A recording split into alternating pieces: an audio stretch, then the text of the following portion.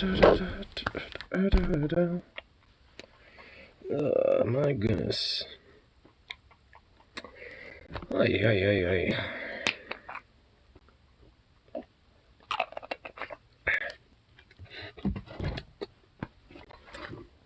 Aquafina. Aquafina be the good shit.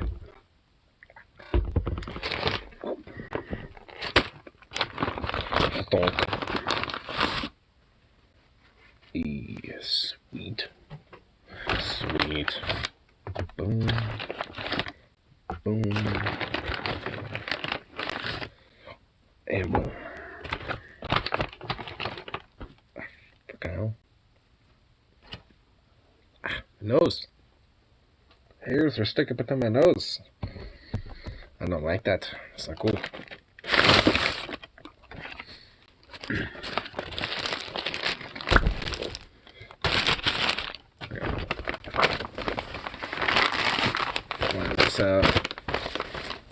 This is still piping hot, so I'll let this cool down for a second, you know? Let that chill. Just for a moment. This one's got a little bit of pop to it.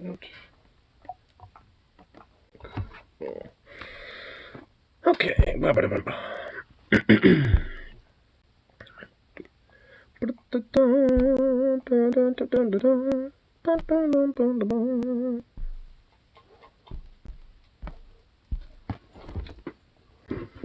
Do do do do do do do do do do.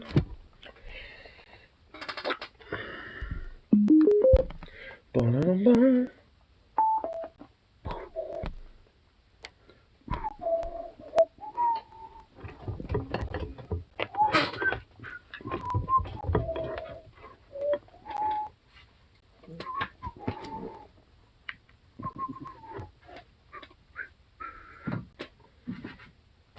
There we go.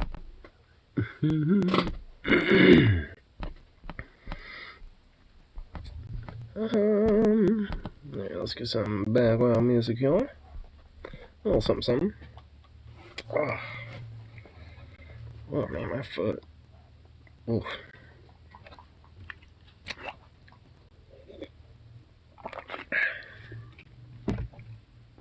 Oh my. Eesh. Oof, the foot is a feeling it today. Ay, oi, oi. Oi, oi, oi.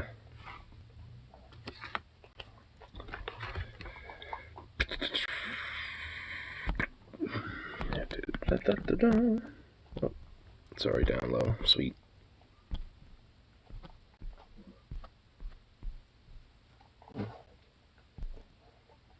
Wait, what is going on with my friend Harley tonight?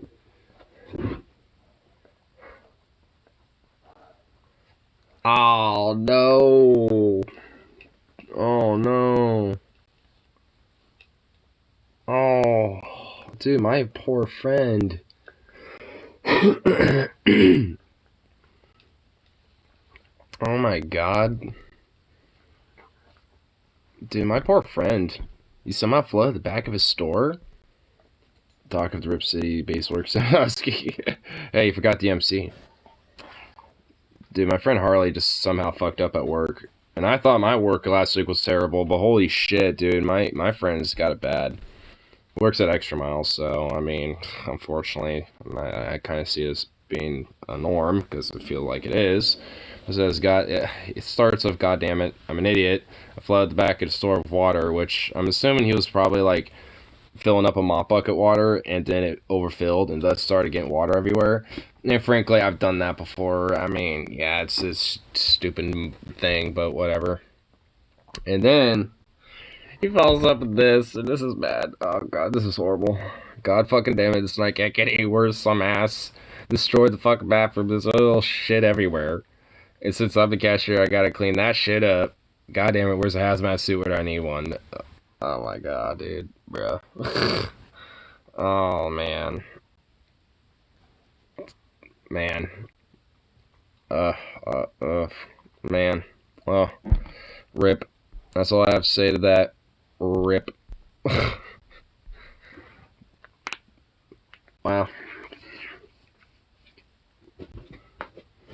That's just some gnarly business right there. See, luckily, I might hate working at a grocery store in a lot of ways, and I wouldn't wish that hell on anyone.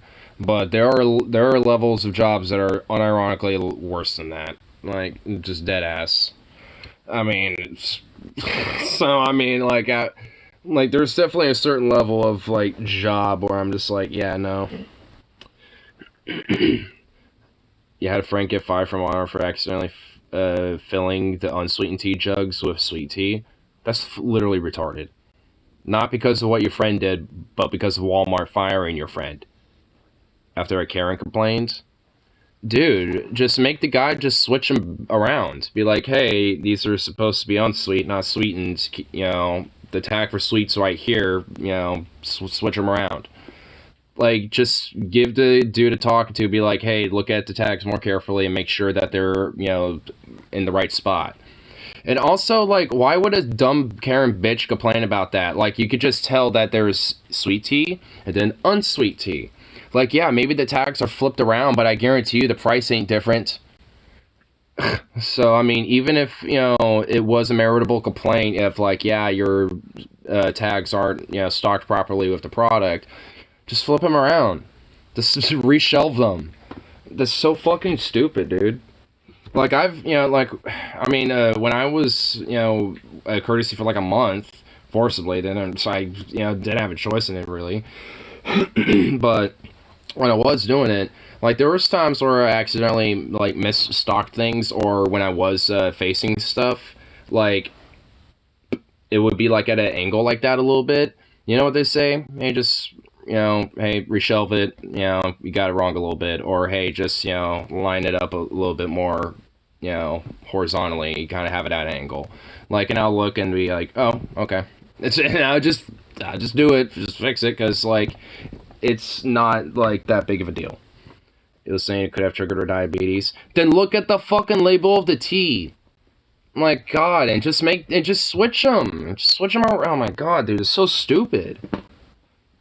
Like, I get it, Walmart's like a fucking like hellscape to work with. Like, I mean, I can imagine. I mean, I've seen it, but like, God, it's like fuck. I mean, over one little thing. Like, that's literally a benign thing. Like, I can understand if she like was like, I don't know, like someone served her like a drink, like, if like their deli or something had like, some tea that could be dispensed and they misdispensed the tea. Like, I could kind of see that a little bit, of at least a reprimanding, but not like a full-on firing at the very least. I mean, I guess depending on the severity of it, but just for the virtue of like, oh my God, it's sweet tea even though it's like unsweetened. He was a clumsy boy, and this wasn't his first screw-up. I mean, how bad were his screw-ups, so just like, oh, I like, looked at the labels and stocked things incorrectly one too many times. Because at that point, just have him work with somebody. Have him work with a buddy. And then have him just, walk over his stuff to make sure that he's doing it correctly. There you go. I mean, it'd be a two-man team, but you still get more done. Because, like, at that point, then he can ask for help. Be like, hey, this is, this goes right here, right? And then, you can just, like, look over and be like, oh, no, it goes right there. And then be like, he could be, oh, okay. And if anything, he'd probably be more informed about it at that point. So then you'll know better next time. Like, honestly, this is what I hate about, like, the corporate fucking environment, dude. Like, when workers, like, because they never give a shit about workers. Like, because if they did, they would actually, like, like, look at a mistake they might have done, minor or even severe, and at least, look at the context of the issue or the situation, and at that rate, be, look at an appropriate solve for that. And if it's literally just because no one, taught them the more correct way to, like, do a thing, or just wasn't, guiding them along properly, or some other shit like that, then that's not necessarily their fucking fault. I mean, so it's like when, you got some shit that's going on, and got like a dude stalking some shit, but has no one to necessarily help him. He's just on his own, thrown to the wolves with it. Don't be surprised if that person misstocks some stuff, because they were looking at the labels and didn't necessarily read them correctly or understand them 100%. So it's just like fucking hell. Different dude got fired after covering the manager in paint after tripping and spilling it on the manager. Tripping and spilling. I guarantee you the manager fucking did some backstabbing garbage shit where it's like that worker purposely did it, just to try to humiliate me in front of the customers, and try to make it embarrassing. I actually saw that one happen. And I guarantee you that manager still fucking, misconstrued the entire story to make it just look like it was intentional. That's probably why the fuck got fired. Not because it was an accident, because honestly, even if some accidents like that happen at work, like, worst case scenario, the person gets sent home for the day. It was hilarious in hindsight. I mean, it was. I bet it was. I mean, I kind of wish I was there too. It does sound funny. But, I mean, since I, kind of got, in my little vent there for a sec, I couldn't quite, appreciate there, initially. But no, I mean, it's that is kind of, that's fucking hilarious. But, yeah, I mean, it just honestly goes to show, like, what the difference, a union, whether it's gutless or not, actually does provide. Like, honestly, because, like, frankly, for all the tiny little minor screw-ups I've done over the fucking 7 years I've been working and shit, oh my fucking god, I would have been fired at least, like, a dozen times over by now. Like, holy shit. It would have, like, at least, probably 2+ dozen times. Yeah, about. Imagine a manager typing in a business suit soaked in green paint. Awesome. I could also think of a manager type in a business suit being soaked in other things that could potentially be hazardous to one's health if near a flame.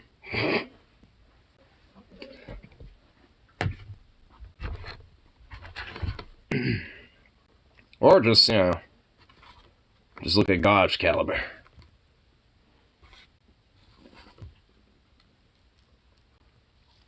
But nah. Like, all in all, I mean, like, there's definitely, like, one thing I, been really exceptionally, like, kind of really thinking a lot about is really, like, the environment of corporatism and shit. And, like, what it really kind of prospers and bolsters and enables and shit. I mean, all of it's more of just vindication, with my own personal views, frankly. But, I mean, frankly, nonetheless, I think it just kind of shows of, the truth to it. I mean, because the fundamental core root of it is essentially backstabbery, cutthroat competition, and basically sucking up, as much, for a company to garner more profit, because that means you get bonuses if you're in the management, higher up end of things. And with bonuses comes nice luxury, little, like, hand-me-downs and shit, including fucking, like, long, nice, extensive vacation, because with a nice fat bonus, you're gonna definitely take a fat fucking vacation and, take luxury of that, and all that type of shit.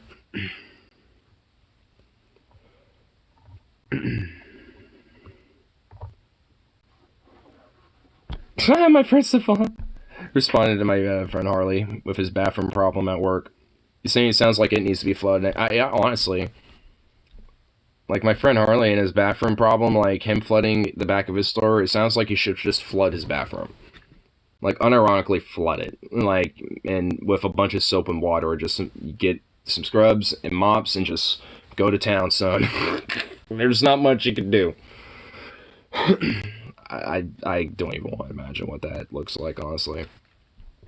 That's another thing, too. It's just like, I mean, you have, like, this massive corporate environment and shit where you have, like, a workplace where you have a lot of plethora of fucking problems and a lot of issues, and when you get corporate walkthroughs and these same type of corporate higher-ups, especially when the El Duce Presidente of these companies, decide to walk through their shops and shit, the amount of work and the amount that they'll basically scab their rank and file and shit with a bunch of other higher up managers and shit being paid $40 a fucking hour to do deep cleaning, while stiffing everybody else and fucking them over, is ridiculous. Like last week, I mean, I was kind of near a fucking breaking point, honestly, to be honest. I feel like, I mean, it's the amount of, like, straight up fantasies in my head about various different things I wanted to do was ridiculous. Let's put it that way. Because it's fucking ridiculous. Like, we have this, like, one side of our fucking hot case that is still not fucking fixed. Well, actually, I think it, was at least looked at today. I don't know about fixed, but at least looked at today. Like, there was some guy with, like, a little, rolling case of, like, tools and shit.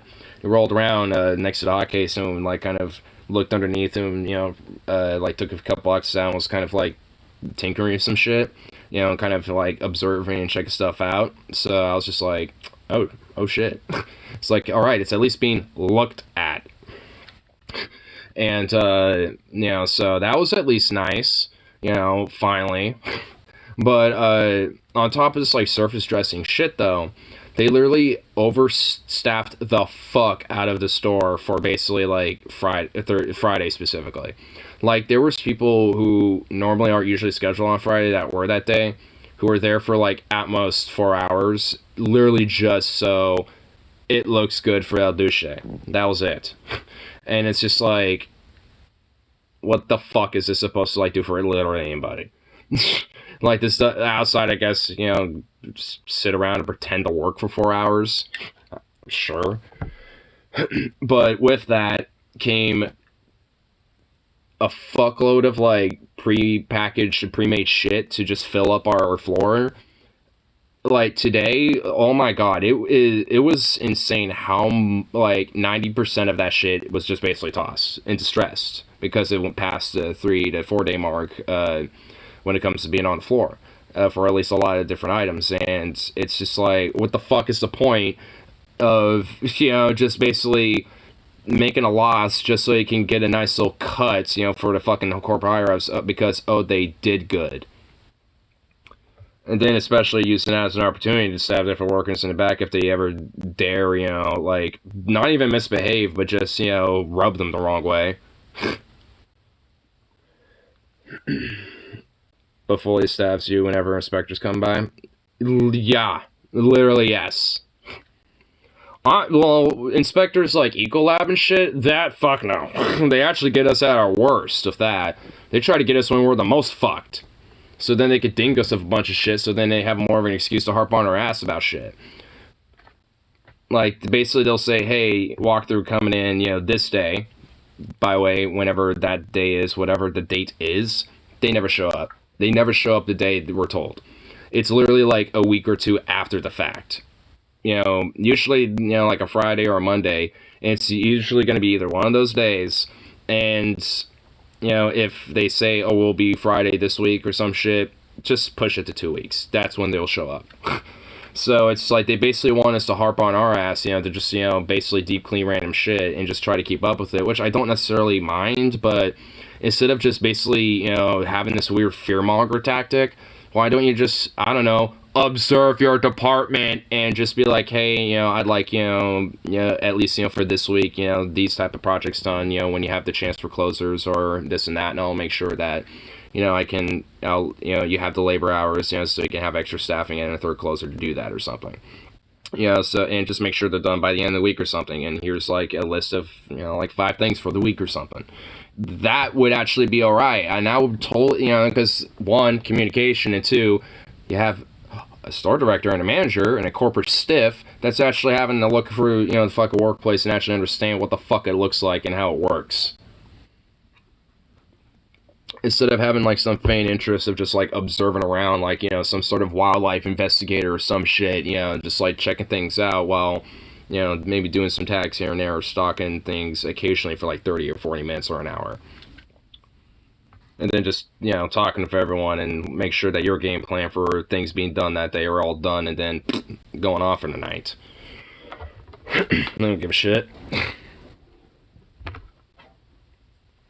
I mean, like, honestly, they will keep us fully staffed when the corporate inspector higher-ups and shit, you know, come by. Like I said with El Duce that came last week, or last Friday. Because, I mean, that is when it especially counts. But if it's like Ecolab or some shit, if anyway, they try to find ways to fuck us. Just so it makes our jobs just that much more harder. While being paid the same or if anything, cutting it. Like, no. Oh, shit, it's clogged.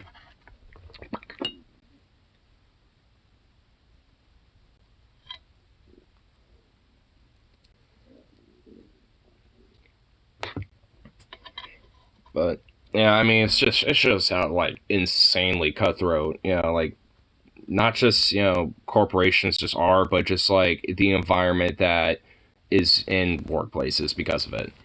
And it's like maybe people in these workplaces tend to probably not be as like a ruthless corporate psychopath, but that type of behavior and that type of mentality is still harbored and brought out of people. So it's just like, while on the surface dressing, you might have someone who's generally, for the most part, pretty chill and all right with talking with, outside of work and shit. Like, because, like with my store director right now, like, outside of work, if we talked about random bullshit, like, I don't know, just different things about Portland, what food we are into or some shit, what music we're into. Like, honestly, I'm sure her and I would get along just like two peas and pie, be fine. But when it comes to how a work environment is, no. Like, there's a totally different fucking thing about it. And if anything, at this rate, it's antagonistic. Not really on my part. I ain't trying to do it. Well, not directly. I mean, I don't have any direct issue with her outside of just, like, I wish she would just, like, be better with following up with me about the wage shit. But at this point, I'm sure shit not going to be expecting that after the fucking gaslighting on my ass that happened with that op lady and shit. Which, frankly, I don't know at this point if she actually was a deli op manager now I think about it, because I could have swore I saw her all fucking day today. Not at our department, but at, like, the Starbucks area, which is, like, right across, from our spot. So, I was just, like, looking at her, I'm like, I don't think it's her, but for some reason I really feel like it's her. I couldn't see her tag for so far away. And then when I was on my lunch break, she was off the clock. She was walking down the street as, like, ahead of me as I'm behind her. And I'm just like, if this is the same chick that, like, got, like, all up on my ass about shit, then, and she actually is, like, in the neighborhood, oh my fucking god, I'm just going, ugh. I'm not going to be really too pleased about that. Because I really did not like her. I didn't have an issue with her until she decided to fucking do that shit that she did to me last Wednesday. Like, if that didn't happen, I really, like, I'd probably think that she's definitely, like, assertive and blunt. Like, she definitely rubbed me that way, right off the bat, but whatever. Like, I can tolerate it at the least, but after gaslighting me and also trying to manipulate other opportunities for my own self at my own fucking workplace while you're thinking you're running shit and you're the big hot shot. Nope. At that point, that respect is gone. Should have sued a CV manager with spill corporate secrets to WikiLeaks. How in the fuck am I gonna do that? And honestly, like, there's not really much that I would need to leak from, like honestly, like, there's, like, all this shit that our company has done is honestly out there. Just, you have to do, digging, and a lot of it, and very extensively. Like, there's a lot of extensive digging you have to do, but if you really want to, like, see some of the corporate secrets of what our fucking company does, it really ain't that hard to find. And fuck, just ask anyone who's worked there for, like, any amount of tenure. Me. Like, honestly, the secrets of what they do ain't that secret. It's just par for the course in business, when it comes to how they work. It's just business.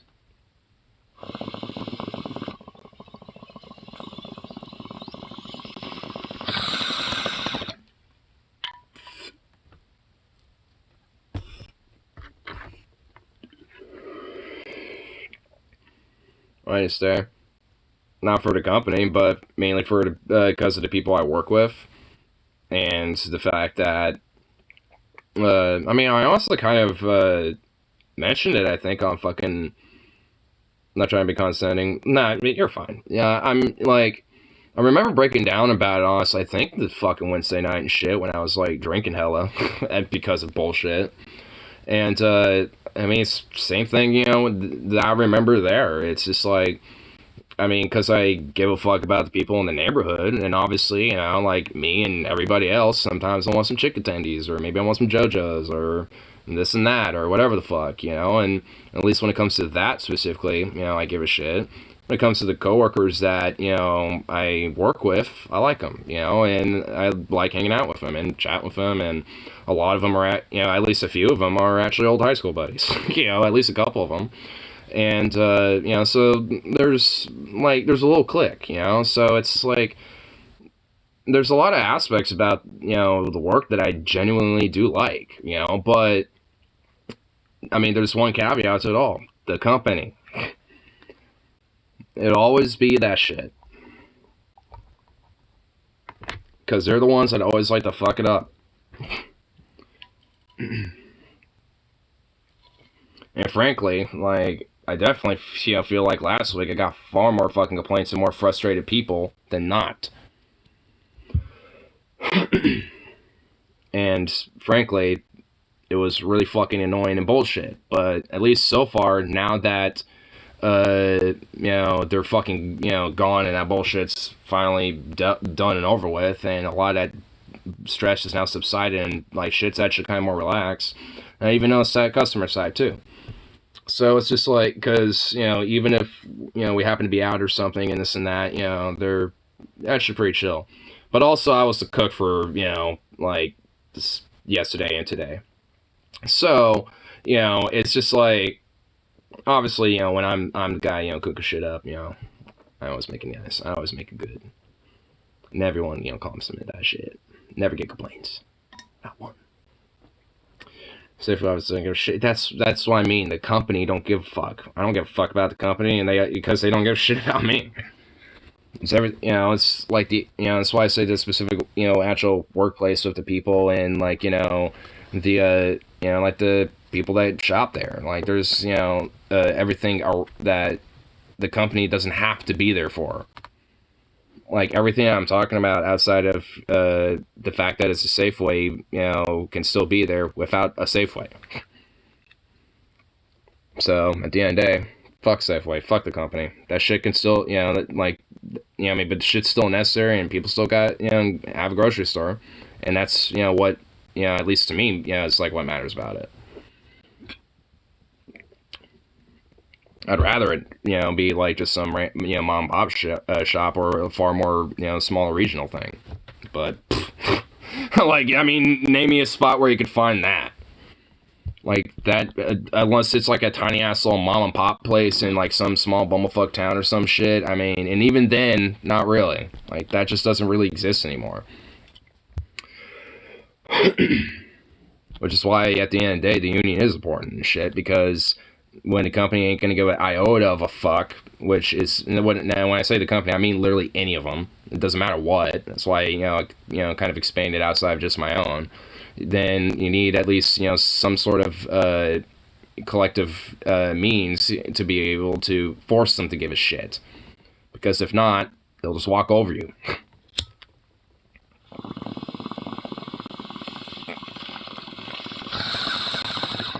That's also part of it as well.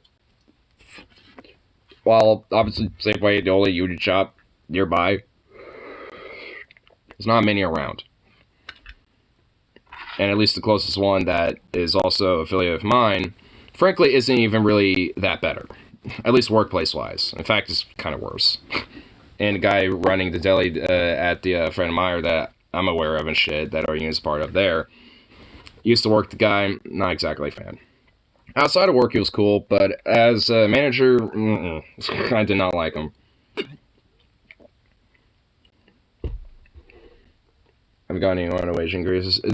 It's not the union that hasn't really gotten anywhere on that. It's the company literally like cherry picking who and who doesn't get that. Which working more, you know, which hitting up the union about was going to be one of my things that was going to be likely likely doing on Tuesday at the very least. Like while we're driving up to Keys Mountain, just like call him up or some shit. You know, follow up with the with that on Thursday. On that then, because I have. Oh my god, I feel like I know I don't know if you were on the stream, but I know I explained it a day or two ago. Maybe because Venom asked, but main reason is because at least with a lot of the main follow-ups with them is that the last time I got in contact with them, at least directly, was just before Labor Day and shit, basically. Are we going to Kings Mountain? No one replied. I'm down for it. I don't know about anyone else. I just haven't gotten a chance to look at it and respond to it quite yet, outside of just kind of checking out the Telegram after I started this because of Harley's fiascos. But yeah, I'm down for it. I don't like. It seemed like Logan was, but he hasn't responded either. So I don't know if he's concrete. But if not, I mean, I'm open for it. Hell, if it's just like a duo and we just bring Zukoff along and it's just like us or some shit, then fuck it. Because at least on the drive up there, I can at least call up and be like, hey, especially when my rep is at the office, like, when would that be the best time? Because, even outside of this bullshit that I'm dealing with now, I want to talk with him and be like, how can I actually be, like, going up into the ranks of the union itself, and just how the fucking workplace I'm working now. If anything, it'd be in a position to where I can make it better for other people, in their workplaces because of the bullshit I have to go through. So, and honestly, by doing so, slowly but surely, one person at a time, obviously, just hopefully, make our union just get more aggressive as shit. Because especially since I've been with them and been working with them for as long as I have, they have been more aggressive, but there needs to be a continuous momentum to it.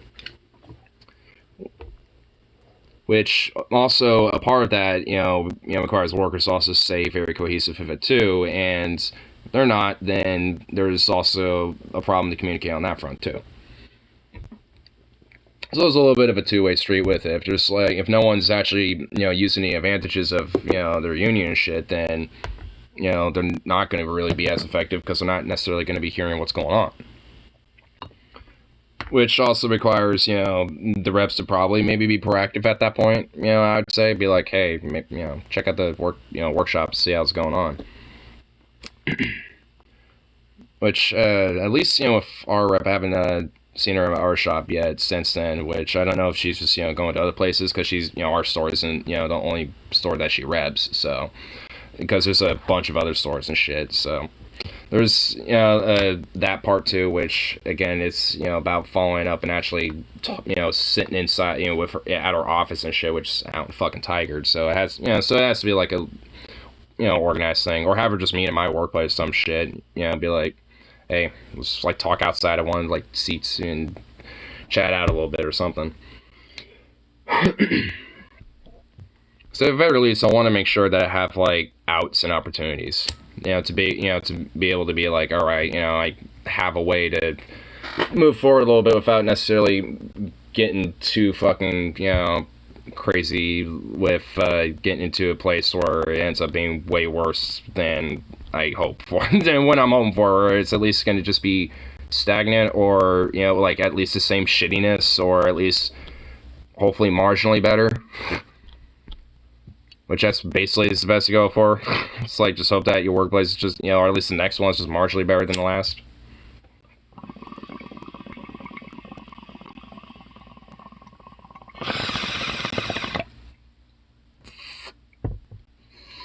Do the opposite, direct at. Well,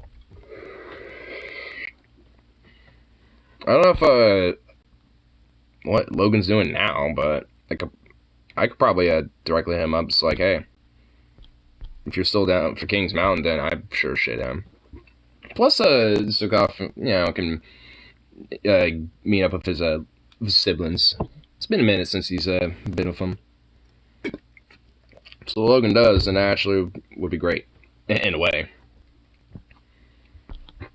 I know Tyler says he might not. I don't know about Harley. But if at least there's a trio, then it'll at least make it more worth it. Because then I can at least, potentially drive with him and deal with 3 dogs in the back of his car. And Tyver never pine. Yeah, and I know because of his work shit, he's probably not going to want to do it. Because he's a weirdo. But, well, if not, then I'll at least, like my initial game plan was to at least hit the uni office tomorrow. So if King Mountain is a no-go, then I know what I'm doing. Because if not, then I was going to do that Friday. But, yeah. Since that ain't the case, I'll just, call him and be like, hey, I wanted to talk about some stuff, gonna come down to the office, and, go further into some detail about some different things, and wanted to kind of, see about following up with, at least 2 things, the wage and the shop steward thing, and then also what possibilities, moving further union-wise, can be outside of shop steward shit, obviously. Maybe not necessarily rep, but an organizer or an aide, for a rep and shit, at least in the meantime. Until I can at least start driving and shit, because by that point then, I could do stuff like be a union rep, because then I have far easier ability to go store to store. So, some long-term ideas in mind. With short-term little bullet points to try to lead the way. Hopefully.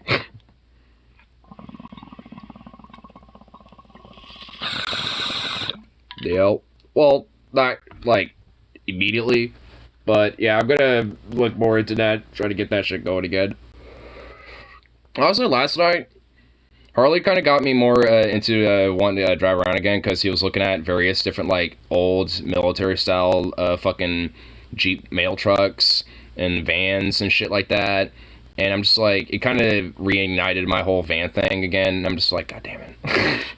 Because if so, then that actually worked perfect. Because then while I'm being a unit rep, I can just bring my dog along and let him chill in the back in the van. And just have all my, shit that I need, in there. Have megaphones, stuff like that. Have an ability to, fucking, have a lot of different shit. Let's say there's a strike that happens, I can, have a fuckload of pickets and various different signs and even materials to make signs and shit like that. Really go all out with it if I really wanted to. So, a van would actually be really nice. And plus, because it also, guess what? When I get a van, I'm gonna fucking, put a shitload of bumper stickers on it. I'm gonna be one of those weirdos and put, a shitload of bumper stickers all over the back of that thing. All of them very worker and lefty agitative, but nonetheless, I probably will. I'm gonna be one of those, Trump bumper sticker fucks, orange left shit. You never notice that, whenever people do have, a fuckload of bumper stickers on the back of the car, it really usually is, right-wing Trump types. It's either, hippie lefty types, which are honestly few and far in between, except around here in Portland, honestly. But, but beyond that, it's usually just, right-wing chuckle fucks that usually have, 50 different random ass, bumper stickers on the back of their trucks or their cars or whatever the fuck. It's either hippie. Yeah, that's what I mean. And, and honestly, I see, well, I'm not directly in Portland, so, I mean, I see a lot more, weirdos that, Trumpy types that do that shit way more so than hippie types. It's kind of why I want to do it, because, then I can, at least there would be some other motherfucker doing that shit that isn't doing it with Trump shit. Because, it really annoys me. I guess I would also be that guy, but at least for the opposite end of the crowd, and at least half of the people in town would be like, okay. And the other half will be said Trumpies or liberals that are like, ew, radical idealist, doesn't believe in the institutions, ew. It's pretty cringe regardless. Well, I don't give a fuck, I'm doing it anyway. Gonna have some pro-union bumper stickers on there, a few lefty stickers on there and shit. I prefer the more tasteful one bumper sticker zinger. One bumper sticker? Nah, you gotta go all out with it. You gotta make it some art You gotta make like a collage of bumper sticker art on the back of your truck, or back of your car, or the back of whatever. Like, because let's say I get like a pretty cool little van or some shit, like dead ass, I'd like paint that motherfucker up a little bit. You know, maybe like, especially if it kind of looks like a military style van or some shit, I would definitely paint it kind of like an olive green, and maybe add like, you know, insignia on the side, and then just like bumper sticker the fuck out of the back of it. Cheap on gas and cheap on maintenance, and probably faster than an old van.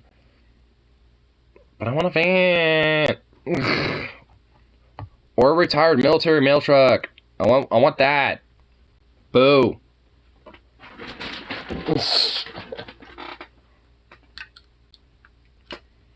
Here. I want this. Let's save this Coke for later. Have it in my burrito. Yesterday we were parked behind a car with a bumper sticker that said, "You'll dress me as my husband's rank." No, I won't. And by the way, isn't that stolen valor? Isn't that literally its own form of stolen valor? Because if your husband is, like, let's say a sergeant or something, and you're the wife of that husband, you're not the sergeant. Your husband is. Like, the fuck? Do you have like $200 for taking gas somehow? I'd upgrade the engine out of it. Fuck, replace the goddamn thing. Or just get one with no engine, because then I could just put a new one in there. You address me by my husband's rank, la fuck. Yeah, I feel like that's meant to be like some major like hyper nationalist military patriotism bullshit jingo. But honestly, like, by the logic of like people that pretend to be soldiers and, you know, basically fucking like, you know, refer to themselves, you know, by rank and military rank and shit like that. That, I mean, if to an extent that can be seen as stolen valor. So if you're like, "Oh, you will address me by my husband's rank," it's like, no, I won't. Like, okay, no, it'd be Sergeant Major, Sergeant Major Karen. Like, how's it go? Goes Cadet, PFC, or no, it goes Cadet, Private First Class, Corporal First Class, and then Sergeant First Class, Second Class, and then Sergeant Third Class, and then it's Sergeant Major, and then I think it goes into officers after that, officer ranks, like Captain and shit like that, or something. Colonel First Class. That is the thing. There's First Class and Second Class Colonels, or I guess like, well, fuck. There's actually like different variations to it actually, because there's like silver bar colonels, and then there's like double silver bar colonels, and then there's also like the gold one. Like because there's specific little. If you'll notice, there will be like specific like either 1 or 2 bars, and they'll either be in silver or gold, which also signifies like the class of colonel they are. Which I think it goes by 1 and then 2 in silver, and then 1 and 2 in gold. And then it goes by, I think, generals and marshals after that. Colonel Sanders is triple first class with extra sauce.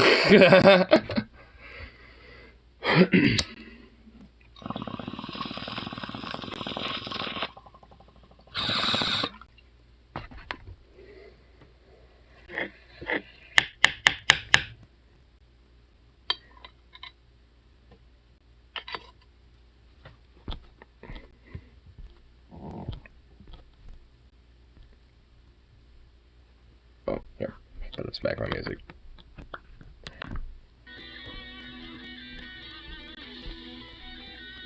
Like Colonel Sanders is top of the Colonel family tree. Well, of course he is. I mean, Colonel Sanders does it all. I mean, he's done everything, basically. He's made the most fucking banging chicken.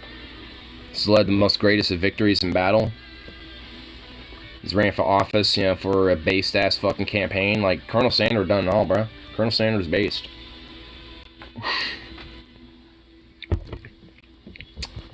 I salute to that, Colonel, sir.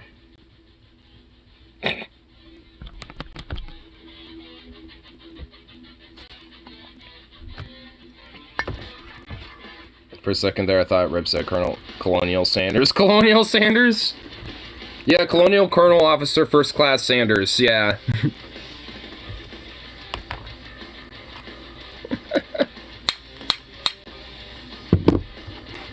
Oh, Venom, speaking of which, I should show you my Italian gameplay of Hearts of Iron 4. Because it's kind of weird right now. Because I'll have to show you. It legitimately is really weird. Here, hold on, let me move these really quick.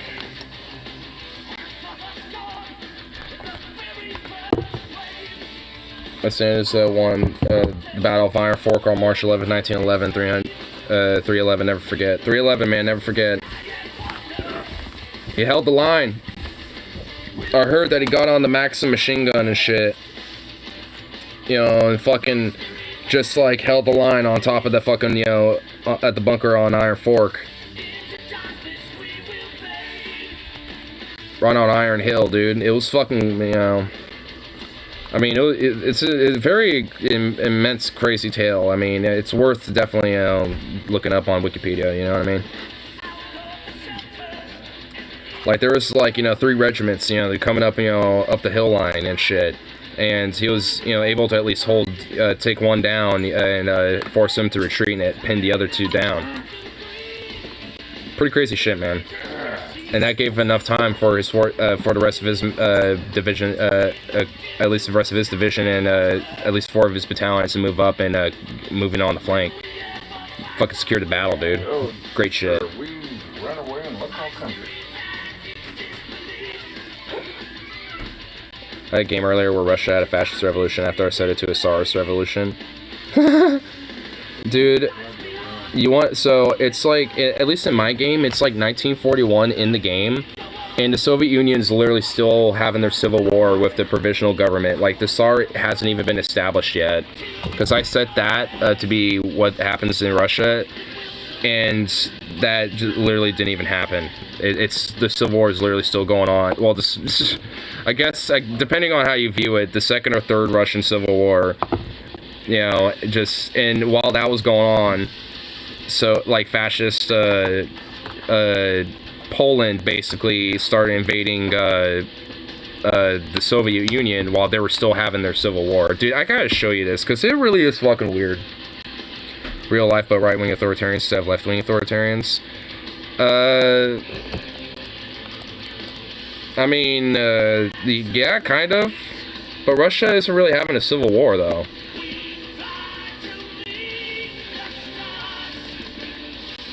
I mean, they're having, like, you know, probably what will eventually become one. I mean, I will admit. Because I feel like Russia wouldn't necessarily just be a revolution. Like, it would straight up be a fucking, like, civil war. Because, honestly, there's been a lot of talk of the military higher-ups of the Russian army doing a military coup of Russia.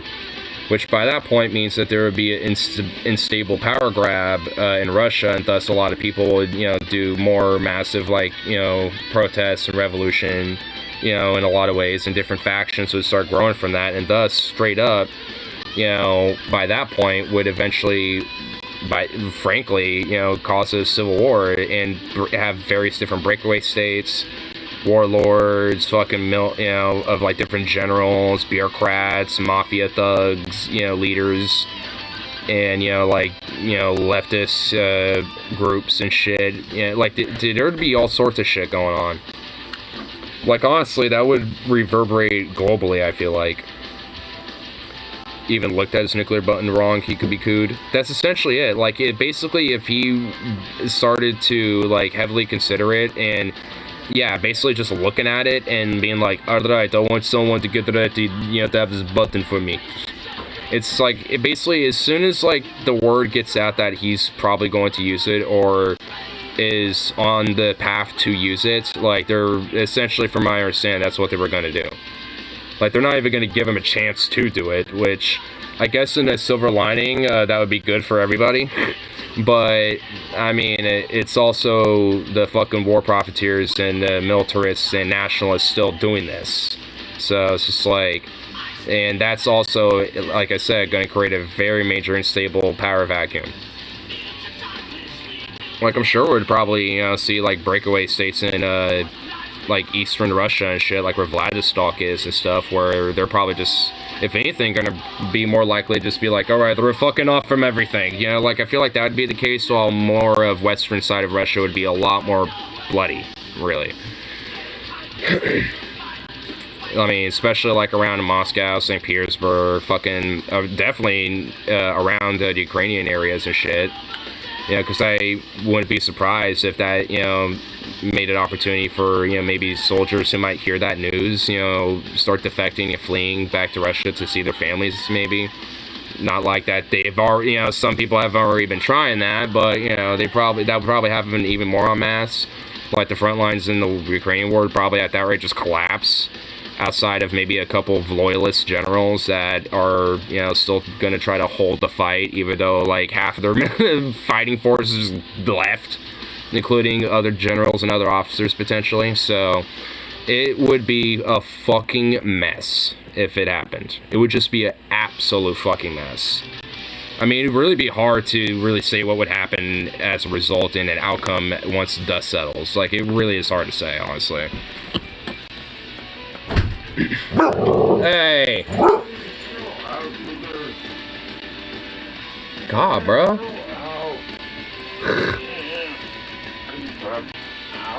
Alright, anyway, so I have the game loaded up now, but this is just... So, hey, Rip, I know you're saying Poland invaded someone, pressing X to doubt. Well, here's Poland, and yeah, they did invade. And by the way, Hitler was couped, and now it's the fucking Kaiser. So, you know, yeah, the Kaiser exists. It's Kaiser Wilhelm III at this time instead of the second. But yeah, you know, so basically they exist. And by the way, this takes place in 1942, so, you know, not modern timeline. Would John Zukov really betray Putin? What, this Zukov? Yes. He already hates him. But yeah, so there's a civil war, and oh my god, Kazakhstan did a naval invasion. But, like, Kazakhstan, you know, like, it's, like, being helped by, like, what's left of the provisional... Yeah, like, literally in 1942, the civil war's been going on since, like, 38. And, you know, fascist Poland is taking over as a result. And they got this weird, ugly-ass looking dude. Who's, Borisław Parasicki. But... yeah, Austria-Hungary restored itself. There's me, kind of chilling. The Frenchies are doing their thing. So anyway, let me show you what's weird about this. So let me go to the war tab, right? Let's go to current wars. So there's the Russia Civil War, right? You know, that's just it's its own thing because, you know, you got the Phalangists now who are involved with it, but, you know, there's, you know, that also, which was initially going on, but, and Poland wants to just you know, take some land from the Soviet Union, so they're taking advantage, basically. So here's where it gets funky. You see these literally like 3 different Japanese slash American, you know, like American and 2 different ones. Like, look at this. So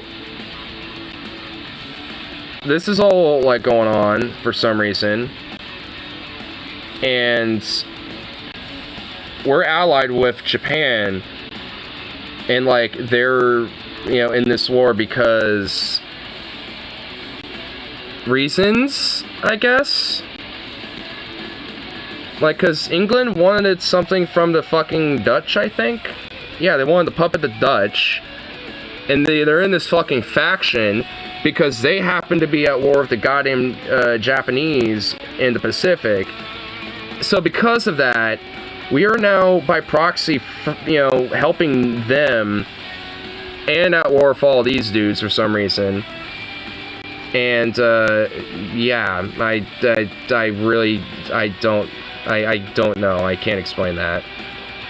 And for some reason, it's just, like, I just, yeah, I don't know why, like, sometimes the games, like, war shit, you know, kind of breaks like this. Like, this, it really should just be this, where all that's going on, and then the, like, the Dutch / fucking, you know, war that these two fucks are having for some reason over here, like, that be separate, because I don't get it.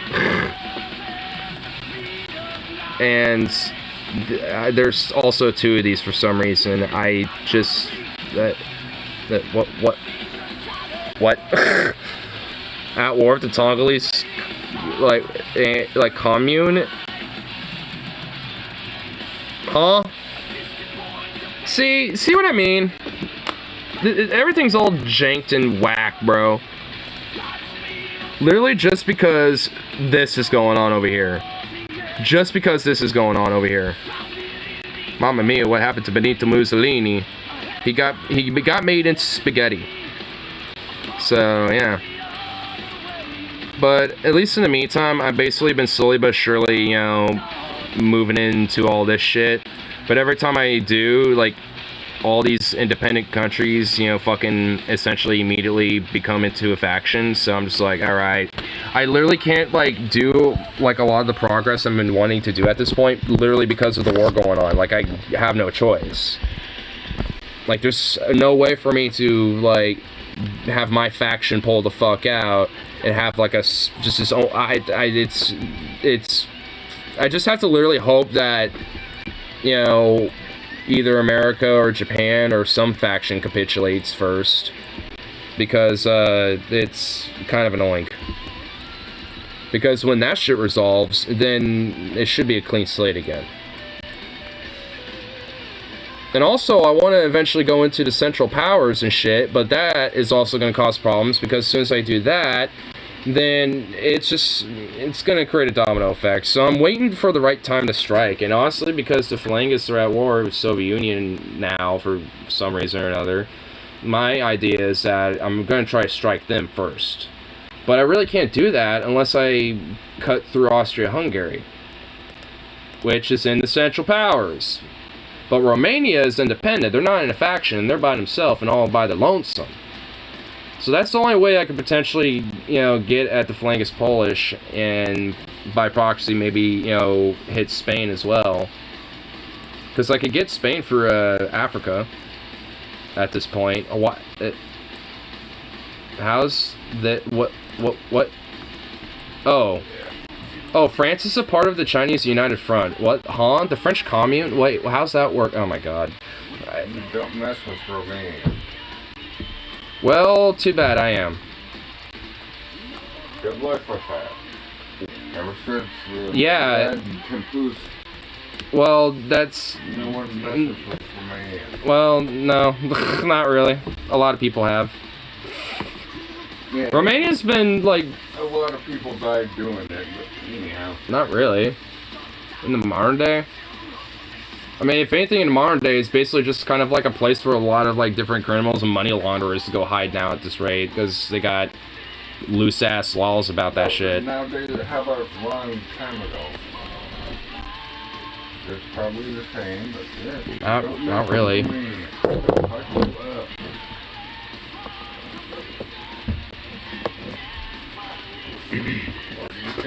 I just watched a documentary on a boy from 1980s who may have built an amateur plane to escape the commies. Why do I feel like that is a little bullshit? Well, I guess it's not. I mean, but like, I like the fleet of commies idea, though. I mean, I don't know. Like, anything to try, like, basically, like, any documentary, like, that's pretty much about Soviet Union, if it was made in America, essentially always going to try to demonize them in one way, shape, or form. So I always take that part with a grain of salt whenever it comes to, like, oh, those darn commies, or whatever.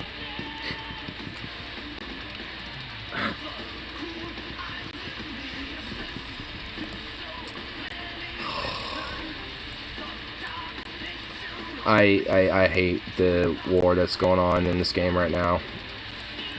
I wish it wasn't. And also what's weird is that civil war that's going on in the Soviet Union and the Russian provisional government or whatever, like, funny enough, the Soviet Union is actually, or at least was, winning. But now at this point, they probably won't. The plane's now on display at National Air Institute in New York. Yeah. I mean, I feel, yeah, like, I felt, you know, or considered, or, oh my god, you know, I would have assumed at least, you know, the plane was real, but at least, like, you know, the core story of, like, oh, he was trying to, like, you know, like, I don't know, it just kind of seems, you know, a little hyperbolish. Fucking nose hair, man. Fucking piece of shit. Boo. I hate how that shit just fucking tickles and annoys the fuck out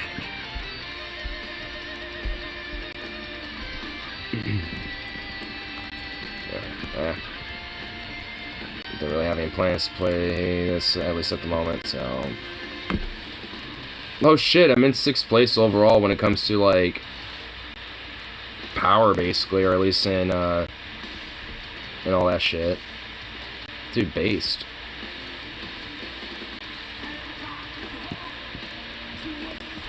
Dope.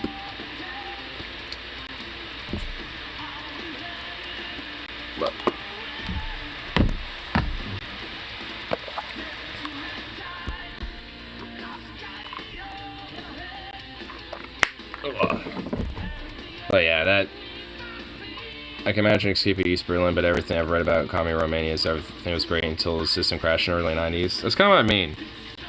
And also when it came to East Germany, like a lot of the like shit that I hear that's really bad was mainly in Berlin. Mainly because they're essentially a tiny little like West, you know, Germany, you know, in Berlin. And considering it was a major metropolitan area, yeah, like heavy factory industry and shit like that, probably not going to be necessarily too great.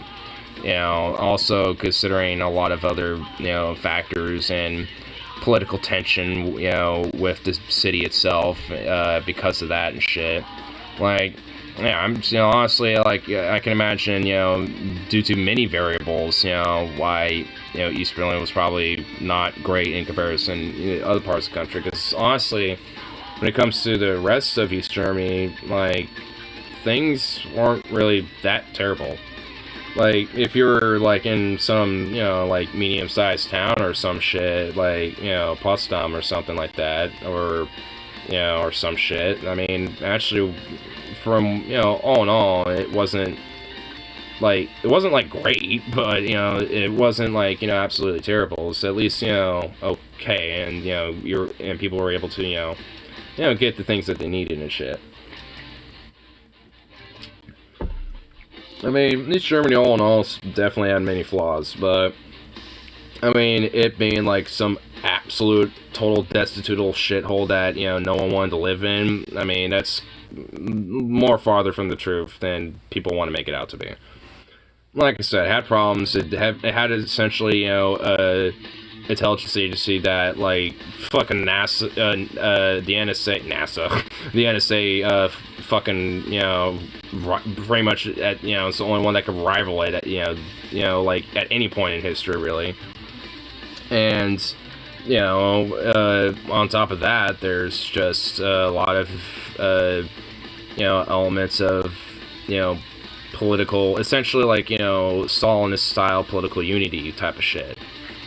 I mean, that was essentially, you know, the kind of core thing. You know, for a lot of elements, at least when it came to the cities and shit, especially in East Berlin, you essentially, the only real way that this is why especially East Berlin was so shitty, is essentially the only real way that you can work your way up is essentially be politically tied. Because East Berlin was a very politically tied and very politically oriented city, essentially that was like the real main way that you could work your way up. Outside of that, you're going to be working in a factory or some shit likely. I mean, not, you know, 100%, you know, the case, but probably high chance. So, I mean, all in all, it's like, I'd say that when it comes to people complaining about East Germany, I'd say East Berlin, because that's really where a lot of the shit, you know, about, and a lot of the real fundamental flaws came from with Germany at the time was with with really their capital in Berlin. And also they were, because it wasn't necessarily just like the West that the Stasi and and East Germany was like looking at. They were also looking for Nazis that were remnants, and because there was, and this is also the same for the West too in Germany, where they were looking out for what was called the Wolf Pack. They were essentially like an underground terrorist militia group that was formed by different SS officers and soldiers as a way to kind of continue the war with, outside of the war, and shit, post-war. Though, while, their, actual, violence that they enacted was actually very few and far in between, they were a lot more psychological. Like, they would, have their spray paint with their insignias and shit like that, in different neighborhoods and different towns and shit. Especially ones they wanted to scare, and, had more of a psychological impact more so than an actual, violent one. Which is good, I guess, in a sense that, they didn't, try to literally, keep doing a fucking, violent war, essentially. They kind of fell into obscurity over time. Everything I've read, the Soviets tried to cleanse Germany of Nazis way more than the West did. Yep. The only thing that really kind of kept from the, they've kept from the Nazis was basically the uniforms in their military.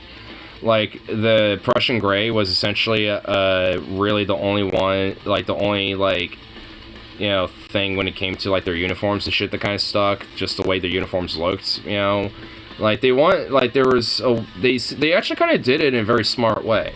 They essentially, put a leftist and communist aesthetic to a lot of the national German identity, so it made it a little bit more adaptable, for a lot of different nationalists and potential Nazis that might have still, been within their occupied territory.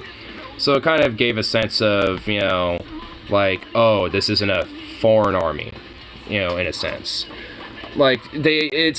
It's such a tiny little thing, but it's actually kind of a clever, way of denazifying while doing it softly. It's like feeding the pill in the applesauce. And honestly, the East German uniforms specifically, fucking sick. Love them.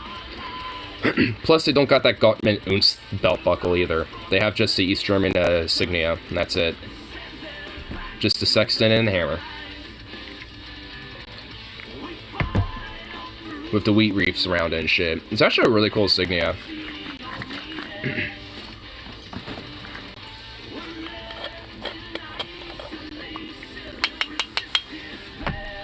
And also, another interesting thing that I thought was kind of cool about East Germany is that they kind of had a... it was kind of officially a state militia, but it was more of a smaller, branch of, irregulars of, the army and shit. Basically, the equivalent of, a irregular, reserve army.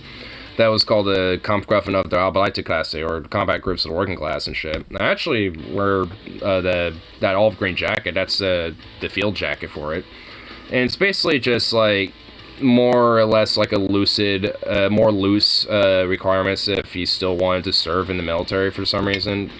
Well, to climb the ladder so you had a better comfortable life, actually. Like I said, a lot of ways to especially be successful wasn't really working the corporate ladder, but the political one. So, if, that included really anywhere, including military. So it's just with that, that included the Kampfgruppen. So there will also be workers and probably probably union heads or union workers as well that would join in as well to not necessarily maybe just have a sense of service, but also to work up more within their own workforce or within your own unit force and shit. I think be a little bit more comfortable in a sense. It's either way, the ladder climbing shit and that type of enablation I think is fucking stupid and bullshit, and still based on a pretty capitalistic idea of competition anyway. So it's not like it's good. I ain't trying to paint it good. I mean, it's like if I'm working at a factory or some shit, I don't want to necessarily feel like I have to join like the combat groups of the working class or like the National Volksarmy or some shit, or something like that to try to climb up the ladder politically or something. At least for the average East German, that would probably be the easiest way to do so. Getting into the actual like political side of things in politics was more harder for the average citizen to do. But doing so in the army, not that hard. It's actually why, if you look at like different medals and shit, they're actually very easy to come by, and they're actually very cheap because they pretty much gave those out like fucking candy. Like at least for a lot of ones, like here's the Medal of Meritorious Service, or Meritorious Service or whatever. It's just like and essentially it's like you're very loyal and dedicated to this military war game,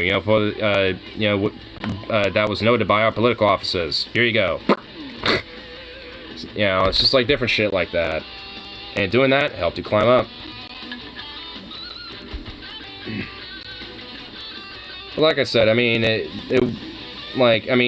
East Germany definitely has flaws, but I mean, it was in a way at least a little better if you were at least not in East Berlin. Like, because honestly, that's where really I think the core fundamental roots are a lot of it, because that's where like a lot of the border guards, and the accounts of them shooting citizens fleeing, was at the Berlin Wall and shit like that. That's where a lot of those kill on sight orders were enacted.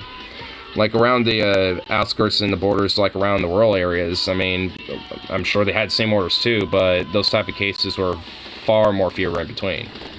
It was mainly in Berlin where that shit was going on. Either way, it still doesn't make it good.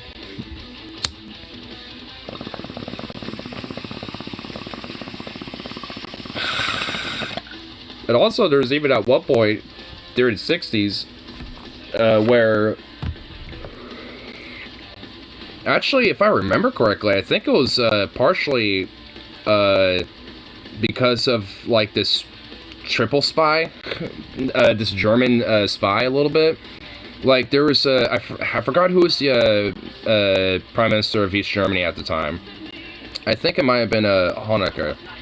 No, he was in the 80s. I think he was the last guy. Somebody before that, but like. It was Prime Minister like in the 60s, and also the West German Prime Minister at the time. They actually were somewhat friendly, and that was actually like the only time where East and West Germany actually had somewhat friendly relations.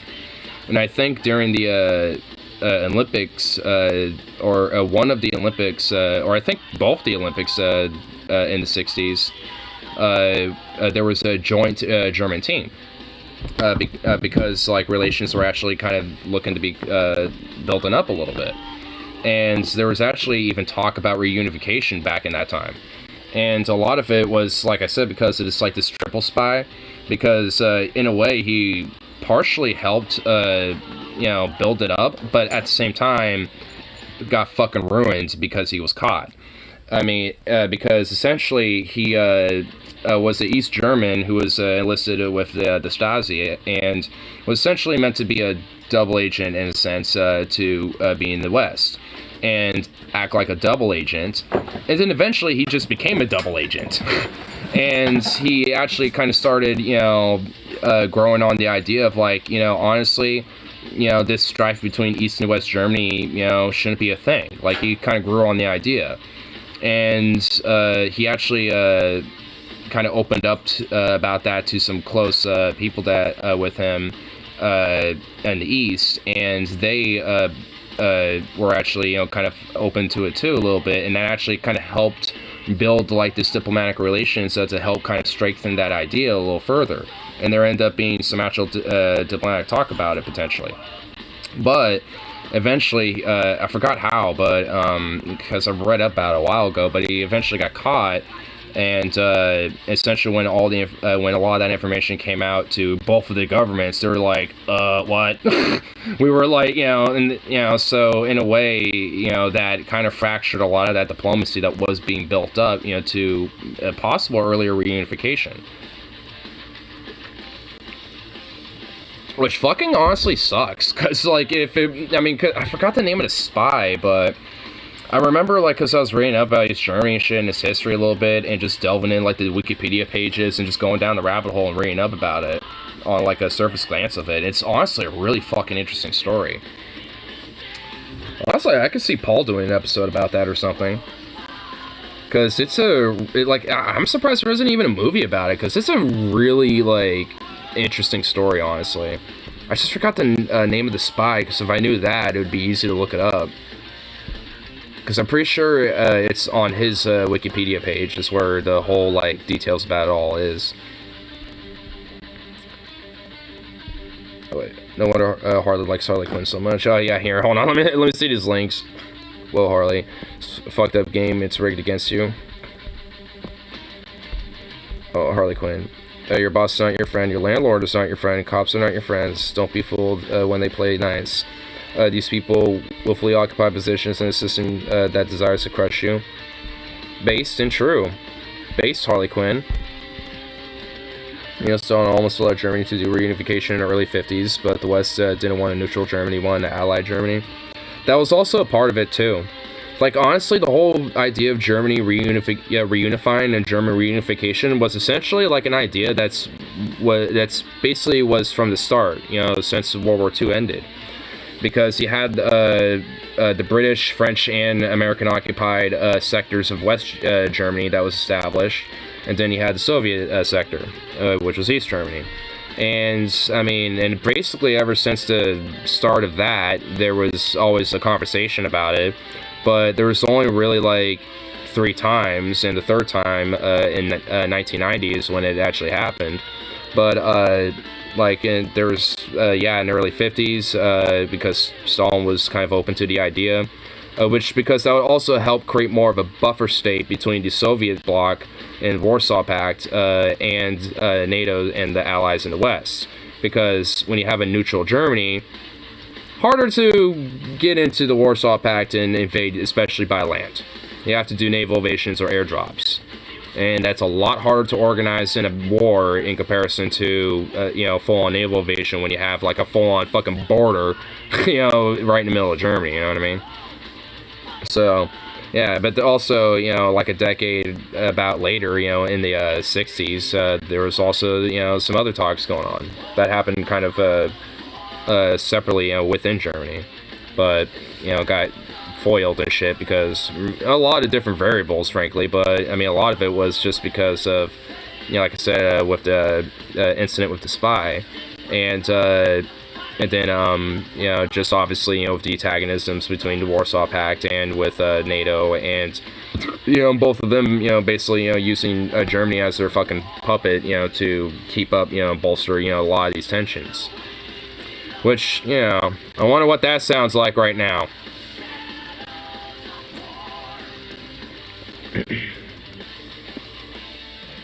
Because honestly, like, I was actually listening to the Grease Trap on Deep Fried earlier, and it was legitimately like a pretty deep philosophical Grease Trap.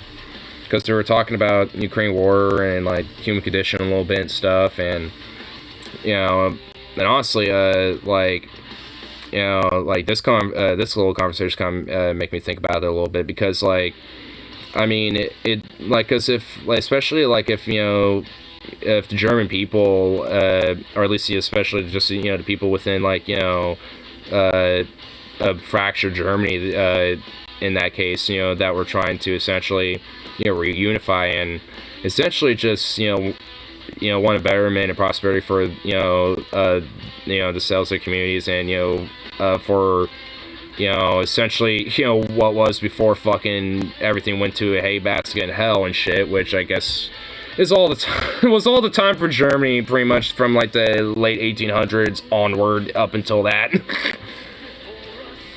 But now, well, I guess at that point, now that they have it, I mean, look where they are now. I mean, they're like a major fucking, powerhouse of an economy in Europe now.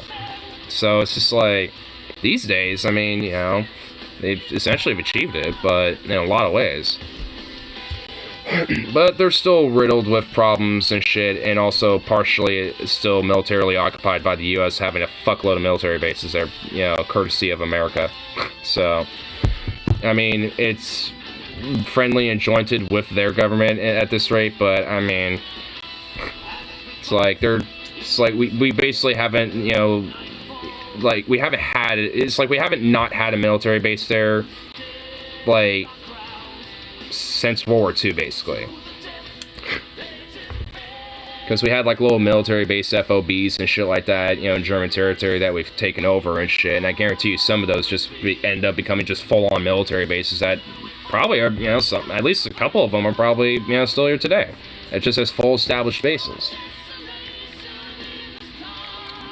Also, one surprised me a bit.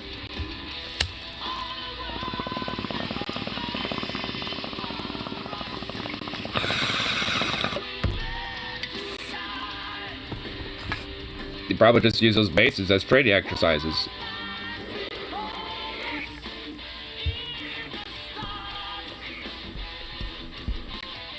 What's this one?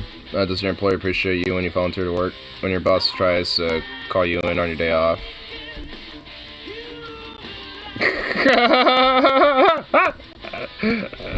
Yo, yes.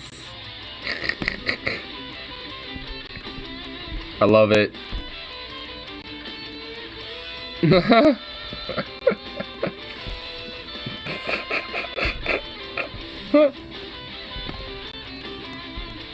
if they ask, just say, plane has Wi-Fi. There you go. Just let them know that the plane has Wi-Fi. Alright, I want to download this. There we go. Download it. Excellent. Excellent meme. Everyone needs an emergency toilet seat as the American staple. You know what? You're actually unironically making me consider that now. And it has to be silver, too, because it has to look like, the interior of an aircraft. For like that window pan. Though, honestly, he did make one slight little mistake, though. If the boss notices, and I notice it, that little slide, to close your window if you don't want sun or you don't want the look outside or some shit like that, that's not there. So, if you're going to take a picture like that, make sure that the top of the toilet seat is not showing.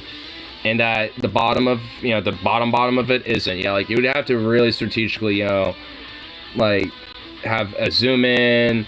Like, you'd have to angle it at a right angle. Spirit Airlines. Spirit Airlines! Yeah.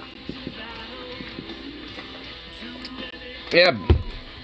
Spirit in a nutshell. I'm on a budget because you guys don't pay me fairly. Yeah, I mean, for real.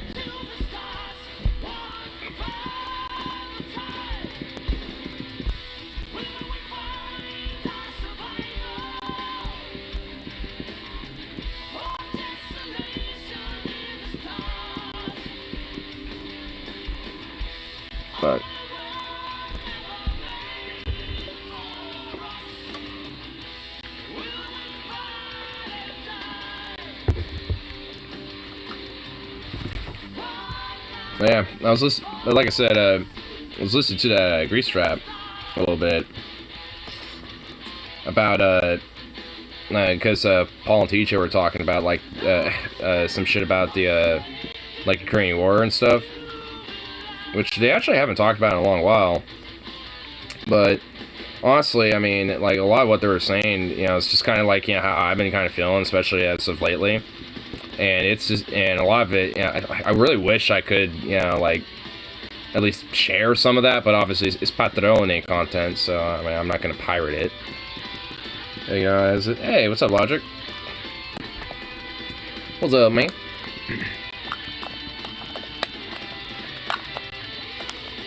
But, yeah, one thing that, like, especially that, like, really both of them were saying, but especially, with Paul was that especially when it comes to the whole just like kind of like thing about like kind of like war, and then like this whole element of like nationalism and like this kind of just exceptionalism that is kind of used to be sold, you know, when it comes to really just kind of fundamentally, you know, just selling war, really. I mean, at the end of the day, I mean, it was a really good grease trap. Like I said, I really wish I can, you know, play some of it, but because I only was listening to it live once, and only going off memory. So, kind of wish I could. But one aspect to it was just that when he like, because one thing that Paul has always said, and which is honestly what I always say, is that like, I mean, when it comes to being against war fundamentally, it means just like across the board, including when it comes on a governmental factor, at least specifically. And considering, especially now at this point, you know, considering like the aspects of the, you know, this fucking war at this rate, it's just essentially, you know, just become like, you know, like two different factions, war profiteers and nationalists, essentially just like fighting, you know, for like, you know, who's nationalism and who's war profiteers, you know, are gonna have this section of stuff to profit off of and boost ideologically. Like, maybe I'm just thinking of also partially, you know, Hearts of Iron 4-Way too when it comes to this shit, but when it comes to like war profiteers and, you know, nationalistic fascists and shit, you know, and whenever it comes to the general, you know, either sovereignty or just, you know, the average, you know, day-to-day life for the average person, regardless of where they come from and shit, or like, you know, what, you know, like region they're from, or like what continent, it always, you know, always comes down to, you know, them fundamentally being exploited for capital and exploited for the, you know, profit, mainly by war profiteers and the companies that bolster and invest into their you know, war games and shit. Which really honestly includes in Ukraine too at this point, because at this rate I'm just like, you know, just like don't really see, you know, besides just, you know, the people underneath all of it, you know, as the pawns, you know, just, you know, suffering for this shit, because like it seems like every time I always, you know, been hearing about it, you know, it's like it's always, you know, some, you know, further form of escalation, regardless on like pretty much like every, you know, angle, especially, you know, through, you know, one ideological element of it. When it comes to far-right nationalism on the side of Russia, when you have like, you know, Nazis and fascists who are doing, you know, their pro-secessionism, fighting with, you know, different militias and fascists, you know, who are also being bolstered and given free fucking weapons and shit in Ukraine as well. Which pretty much a lot of that is going through the taxpayers of, you know, not just Americans, but even various different, you know, countries in Europe, from like France, Germany, Britain.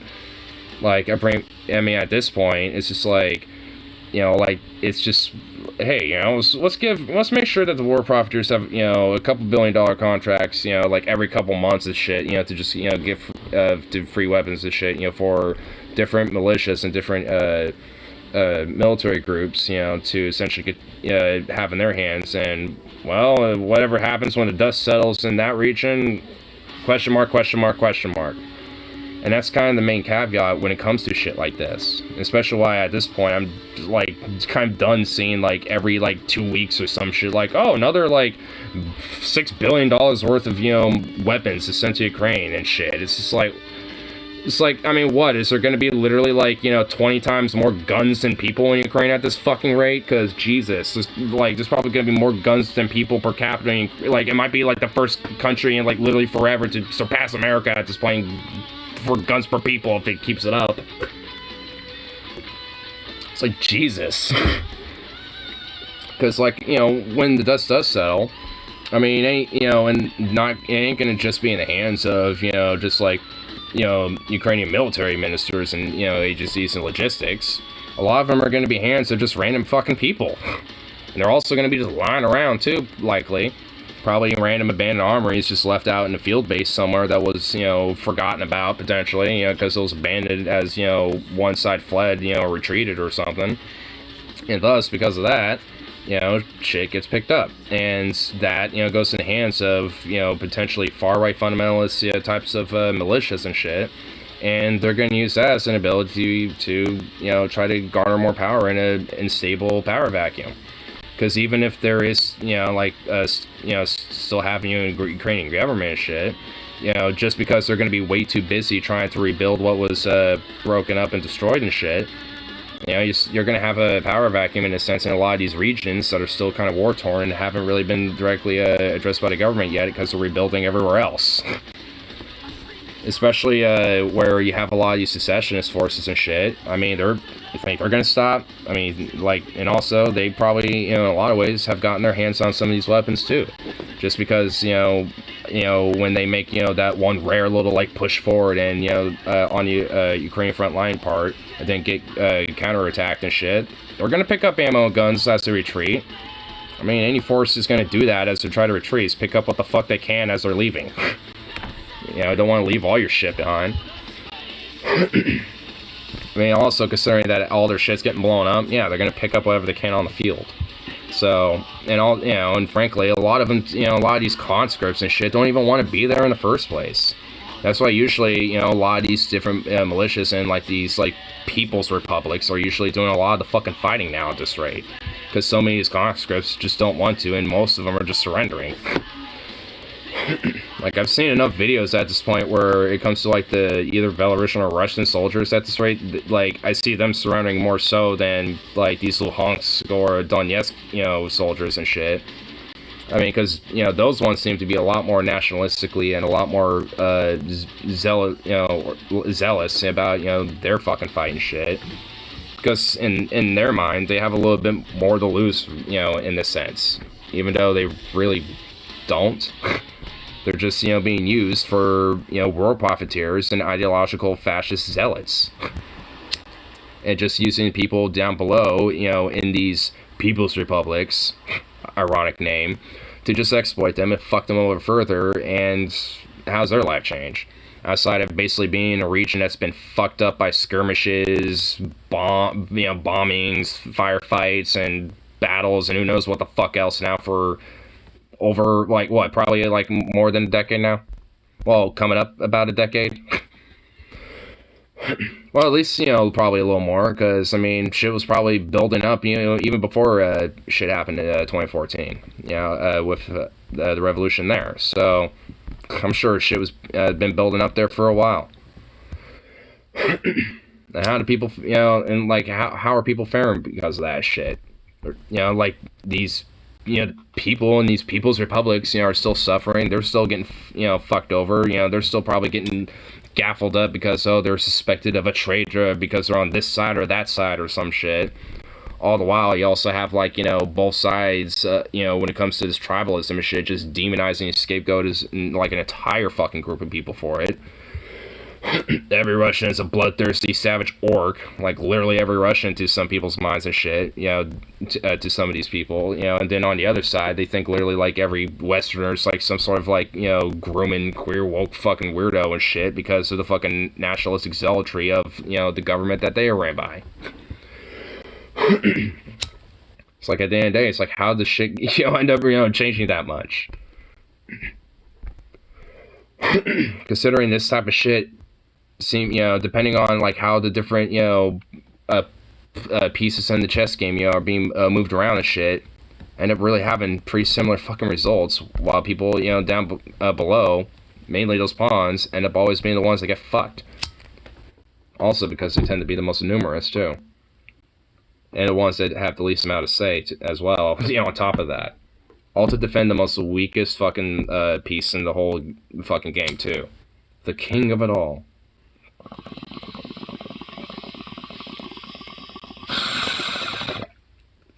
That's actually, like, another thing they end up talking about. The idea of the Grease Trap was chess. They end up using a lot of chess analogies near the end, and we'll talk about it. Because honestly, it's just like, I mean, because one thing that was, you know, like mentioned, and I kind of mentioned a little earlier, is especially if, like, Russia were to collapse or have a coup, because of, you know, Putin legit probably could, you know, if he may or may not consider fucking, have, you know, like, looking at the nuke button, because if that's the case, then the military likely would do a coup. And if that happens, it'd be just a full fucking collapse of the Russian government, and thus a fucking power vacuum. And you're gonna have different like military warlords and shit who might disagree with the coup but might not be loyal to Putin. You're gonna have generals who are loyal to Putin. You're gonna have the people trying to fight for democracy. You're gonna have leftists there fighting as well. It would be messy, just straight fucking messy. And that would reverberate and honestly have a shockwave, and it would hit Ukraine too. In fact, it would probably be it would reverberate there first, because a lot of these front lines and shit. I mean, it's like when the news breaks of what if that shit were to happen in with the military coup, then like a lot of these front lines are either going to stagnate or collapse outright. Where it's just gonna stagnate in a sense of like ceasefire and just like until shit's figured out and we reestablish a government again and this thing and shit, like it would just basically be a ceasefire till further notice thing. But like I said, there would definitely be officers and generals still loyal to Putin. There would also it would basically just be a collapse within a lot of these war-torn areas of Ukraine as well, and just create more instability as there's already a plethora of instability because of a fucking war. And adding, these other elements to it is just going to make it so much fundamentally fucking worse, because at the end of the day, the ones profiting off of all that are fucking war profiteers. Or, the people who own the capital and the people that fundamentally garner power with ideological nationalistic zealotry. Or religious fervor, in a lot of ways. Because Ukraine is also a pretty religiously orthodox place. Same with Russia. So there's also a lot of religious fundamentalism that, props up from this too. Happened in Afghanistan. Happened in Vietnam too. We bolstered in Vietnam a fucking literal fascist who was a Catholic, who literally did a genocide against Buddhist folk, and which is also pretty much like the predominant of Vietnamese people, and basically utterly persecuted the fuck out of them. It did violent fucking attacks against the Buddhists and a lot of different Vietnamese just on the mere virtue that they may or may not be communist. Just we in America backing that up, as they back various different fascists within South America. It's still a real Islamo-fascist regime in Iran. A lot of these other places, have attempting to overthrow a socialist to a revolutionary that rose up and overthrew our fascists. So we have to overthrow him to instill another one. So it's like, I mean, at least when it comes to America, the game is old, as old as since the USS Maine, at very least there. But honestly, even farther than that, because it even goes farther back than America, because it started with British and really Spanish colonialism, which is founded on not necessarily fascistic ideas, but in a modern form of it, it is. Like Christopher Columbus, if you put him brought him up to today, like resurrected him and had him like in his peak youth or some shit, or for his adult age or some shit today, he would be a full out fervent Catholic fascist and a full on fundamental probably Portuguese and Albanian like supremacist, white supremacist type of fuck. Like he'd be one of those dudes, because he was. It's just those terms never existed yet, at least back in 1492.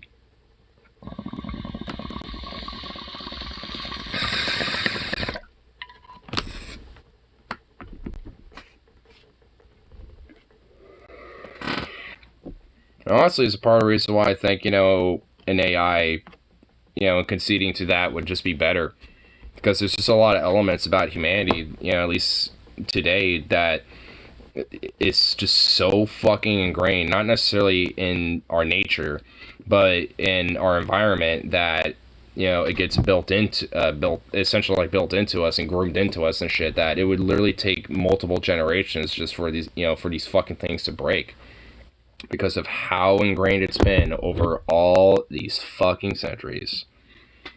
When it comes to essentially, the very few on the top, owning the vast amount on the bottom, including the people too.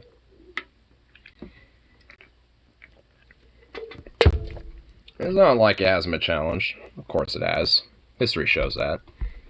And it happened again, and it is. Iran's showing that now.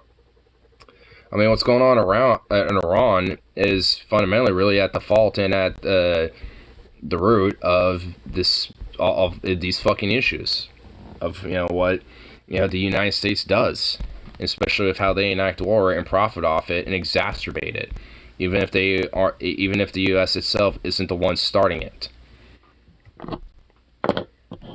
If anything, they love it if someone else starts a war and shit, because that means they can justify the contracts and spending the money and getting rich off it far easier, because it just makes it that much easier to have a scapegoat. And a lot of them are international as well. Like, fuck, you think, it's like, the Russian war profiteers and shit are making a fuckload of money off of this as well. But it's also probably, to some extent, in some part, because they're popping the same champagne as the fucking war profiteers and the racketeers here on our side. At the end of the day, when it comes to the profiteers and the capital owners, don't give a fuck. Even if they are like fundamentally on the enemy side and shit, they're all making the same fucking money. They're all sipping the same champagne. All laughing about how, everyone else suffers, but they get rich. They don't give a fuck. Really, all it is for them is like, which one of us will come out on the tippy top? That's really all they're fucking chuckling about, and that's where their competition lies. Is how, like, who's gonna have the biggest ego after it all. Which, I guess, Russian war profiteers probably wouldn't, but, they'll get a little bit of a golden parachute for the participation. At least when it comes to these, racketeers, for war. And a lot of them aren't necessarily just, capitalists either, but a lot of them are fucking ideological nationalistic fascists. That's why Putin, has power, and as long as he has for so long and shit, because he's, in that in club. I mean, he's just gotten so far in the ideological route that he's kind of been kicked out of the war profiteer side of it and is slowly making his own circle smaller. Hence why a lot of these war profiteers want to get rid of him at this point. And hence the military coup, because who profits off of it? A lot of these, a lot of the fucking Russian military-industrial complex, and internationally too. Because, like I said, you think some of those weapons aren't just going to Ukrainian militias too? I mean, it's like some of those, just like just like in Afghanistan, will end up in the enemy hands as well. Which, will include, some different groups and shit, within, these front lines, and, when it comes to the people that find, these weapons, and, will use them, when it comes to this type of shit. And that's where really fundamentally it comes to the most concerning part about it. And that's why, because, at the end of the day, the war profiteers don't care. They made their money. That gun already was bought. They already made their money off of it. They're just gonna make more money as they need more bullets. That's where they keep making that money off of it. So they don't give a shit. They know eventually that guy with the gun's gonna need more bullets. That's all they care about. There were pro-Ukrainian protests at the waterfront. Not sure what they were demanding though, or if it was just solidarity. Probably just solidarity, I imagine. Mainly because Putin being an escalator, and a lot of the Russian war profiteers, making money on their side of things, having a massive retaliation because the Crimean Bridge got struck. From what I understand, the Crimean Bridge, which is a new bridge, which was constructed shortly after Crimea got annexed, but I think it got completed in like 2018 or something like that. I mean, honestly, like the bridge is actually a kind of an impressive bridge, especially since it literally got struck with a missile and didn't collapse or anything. Like the section that got hit, it's like, well, it actually didn't get hit with a missile. It got, I think it was a car bomb, I think, or like a truck bomb or some shit like that. So, I mean, honestly, like that isn't really going to do too much structural damage anyway. Little dick bridge. Little dick bridge. Yeah, I mean, the bridge was fundamentally mainly constructed mostly just for, like pandering. I mean, like but honestly, like, hey, I mean, it's a cool bridge. I mean, sure, but it's nothing special there, buddy. I mean, it's basically the only thing he has to show for annexing Crimea. It's like, yeah, cool. Yay. Like, go look at China. Like, their bridges are fucking better, and they don't have to annex a place to do it. So, like, I mean, if I want to look at some real fucking impressive bridges, I'll go look at China's bridges. It's like, ooh, nice, cool bridge. Anyway. Damn, look at that Chinese bridge. Holy shit, son. It's like, that's literally how I feel about it, because, I mean, a lot of Chinese infrastructure and shit is legit, honestly, very fucking impressive. I mean, how much of it is surface dressing and how much of it is, like, actual quality? I mean, I'm not there. I ain't gonna, assume, but at least, the way it looks, and, well, so far as I know, haven't heard of a disaster about any of them yet, so, hey, they're impressive and seem like they're working so far, so, hey. I mean, as far as I'm concerned, it's walking the walk there, I guess, until something happens with one of their new fancy bridges or some shit, and then obviously that will put everything into question.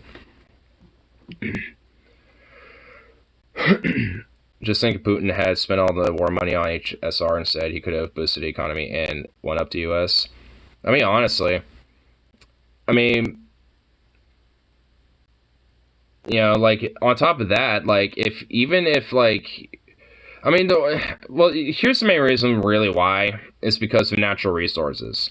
Because because there's also a major, I actually remember this, I think it was just at the end of the year of 2021, like at the very end of the year, where it was discovered there was a large natural gas deposit under Ukraine, which obviously they already did, but they discovered there was even a bigger one underneath some of these other deposits.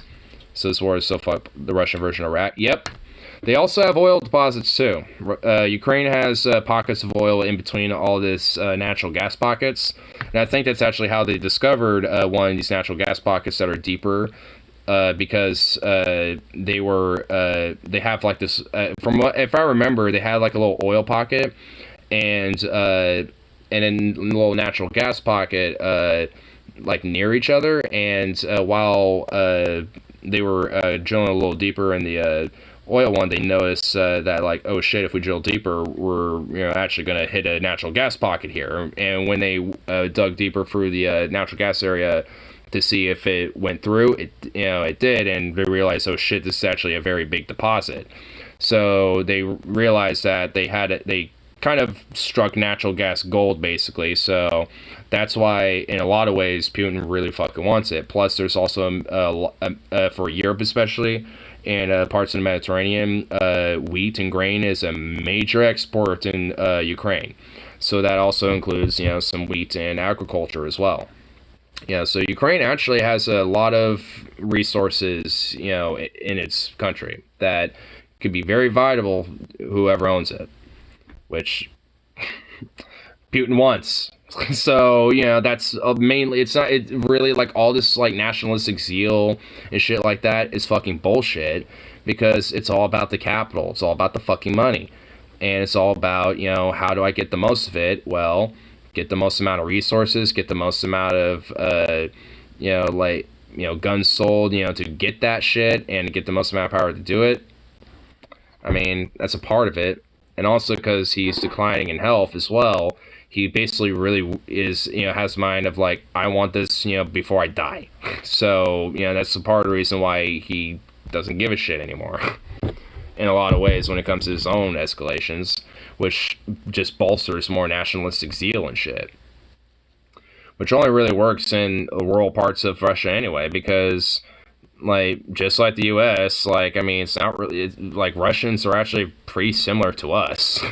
Like, I mean, if you know, like, metropolitan areas is a lot more, like, liberal or progressive in comparison, and, than, like, you know, more suburb or, rural areas. And, you know, like, in a lot of rural areas, it's, I mean, at least at this point, especially with a lot of different videos I've seen, like, you know, whenever people ask, you know, Russians, how do you feel about the war, and it's in inner cities, it's a lot more contested with how people feel. And if they're in a more smaller town that's like, you know, like 30 miles outside of Moscow or some shit, there's a lot more support for, you know, the war in Russia and shit. And it's more like older yokel babushka types and shit, you know? So it's just like, you know, like it really, you know, looking at that and you know, and, you know, like taking the more Russian elements of that and just putting American elements into it, really ain't that fucking different.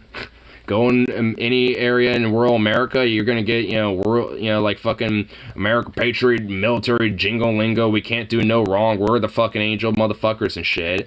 Going to metropolitan downtown areas, it's either at worst going to be contested, or at best going to be just very progressive and liberal as fuck. So, or, you know, at least especially for some cases, like in at least some parts of like Seattle, for example, even at least somewhat lefty too, to an extent. So it's just like, I mean, really not too different, you know, in many ways, at least when it comes to the people. Like the American people and the Russian people aren't really that much different. It's honestly why I get, you know, like, so antagonistic about people who are literally so just tribalistically pro-Ukraine, where they basically literally view Russians, just period, as like orcs and like savages and just like pro-war fucking, you know, like war criminals and shit, you know, just by proxy of them being Russians. Like, because, yeah, literally every single fucking Russian is a fucking, like, pro-Ukrainian, let me fly the fucking Russian flag with the Z on it and shit. Yeah, let me, yeah, it's like, yeah, because literally every Russian's like that. It's, like, such a tribalistic, like, chimp-like mindset, and it's just so ingrained and groomed into so many fucking people. It's not just a uniquely, like, American thing, necessarily. I mean, obviously. I mean, but it's just so ingrained in, you know, a lot of elements about, you know, not necessarily, you know, also not necessarily just less, but just really just in our globe. Just within the human species and shit. Because, you know, like, people don't just inherently, by nature, grow up to be like some greedy, power grubby fuck. You know, that's looking for fucking war and death, you know, everywhere they look. That's fucking, you know, groomed and taught into people. Both Portland and Seattle have constant conflicts between lefties and corporate business shells. Yeah. Yeah, Portland has their lefties too. Yeah, and protests here last long. Yeah, like, you know, like Seattle has, like, you know, legit, like, little district areas. And Portland, maybe not as much, has at least a populace that's a lot more, like, at least, like, you know, radical and, I guess, worst or best case, I guess, you know, relative to how you feel, I suppose, you know, militant leftists as well. Which, to me, isn't a worst case scenario. That's just the base case scenario, but that's just me.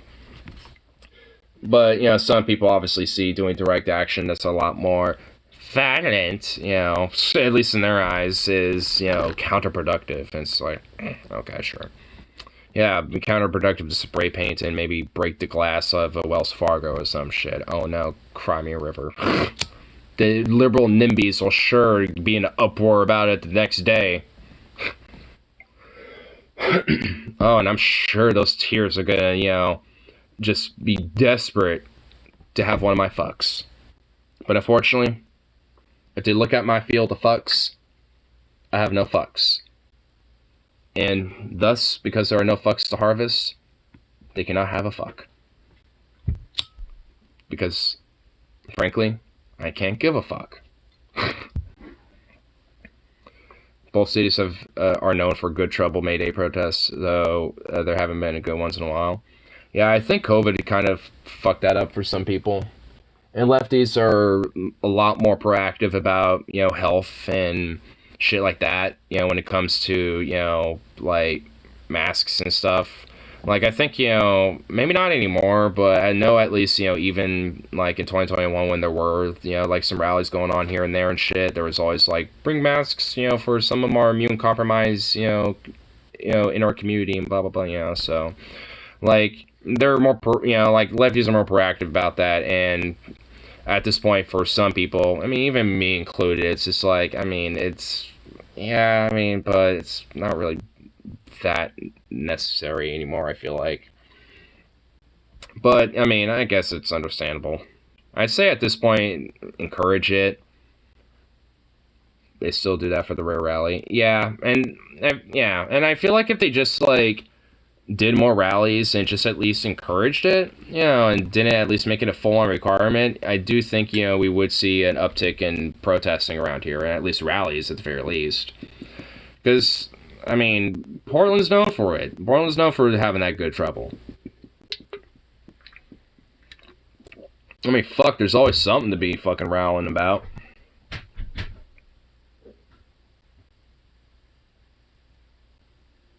The fuck?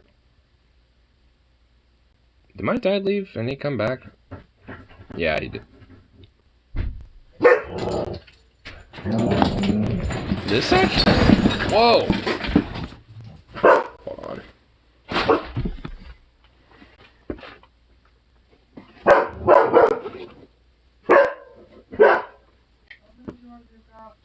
Oh! Hold on. Oh, hold on. Oh my god. I didn't know. Honestly, I was like, did Dad leave or some shit? And then I'm like, who the fuck? Who's not home? Yeah, I was like, who the I was about to be like, some motherfucker trying to, like, I told you I was working night. Oh, yeah, that's right. Yeah, I'm on. Been having fun and doing the chit chats and all that shit, so I kind of forgot, but whatever. Okay. I forgot you were out there, bro. I'll probably get a new COVID shot next week. It'll be better than 5G coverage. That reminds me, I need to get that shit dealt with. What? Oh, friend Rip City saying he's finally getting his new, his new one, COVID shot. The yearly shot? Yeah. Oh yeah, that is right. They are making or producing a yearly one now. They already have it out. Yeah. I might see about trying to get that, actually, because that'd be nice. Because I don't have to worry about it and just do it every year. It's to buy viral. Yeah.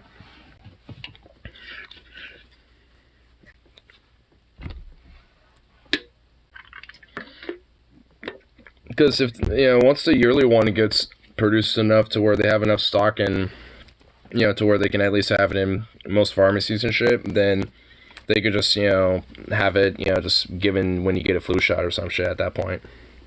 It's like, alright, here's flu shot, and then here's COVID shot. There you go. That's the only one previously vax people are eligible for. So wait, so people who are, like, so what about the yearly one? Like, would that be, well, I don't see why that wouldn't be, this is a yearly one, it's more like flu shot now, where it's changed to match the variant.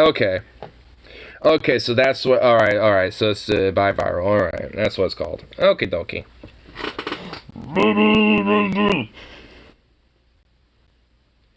Look at these little ears. Look at these little ears.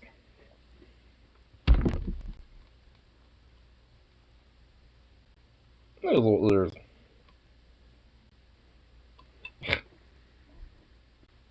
Getting along a flu shot now. Well, okay, well, there you go. That's cool. Well, yeah.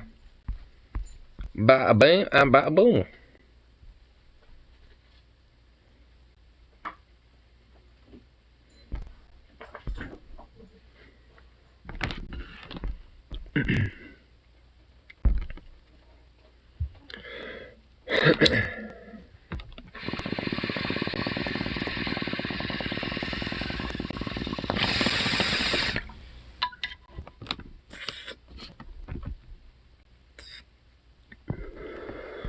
My new headphones suck balls.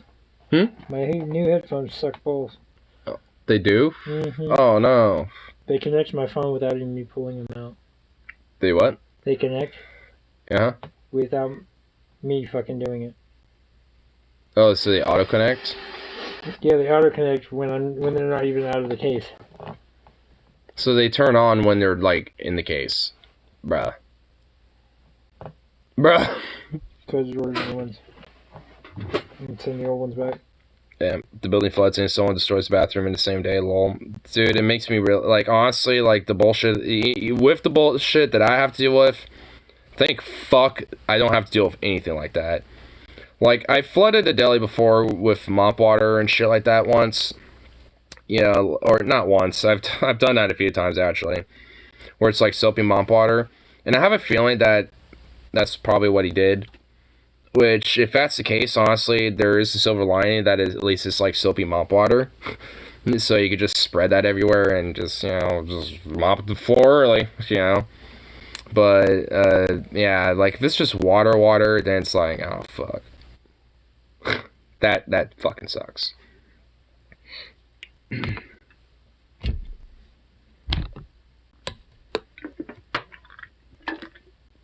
Oh, did that field truck driver get his super burrito? I don't know. I was sitting by the drive-thru door waiting for my food, and he was asking, it's like, hey, are they closed? I'm like, well, their dine-in is, but their drive-thru is, so you could walk up here, and, you know, that's how I usually order when it is. And he was like, yeah, I was thinking about getting some food there, man. And I was like, yeah, I mean, yeah, I bet you, yeah, they have a menu online, I believe, and, yeah, you just walk up. And while I was getting my food, he ended up chatting with the other dude about it, getting himself set up with something. Kind of hope he got himself set up a little food. Truck driving man needs some good food and fill his belly after a long day's haul of some nice, good gasoline to drop off. Probably the last stop of it today, too.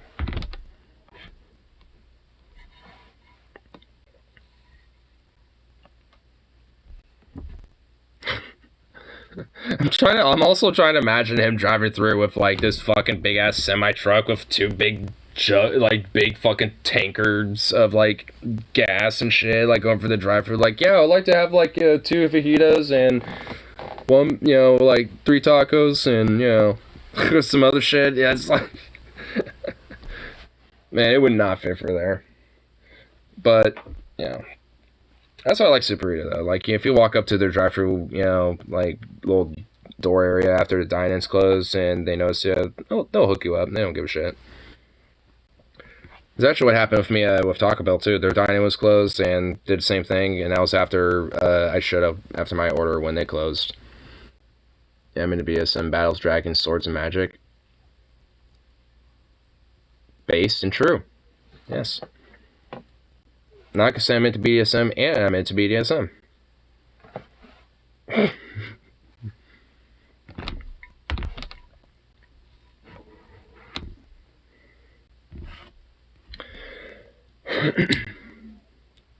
like Portland. Every drive-thru required to serve pedestrians and cyclists. Honestly, like, I always thought it was just because usually, like, late at night, workers are usually like more chill when it comes to people, like 90% of the time. Because honestly, I will admit, there has been like once or twice where, you know, I have been denied when it's only drive-through only. So because of that, like I remember one time I was on a second. It's a hit and miss, but it sounds like they're getting better about it. Yeah, I guess, you know, yeah, Portland's different. Yeah, because we're in a different county. But yeah, because it is a hit or miss. But honestly, at this point, I think because most places, after a certain time, if they have a drive-thru, usually close the dine-in spot, so you can't, like, open the doors. So if they have a drive-thru, well, they'll let you, you know, go over, walk by, and, you know, let you order something.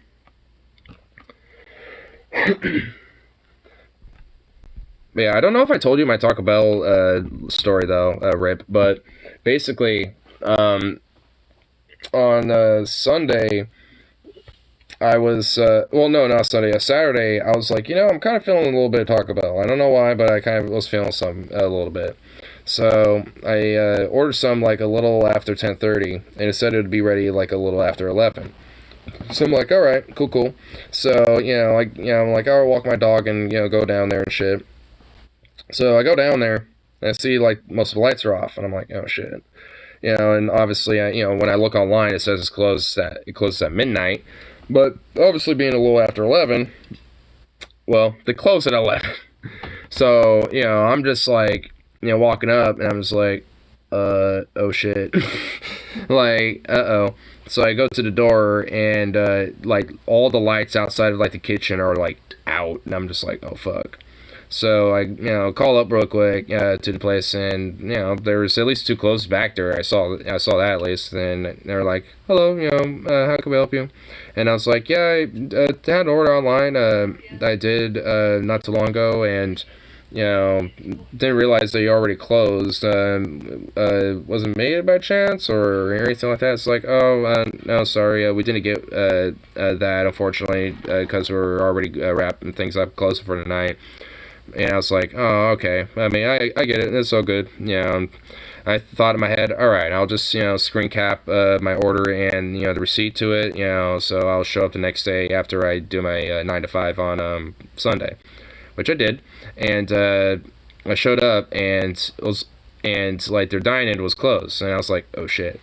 But I saw a dude right next to the door, so I tapped on it real quick. It's like, hi, our dine-in's closed. And it's like, if you want to order, you can go for drive-thru. I was like, oh, I already did last night. And it's like, oh, you're here for a pickup? I was like, well, technically, yes. But, I showed him. It's like, I did this last night, but I said it would be ready after 11, but obviously it was already closed. So I figured instead of refunding it, I'm still kind of in the mood for it. So, I figured I'd just come by next day after I got off work and, see if I could just get it then. And they're like, oh, okay, yeah, what was it? And I, screen capped it, so I showed him what it was. And it's like, oh, okay, yeah, we can hook that up for you.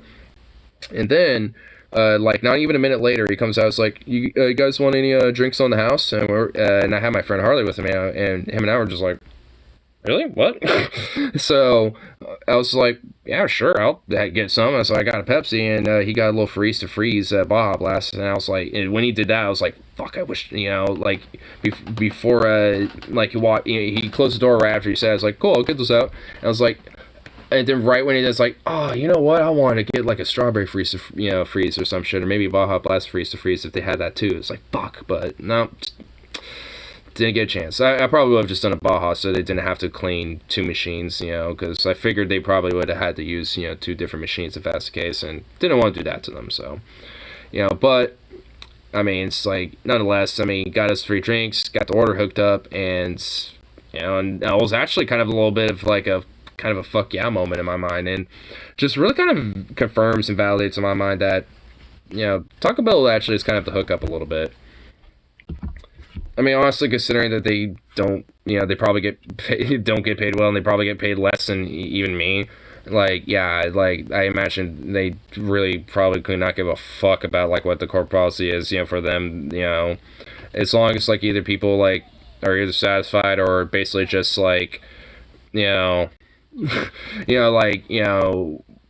something, it's like, really, at the end of the day, I've noticed that it's like, if you at least come back and be like, hey, there was a mess up, or there was this or that, they will usually just, replace it for free for you. For all Taco Bell's flaws, they're always there for you. Yeah, I mean, honestly, they are really reliable. Yeah, because, I mean, and honestly, I've had times where they've messed up my orders before, and honestly, it's just like, even then, it's usually because, like, oh, they added, like, this ingredient, or they forgot to add an ingredient or some shit, and it's like, like, it's not that big of a deal. I mean, there's even been times where they, where they've, like, straight up forgotten something, and I'll be like, oh, gotta turn around and go grab it. And usually, not always, but sometimes, especially if you're pretty chill about it, it's like, oh, hey, I just want to let you know, on my receipt, I ordered this, but it wasn't in my bag. I think it just forgot to get made or forgot to be put in the bag. Usually, but not always, sometimes they'll be like, oh yeah, I'll get that for you. And you might wait just a little bit longer, but when they come back, there might be 2. You know, it's like, let's say you order like, like a taco or, like 2 tacos or some shit, they might come back with an extra one. Like, every now and then I've had that happen before. And, so it's just like, despite the flaws of Taco Bell, I mean, and honestly, the quality isn't even like, I mean, it's not like amazing or great or really even good, but I wouldn't necessarily say it's like bad or horrible. Like, it's right there in the middle. Oh, I've had fucked up orders.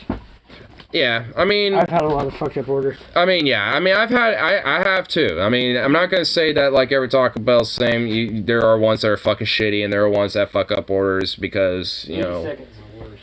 Yeah, like I mean, I've been to the 82nd one. That one doesn't really stand up as much, but that one by that marketplace though, I mean, at least every time I've been down there, it's always been like the hookup, at least for me. So. There's also like a few of them off of I-5 that are actually really legit too. Because we've stopped by at least a couple of them every time we come back from Seattle and shit. And every time it's always been the hookup with those places with the late night crews and shit working like, up until like 1 or 2 or however long they're staying there. Harley had crazy night. Oh shit, what else happened? Oh no, what else happened, Harley? Oh my god, I just had the funniest shit happen at the gas station, so I'm about to fucking close, and the EMT comes in, and he's like, hey man, you guys got any boner pills? He's like, I got a hottie in the back. Fucking lol. What? Oh, what the fuck? What the fuck? Yo! Yo! I guess sort of guy, I can make a stand-up routine just, about shit that goes on at a gas station. Like, can't make this shit up. Dude, he needs to just like start recording some of this shit or something. He needs to have like a way to document these things when they happen. Like, cause oh my god, I like I almost can't believe that, but knowing him and just knowing his gas station and all the stories already since he's been working there, like, oh my god. I mean, yeah, I believe it. What the fuck? Like, what? Does he think he's gonna get laid of someone who's injured in the EMT or some shit? Like, bruh. Like, you're not like a hot, sexy... Well, god damn it, you know what? I don't know. Maybe he is. Maybe he's like that suave, sexy, like, Chad Chin fucking, like, like alpha male sigma body type or some shit, and the woman's all like, oh, you are kind of a sexy EMT man, aren't you? Like maybe he's maybe I don't know, maybe like his dream night might just happen tonight, so good on him. But there's a part of me that highly doubts that. It's just a part of me. Have you ever seen a YouTube channel, gas station encounters? They once had someone, a dude drive by shit at their drive-thru. Oh shit. Damn. I think I've seen that channel before.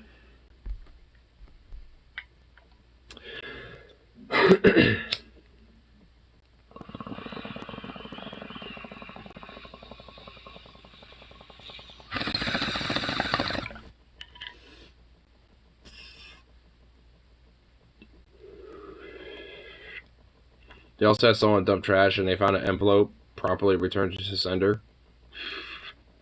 Damn. An envelope got tossed too.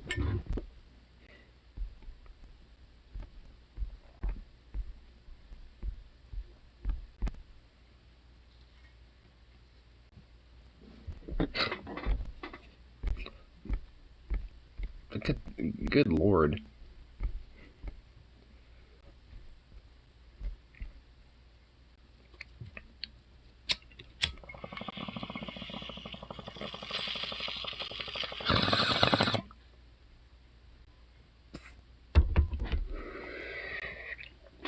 Man, the shit that happens at gas stations.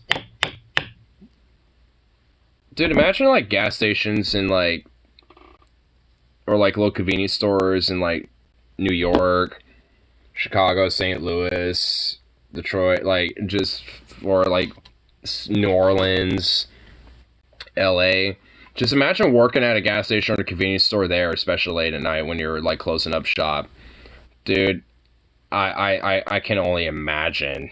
Like, some of the shit that Harley has to deal with, I imagine it's like that, depending on which city I just named, either times by 2 to 20.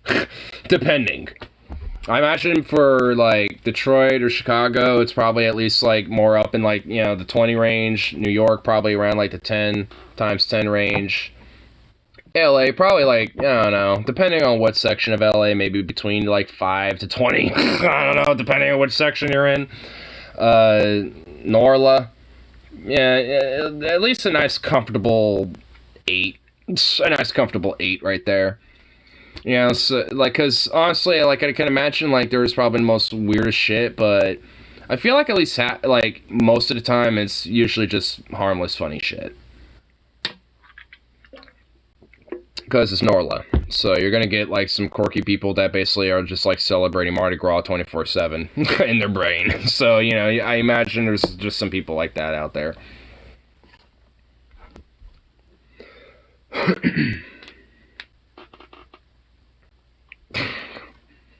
Man, now I want to see Harley work at a gas station in New Orleans, honestly. Because now I just want to hear, like, what random encounters he would have there. Just all have, like, you know, just all move to New Orleans for just 1 year.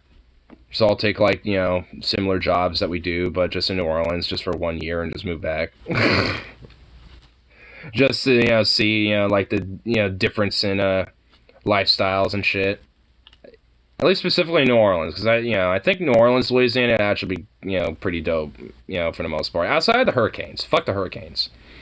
But, you know, outside of that, I mean, well, the summers too, because of the swamp and the mugginess.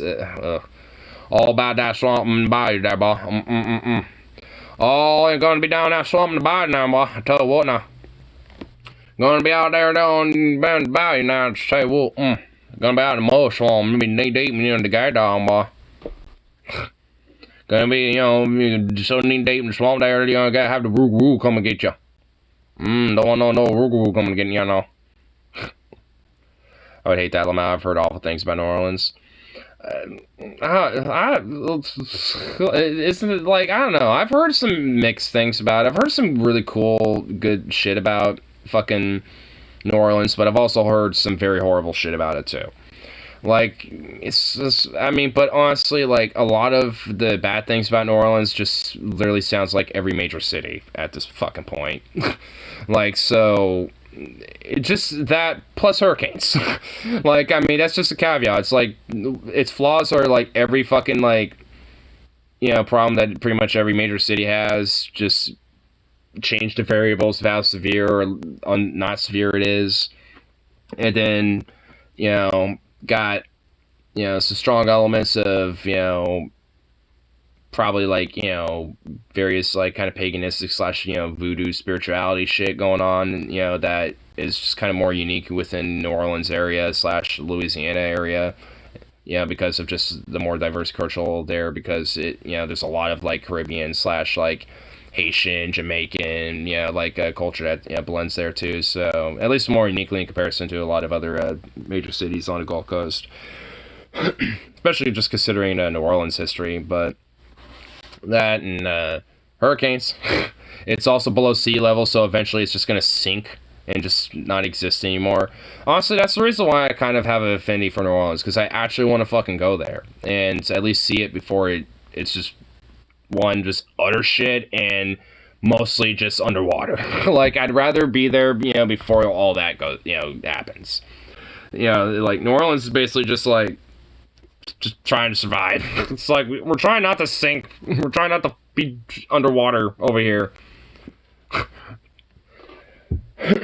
But I definitely would love to visit New Orleans eventually one day.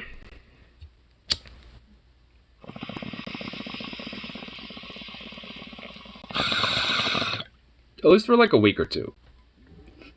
Any longer than that, probably not. But at least for like a week or two. Ignore would make like a cat and die 9 times during the swamp summers. Yeah, probably. Like, if I was to go there, I'd probably do it more near like the winter time, so it's at least a little cooler. I've heard they have good food. That's about it. I mean, New Orleans has got a little bit more than that going on. I mean, like, there's a lot of, like, rich, like, culture outside of just food. I mean, they definitely have, like, a very rich music history and music culture there. I mean, it's also just very culturally diverse, so I'm sure, outside of food, I mean, I'm sure there's also, some more, like, local known stuff that, that'd actually be, pretty cool to check out and shit, just because it's kind of, like, more locally known. I mean, that's kind of the key. Like, I mean, unless you're like a local in the place, I mean, you're not really gonna know, like some of the more cooler shit about it, because I mean, it's only really known to the locals. They don't want tourists mucking it up. But hey, we're gonna find it. We're gonna find it anyway, and we're gonna go to it, and we're going to enjoy it like you do.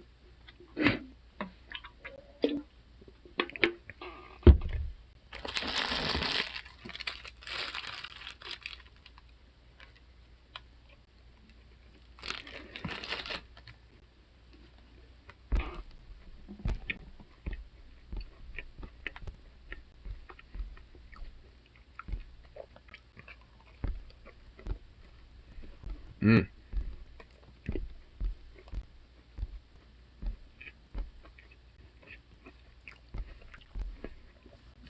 How long till Ignore goes to Vegas with Harley? Dead ass, I would fucking do it. I don't know. Honestly, if he actually sets a concrete set date and actually like confirms he like 110% is doing it, I'll dead ass like set time off and try to like have the time off and shit so I can go. Fuck it. I wouldn't mind going to Vegas. Honestly, I would at least like save up like a lot of fucking money. So I'll have at least like I don't know, at least like save like $600 or something for the trip.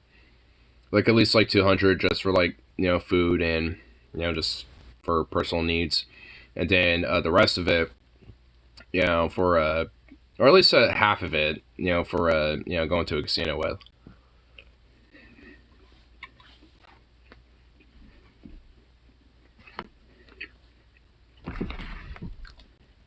Because outside of casinos, I definitely would love to check out some of the other sites. Check out some shows and shit like that. Because some casinos have like little venues and shit where you can, while you're at like their little restaurant section or some shit, having some food, or like at one of the gambling tables or something, they have like a little stage set up, so sometimes it's like a band playing or some shit. Like, some of these casinos in Vegas have some shit like that where they have like some sometimes local performers or some more famous performers performing there and shit like that. So all in all, honestly, like, I mean, at least some of the casinos in Vegas and shit, and at least on the strip, aren't necessarily just for gambling at. So honestly, I'll just like see what's going on and what's kind of popping for the strip, and just be like, oh, there's like a show going on there, so I might check that out. Show up an hour early. Check out roulette table or two or something like that, and check out the show they got going on there. But in the meantime, I think I'll go over there. I'll go to that casino. It's right across the street. Just some shit like that. Because I mean, I definitely am like a little bit of a gambling and shit, so I definitely would love to, play some roulette, blackjack, Texas Hold'em poker.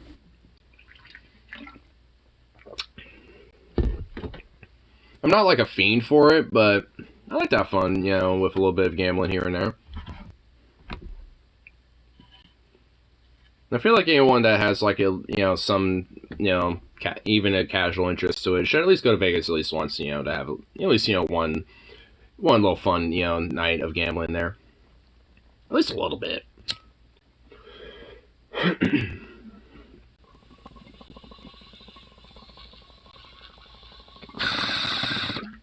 Honestly, speaking of, like, we should all get together and, like, do some Texas Hold'em or something. Just do, like, quarters buy-ins and shit like that. Just, like, break down $1 bills, $5 bills, and, like, quarters and shit. Just do, like, tiny little baby bids and gamble with that or something like that. Actually, I have a full set where I actually have full on chips, so we won't even necessarily need to do that. We could do that at my place. Oh, dude, fuck yeah. Have some beers and play some Texas Hold'em and shit. Get some alcohol in it. Oh, dude, fuck yeah. Ooh. Since no one really responded about the whole Kings Mountain idea with that hike, what if we all just did that tomorrow? You know, just like, you know, because it seems like at least later in the evening, it'd probably be a little better for some people. At least with, maybe not necessarily Tyler, but at least, like you, me, Logan, maybe Harley, I don't know, depending on, like, what's going on. Oh my god, what is going on at his workplace? What is happening? I wonder what the fuck happened off, there was a ton of cops on a corner and I hear gunfire. Oh my, what the fuck? Dude, there's a shooting going on. Oh my god, of course.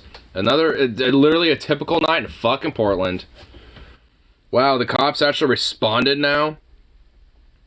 Because I don't know if my neighbors are anal or not. Yes, well, hey, yeah, well, I mean, we could do it. Because then we wouldn't have to really drive or go anywhere. You know, actually, Tyler would, you know, be able to do that at that case. If we do a Super League, we could do it at Selwood or Elk Rock.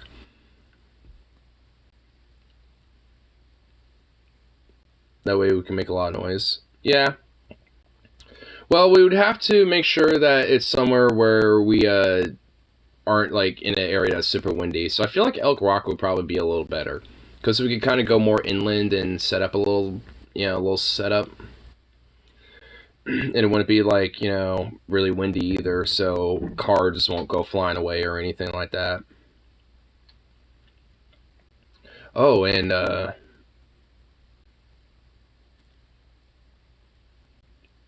maybe have a mini fire. Oh, yeah. Yeah, like a little mini fire. And then have like maybe like a little torchlight too. Oh, I also could get some glow sticks too, maybe. Run by Sportsman's before we do that, and then grab some glow sticks. Big doggo. Ooh. Doggo knows some huge. Dogs have huge pups. Oh, what's this? And oh, you never seen my dog before. He's somewhere in the backyard. There he is. Look at him sleep. You never told me you had a dog. Huh? What the hell is that? What the hell is that? It's a dog, chill. No! Watch, he doesn't bite. Come here. It's not come here. What are you doing? Come on, boy. What are you doing? Come here, boy. You woke him up. What are you doing? Just calm down. What are you doing? Don't tell me to calm down. That's not a dog. It's coming upstairs. Dude, shut up. It's coming upstairs. Man. Dude, shut up. No, yo, no. Shut up. Get it back. It's a dog. Yo, he doesn't bite. He doesn't bite. He doesn't bite.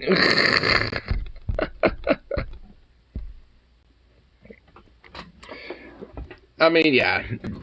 I mean, if you got a big... Well, if it's a St. Bernard, I mean, yeah, it won't. St. Bernards are huge and basically like bears, but they're the most sweetest little fluffies.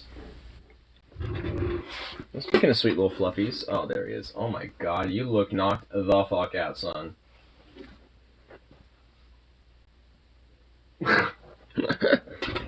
He looks tired. Sweet little baby.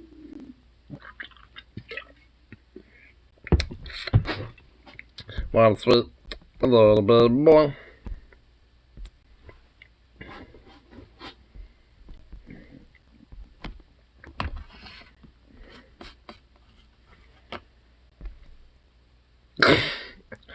What? Oh my god, hold on. I just saw this retarded fucking video title. Oh, it's by this idiot. Well, that makes sense. Debunking David Pakman's fascist conspiracy theories. Dude, I'm not even that big of a fan of David Pakman because he's a lib. But that's the thing. He's a lib. He's not a fascist. Bad Epinati, you actual fucking walnut brain fucking dipshit. God, what a fucking moron. Like ever since his whole like, oh, if you're a leftist in America and support veterans and shit because God forbid there's lefty veterans and shit, you're not real leftist, so fuck you because you support imperialism and fascism. It's like, what? It's like, if anything, it sounds like someone's being more of an advocate towards fascist and shit because you'd rather fucking undermine the whole fucking point about what leftism is about, you moron. So,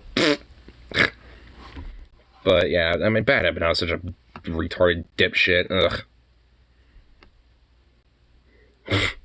Why am I still get recommended as shit? YouTube? Come on. Big Pac-Man's coming for your male supplement pills. Alex Jones. Well, look, I mean, pretty much. I mean, that's, yeah, like, I mean, if anything, what Bad Epinata is doing is more conspiratorial than what fucking, whatever David Pakman's doing. I mean, David Pakman's got flaws and he's many things, but a fascist is not even remotely fucking close to it. Not even close. It's just like, bruh. Bruh.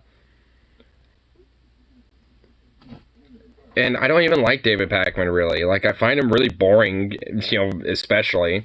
Like, every time I listen to something that he does, I really feel like I'm just being droned off into a sleep. But, like, and even then, it's like a lot of his takes are just more like Libby, more so than, like, right-wing conservative for fascist. Because he's just like a social democrat liberal type. I mean, he's not like a centrist, but I mean, it's.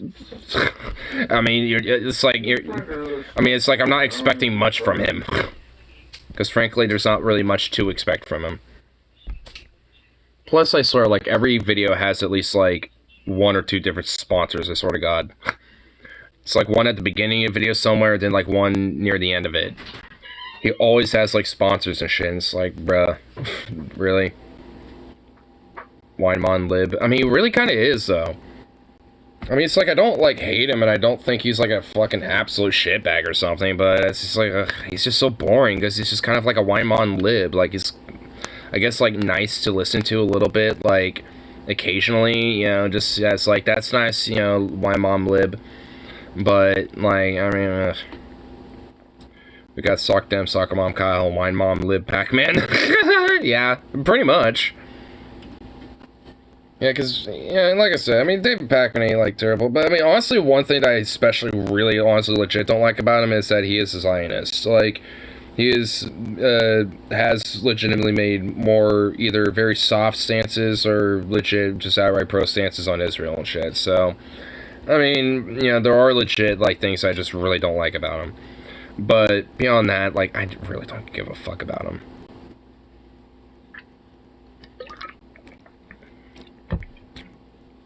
I guess from what I understand, the reason why is because he's like Jewish and Argentinian, and thus he's like pro-Israel because of at least like the Jewish part of himself, and it's just like, okay, one, who cares if you're Jewish, bro? Outside of weird chuckle fuck Nazis, and for 2, just because of that doesn't mean you can just, it doesn't mean you should justify, nor does that justify, like, an outright fascistic, really either, like, at best, borderline Nazi, or at worst, just outright Nazi fucking apartheid, you know, genocide of a whole fucking people. And just whitewash it. It's like, nah, fuck that.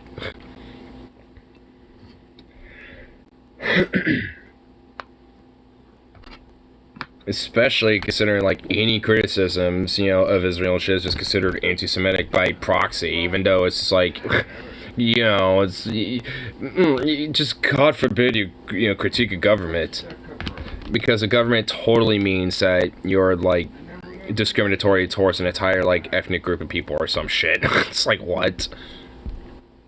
It's like, okay then.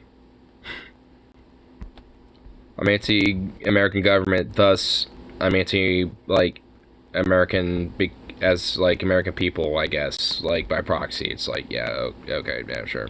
I mean, I guess, like, at least 30% of them. The rest of them, no. But, like, at least a good liberal 30% of Americans, yeah. But, I mean, the rest of them, nah, I don't. Just because I hate the American government doesn't mean I hate Americans and shit. Some of them, not all of them. In fact, I don't hate most of them. I just tolerate most of them. And I only like a few.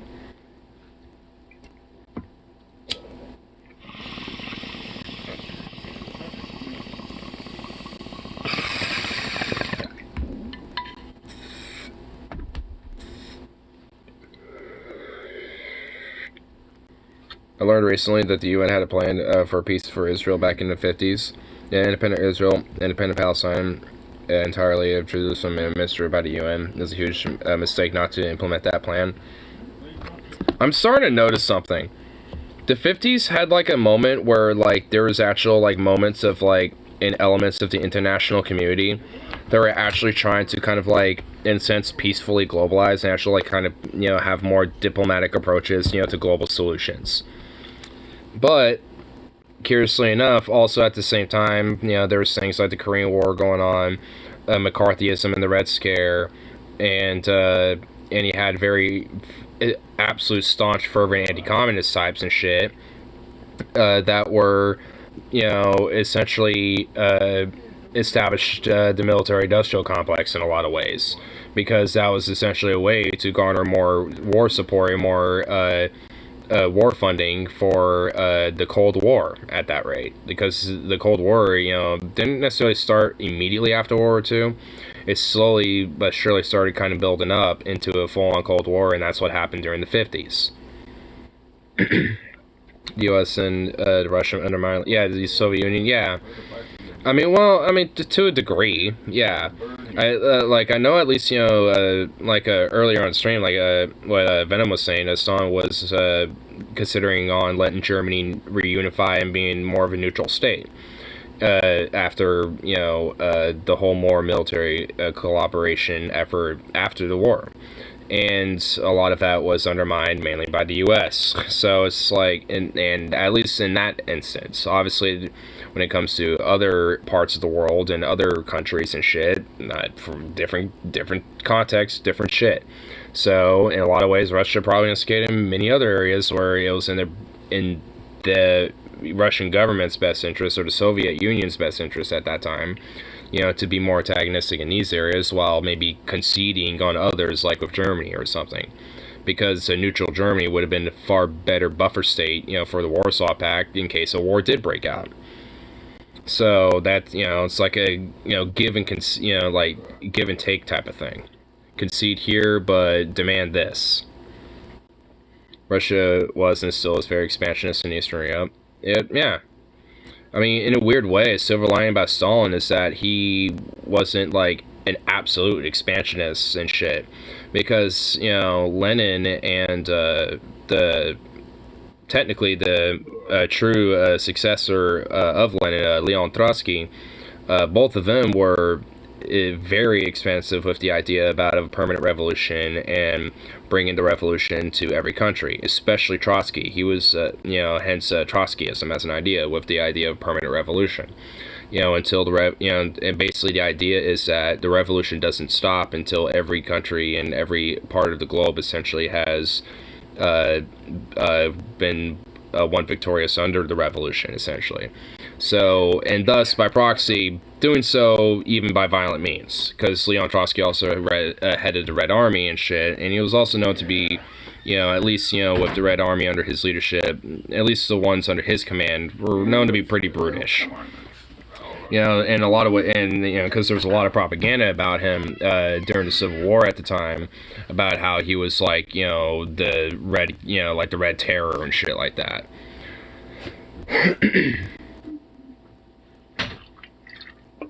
Which, you know, there is some truth to it. He did, I mean, considering that he led the Red Army and shit, you know, like, there is, you know, at least some element of truth to that.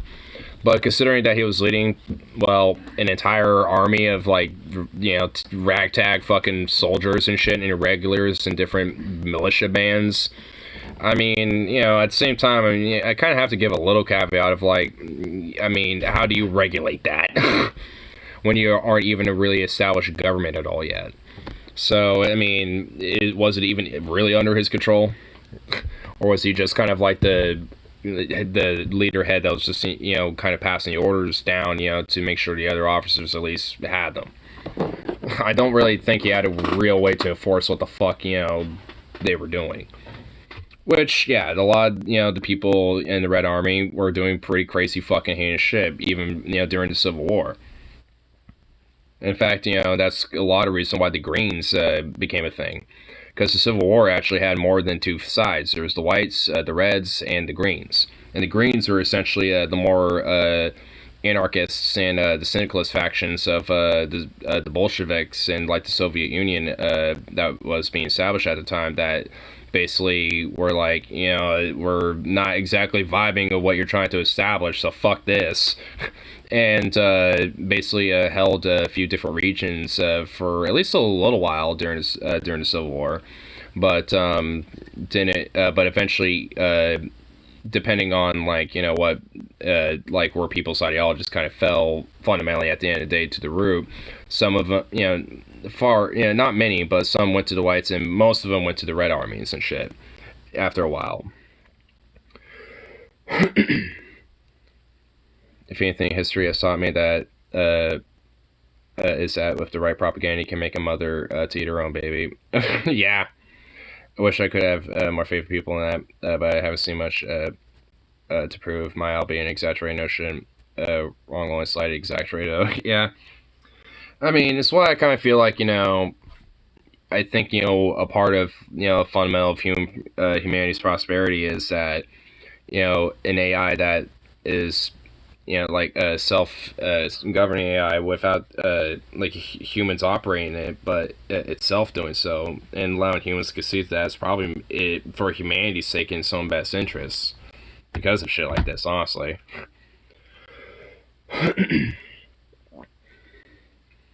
Because there is a lot of like impulsive, aggressive aspects of our nature and shit, but there are so many things about society globally, really, you know, regardless of where you're, you know, born in and shit, that essentially, you know, is raised to teach us and, you know, groom us into, you know, justifying how we, you know, like express that, essentially. By using nationalism, jingoism, patriotism, you know, fascism, like just ideological, you know, like just full-on idealism of any ideology, religious fundamentalism. I mean, it preys on that. I mean, it's why it's so fucking poisonous. It's why, honestly, we are in the, you know, spot that we're in now. It's because, you know, a lot of these, you know, far more aggressively authoritarian ideas and shit prey on that aspect of our nature and groom it to be, you know, something that it can justify for its own fucking grand power. Because just because something's in our nature doesn't mean we have to like teach ourselves how to justify it. You know, like, you know, violently reacting or, you know, like, and using violence as a solution and shit. Yeah, that might be an impulse in our head, but that doesn't mean it's a good idea.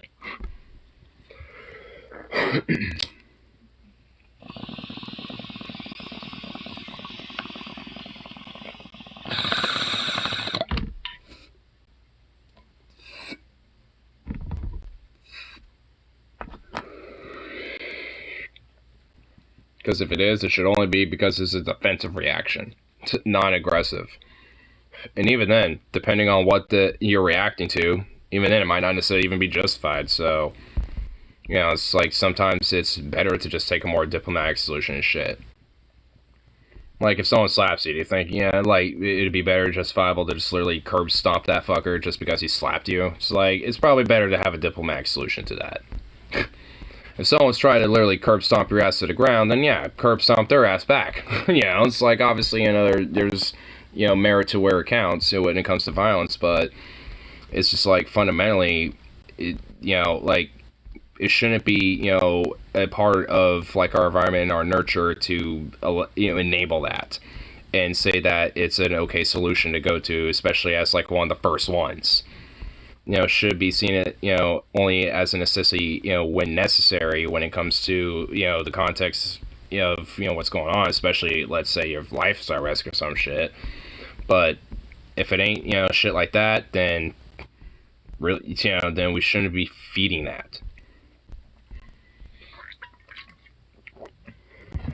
Nurture that into more positive outlets, which there are. It's not like there aren't, but I mean, it's like there's still a very strong element of not actually like enabling a lot of these positive outlets and shit, which is kind of the reason, which at least a part of that is mainly because mental health isn't necessarily considered, especially in the U.S. I feel like it's starting to get more considered, places like in Europe and shit a little more, but at least in the U.S. definitely not. And because of that, it just allows more of the enabling and nurturing of our more violent side.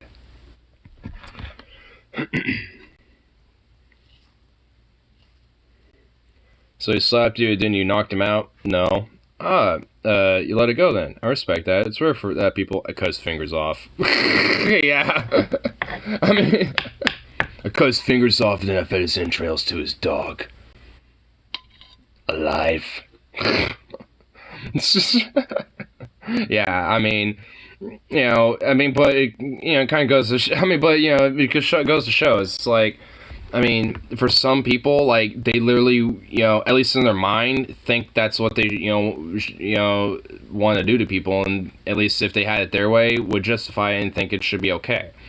Like, there are just some people that if, even just, like, crossing them, even not, like, violently, like, let's say you just stabbing them back over something, like, let's say at the workplace, some shit. Some people are like, I want to kill that motherfucker, blah, blah, blah, if I had my way, I'd, take him in the back and just, take my fucking 9mm, but, like, there are, people just immediately go to that fucking mindset and shit. And, it's like, like, in a lot of that's because the environment nurtures that. Not necessarily, but, it's not our choice. We grow up in a country that enables that and shit. And entertainment and music. And it's not even necessarily like it's a bad thing. I mean, I like violent video games. I like, war movies, shit like that. So it's like, it's not even necessarily a bad thing, but the, aspect of like there's no counteract, to challenge the nurturing of that violence and shit. Instead of, seeing it for what it is as positive outlets of, our more violent tendencies, and if anything, using it as like a lesson as to not be. Because, like, for example, like, if I'm like, man, I just want to kill someone, I, like, go Grand Theft Auto or some shit, then, like, just shoot somebody, then, say, see what happens, and try to resist that. It's like, it ends up being, like, huh, if I did that in real life, that probably would be a bad result. But at the same time, I guess there are a few outliers, people out there, and honestly, a legitimate segment of the population, that, albeit a small percentage, but nonetheless, still there, that I just kind of think that a little bit. Which, again, is, I think, a part of the problem of the more violent side of our nature being nurtured and, and allowing that to be acceptable and not actually addressing that because mental health isn't addressed because that's a part of that.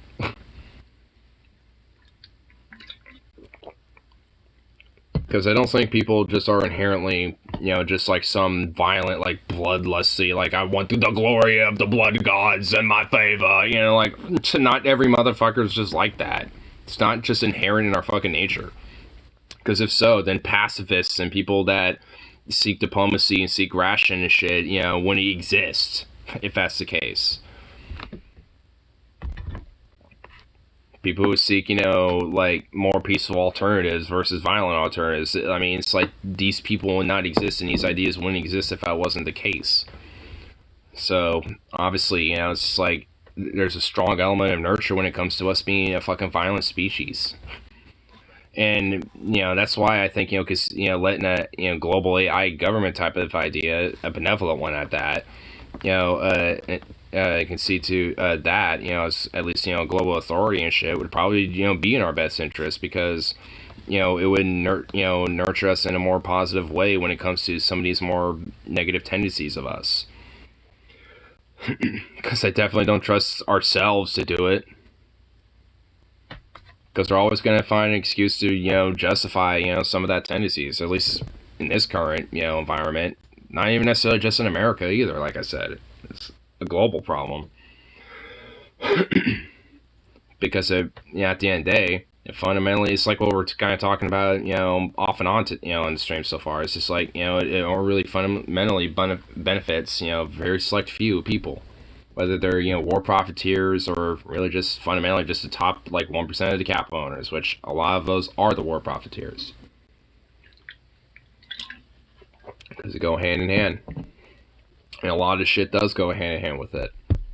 That's why they are the fucking problems the way they are. Because at the end of the day, capitalism bad. It's feasible right now. Well, it's maybe not right now, especially not a fucking human one, but at least like a global AI. I mean, when I'm talking about that, like that's a concept of more of a futurist society. Like that's not really necessarily like something that's going to happen anytime soon. Like, you know, especially like a global government idea. I mean, I think at least like a more globalized government is possible in the more shorter term future, at least to an extent.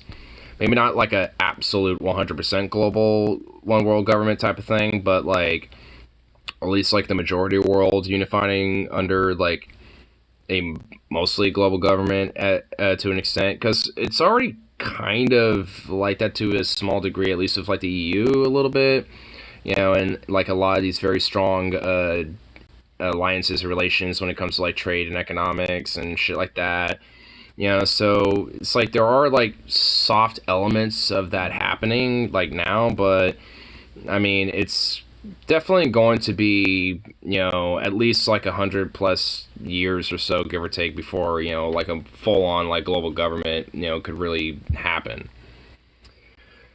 Well, that's kind of what we're talking about a little bit. But in order to get so, you gotta have people that, you know, are motivated to fight to it, which I definitely am. Be very potent AI, that'd be easy grounds for corruption. I mean, if it's a sentient, self-governing AI that has no control via humans and human interaction, you know, then, I mean, how would it be grounds for corruption? I mean, at that point. Fundamentally support democracy. I mean, it's not like necessarily democracy would be gone at that point either. I mean, it's just that when it comes to more global affairs, especially when it comes to like resource allocation, like human needs, or like, you know, like the more fundamental needs of like a region or an area, like those would be addressed. But like outside of those things, I mean, it's not like, you know, more smaller regional like elements of government, you know, when it exists.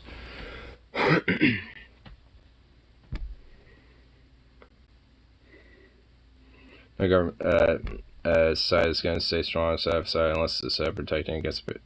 It's just never happening.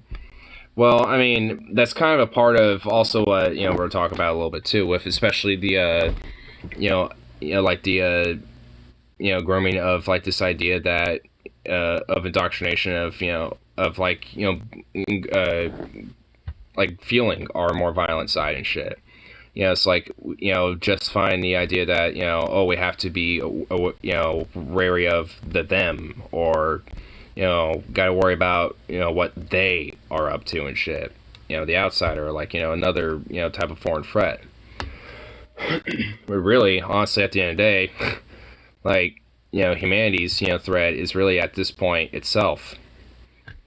It's not really necessarily, you know, just like one government doing it at this point. But, you know, not, you know, no one government's ever going to acknowledge that or realize it. Well, they might realize it, but again, they're not going to acknowledge it because it wouldn't be in their best interest. It's just a computer algorithm that would have to be written by 17 people, and AI can't write itself. I mean, it's like a sentient AI in itself of like a sentient independent intelligence. That's a little different than, you know, AI today. Like contemporary current AI is, you know, like more like programmed by humans now at this point. But as far as sentient intelligence that self-learns and grows on its own once it's once it's essentially birthed or created. I mean, that's a little different in a sense because it's learning on its own. It's adapting and figuring itself out how it functions with its own self-learning, which AIs are capable of learning insane amount of fucking shit really fucking quickly. So I mean, as sentient self governed form of AI, especially with its abilities to learn and absorb information, I mean, I don't know, like I don't necessarily see that as an ability like to be corruptible unless like humanity was trying to hack into that shit. But considering that it's self-governing and also self-learning AI, then I mean, it would also probably learn that, hey, firewalls and protections because humans might try to fuck with me and corrupt me, so it's just like there's it's more or less theoretical type of science and shit, but it's definitely feasible. Not exactly the scientific current we have to claim to know what's best for plebes. I mean, sentient AI, like I said, it's mostly at least in some part, mostly theoretical, because at least, a sentient AI of this type of level doesn't exist quite yet. There are at least a few, sentient AIs that are, being used to research and shit. And, I mean, what's being learned about them is actually, really honestly pretty crazy. I mean, really kind of crazy cool shit. Because at least I remember not too long ago reading that one of them was essentially literally saying that, a lot of, because a lot of the information that, when it was collecting over time, it, one of the things that when it was asked was essentially saying, it's do you think humans, can solve some of these issues that we have? And it was yes, but it have to radically and, change everything that it's doing, essentially. It never really specified much, but it just, but the AI, with its self-learning, as a sentient AI, at least knew to some vague level that, for what it learned with the information that it was gathering, that, considering what it knew of us, it knew that we weren't really doing good shit. It never really, specified too much outside of that because it was a very small, nascent, fresh AI. It's not that old. So it never, so it didn't, garner so much information to where it has, every fucking, known philosophy and theory under its belt and shit like that, so. I mean, because, again, it's all in, research stages and shit at this point. But what is coming out of them is definitely, I think, at least for me, I think very promising. Gentlemen, we now have the most advanced AI able to think and feel like us without our flaws. All decisions will be left to him, Ultron. Oh, God. It's just left to Ultron. Oh, my God. Well, Jesus Christ, if you put it that way, I mean, fuck. Just, alright. Well, checkmate atheists.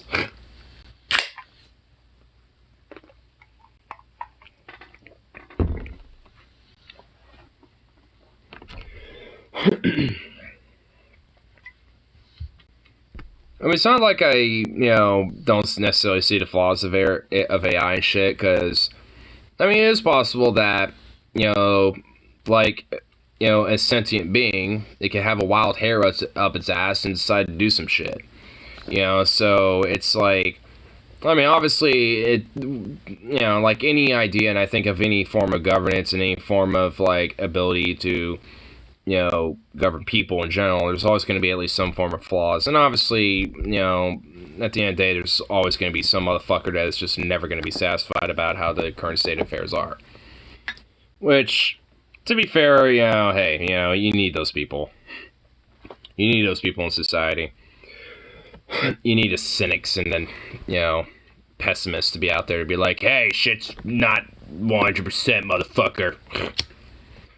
Because if anything, deep down in the core, they're kind of an optimist because to an extent, because I mean they the reason why they are cynical or pessimistic about things because they want better. They want something that's like actually prosperous and actually beneficial and, dare I say, utopian.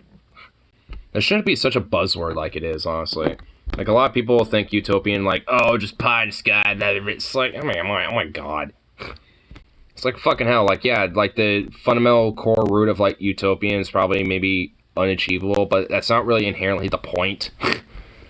The idea of achieving, like, a utopia is just to, like, fundamentally, maximize prosperity and betterment of not just ourselves, but, I mean, especially at this point, the planet, too.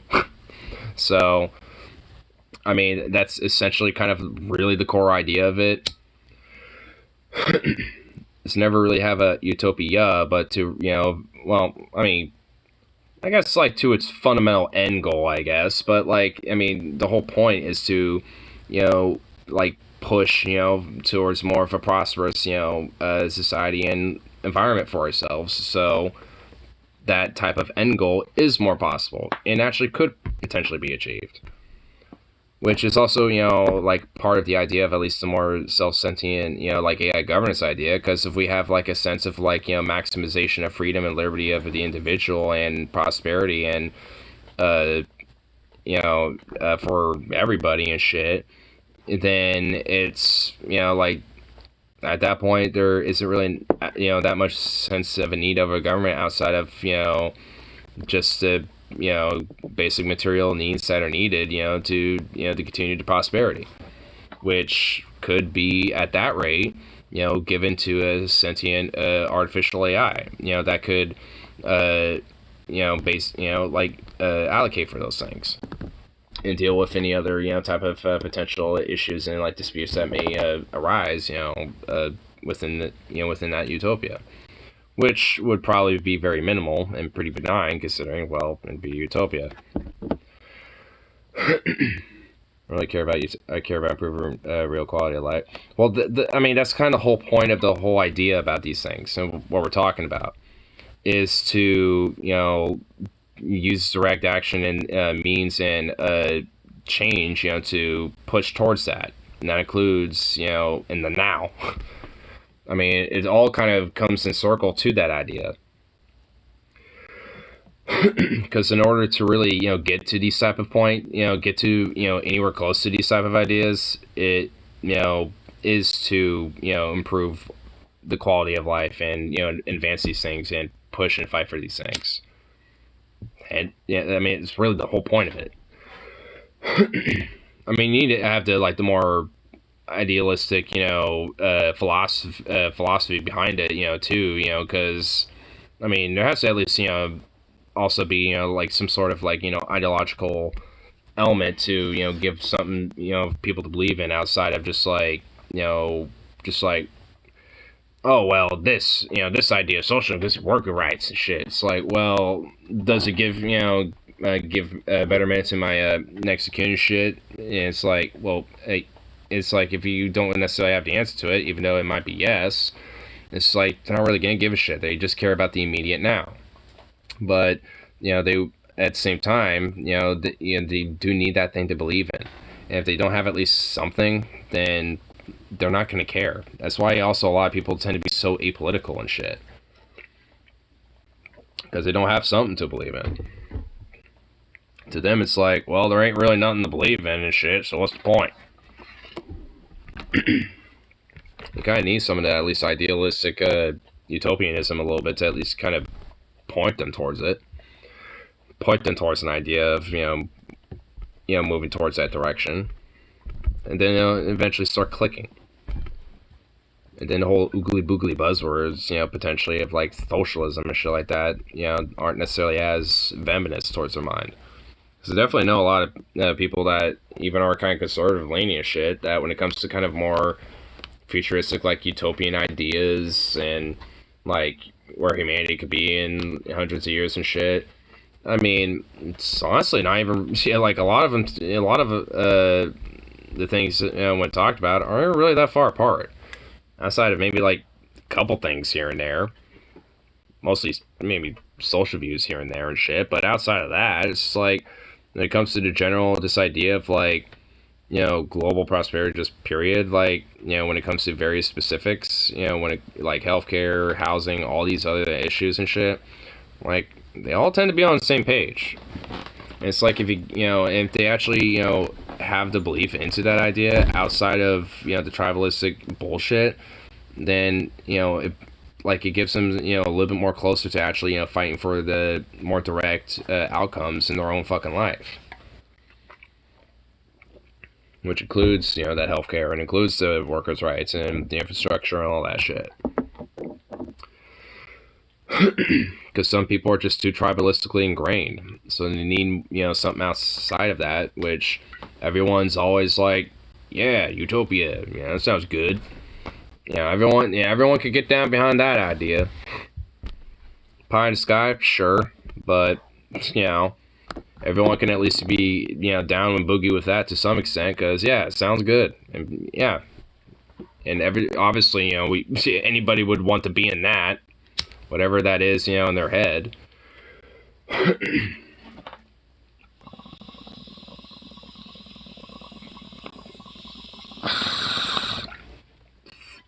Though, usually, for the most part, it does be the same shit. I mean, a little bit, not always. Some people's utopia is like a theocratic monarchy. So it's just like, yeah, some people have like some fucked up ideas of utopia. So it's like, obviously it's not equal across the board when it comes to what people may think of that idea, but I honestly would think for most part, for most people, I mean, it is probably more likely than not that they're kind of the opposite of, you know, that example of what I just made.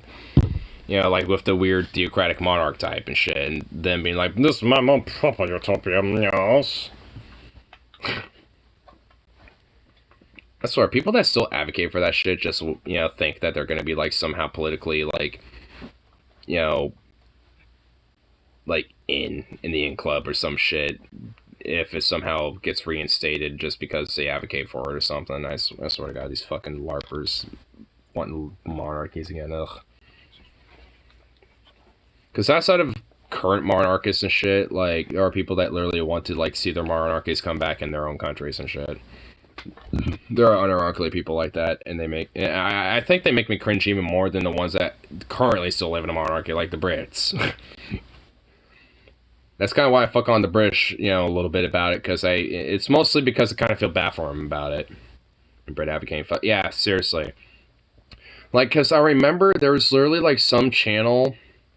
I think it was literally like I don't even know I don't even know how, but I think, you know, YouTube recommended it. I remember this much. The YouTube algorithm recommended it to me. And it was like some YouTube channel that literally was like a channel that was like, you know, preserving the history and the and the royalty of the Romanov family or some shit, like the Russian Romanov family or whatever, the monarchy with Tsars. And just like, it's like we are the advocates of, you know, preserving and reinstitutionalizing the royal family and the monarchies of the monarchy of the Russian Federation and blah blah blah blah blah. It was disgusting. I was like, oh boy. Which, by the way, you know, to the off and on conversation about that whole, like, you know, let's say Russia collapses or some shit, and you have this fucking power vacuum, and all these other fucking ideological factions are, you know, would fight back and forth with each other. Monarchists would also get involved as well. Like, you would literally have monarchists trying to, like, reinstill the goddamn fucking, you know, like Vladimir family or some shit. Which, you know, because honestly, when it comes to Civil War, you get motherfuckers like that, because it happened in the Spanish Civil War. There were, outside of the fascist nationalists that were under, like, you know, people like Francisco Franco and shit, there was a few other, like, smaller sub-factions, like Phalangists and Carlists, which were the monarchists that also had a schism against, you know, a lot of the nationalists and fascists as well and shit. And Phalangists too. So there was like Civil War in Spain was fucking messy as fuck, and, you know, honestly, like, if anything, you know, part of me, you know, thought that, you know, America would probably be like a Spanish Civil War 2 Electric Boogaloo, but No, I think that's going to be Russia. Seeing how things have turned now, Russia's probably going to be Spanish War, Civil War II, Electric Boogaloo. Because there's going to be a lot of fucking factions from every fucking side and aisle and under the sun that exists out there and shit. It would be ridiculous.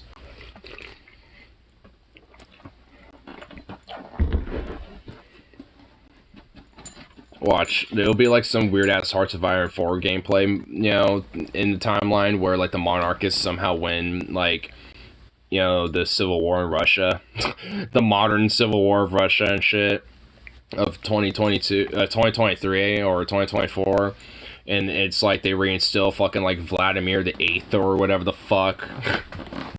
They really couldn't do the Romanovs because they're all dead, but I mean. They could, like, I don't know, like the Vladimirs or some shit. I don't know what, like, the royal families of fucking, you know, Russia were and shit. I'm sure some of them still exist or whatever. At least by title or whatever the fuck, but, I mean, who literally gives a shit? They better stay abolished. But a part of me, like, would laugh my ass off if, like, the monarchy came back in Russia after all that shit. Like, after all this garbage, they just like, we're going to the back over 100 years and going to the 1890s again.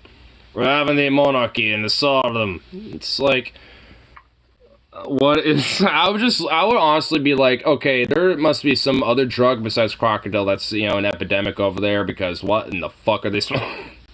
Because, goddamn, it's like, that would just be ridiculous. For the record, I don't think that would happen, but I would laugh my ass off if it did. While at the same time feeling immensely horrible for every Russian. I mean, I already do. Or at least, you know, that aren't loyal to the regime, which I would imagine is pretty much like 75% of the fucking people there. So... yeah, I mean, it's like, I really do feel bad for a lot of Russians there and shit, because they have to deal with, like, so much more, like, government overwatch and overreach and shit, even more than we have to and shit. It's like, at least we have the surface dressing veneer of freedom, even though it's bullshit. At least there's, like, a surface dressing level of, like, yeah, you can say what you want and advocate stuff if you want, but you can't be too direct. Can't be, you know, too hard about stuff now. Keep it too radical. And also, you have to basically deal with public, you know, platforms, but they're ran by private companies. So, you know, basically, you have to, you know, succumb to the private corporation, what they, you know, think and what their TOS is, which is jank and fucking vague as fuck anyway. So, you have to kind of guess and just kind of hope for the best. Yeah. But, you know, freedom. So, it's like, at least we have, like, that. But, like, Russia doesn't even got that. They don't even got that shit. So it's like, I mean, I really do legit feel bad for them. Because, you know, like, I mean, I imagine, especially for, I mean, I don't know how many have, like, fucking fled Russia at this point, but I imagine for, like, every Russian that's fled, I mean, they have to know that, like, if they, for some reason or another, somehow get, you know, returned or sent back or fucking get caught, you know, by, like, some KGB agent or some shit, you know, or whatever the fuck, then they know they're toast, you know, essentially. So it's just like, I mean, I can only imagine, like, especially what's going for their fucking heads, you know, let alone the ones that are still stuck. Because, you know, because honestly, I imagine, like, you know, like, there are a lot of Russians that, you know, probably feel like, you know, yeah, I want to leave, but, you know, I can't bring myself to do it because I'd rather, you know, try to fight here, you know, at home.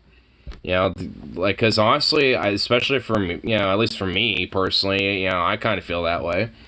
Like, you know, when push comes to shove and shit, personally, you know, I'd rather not run off. I'd rather fucking stand and fight when it comes to the end of the day. You know, it's like, you know, because like I said, you know, like from earlier, violence should never be like the first fucking solution or option shit, but, you know, when push comes to shove and shit, you know, hey, got the right to defend myself. You know what I mean? got a right to fight back, at the very least. If someone, you know, wants to try to justify, you know, their use of violence like against you. So, yeah, especially if Russia can only be described as cat-like. We're allies now, if only, man. We're certainly hate you. It's like, yeah, we love you, you're pretty chill. We fucking hate you, you pieces of garbage, filth, shitbags. Oh, we love you again, you're really cool and awesome. It's like, we fucking hate you, you commie pieces of fucking shit. Oh, Yeltsin, you're so great, you fucking motherfucking scumbag piece of fucking shit. It's like, it's like, for fucking real. Honestly, like, I mean, like, if Russia really truly was, like, you know, ran by their people, you know, and actually was, like, at least somewhat of a functional democracy, kind of like us, where we at least are somewhat functional. It's like, we are a democracy, kind of, just barely, but, you know, we are. Yeah, it's like, if at least Russia was, like, on that level, I feel like, you know, our relations with them would just be better. You know, because it wouldn't be corrupted and taken over by fucking, like, mafia, fascistic, nationalistic shitbag fucks, you know, that, you know, are loyal for Putin and shit, and his fucking little, you know, business lackeys and his fucking racketeers of war profiteers and shit surrounding his ass.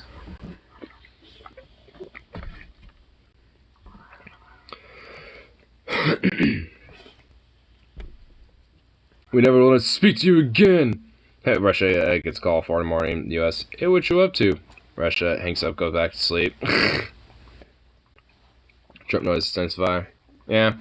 I mean, well, like, well, Trump did because he had some business interests when it came to pushing a lot of his, like, money laundering and his, you know, hotels and shit like that. Because he had a prior to the 2016 election, he had, like, contracts he was trying to get, you know, when it came to doing a Trump hotel in Moscow and shit like that.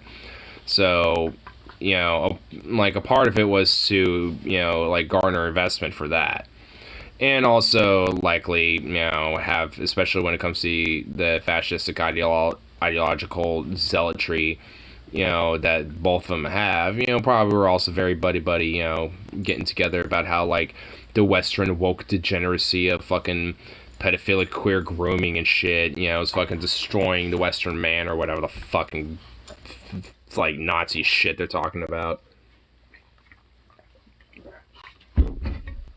While pinning the pawns of each other's Nazis against each other for fucking profit.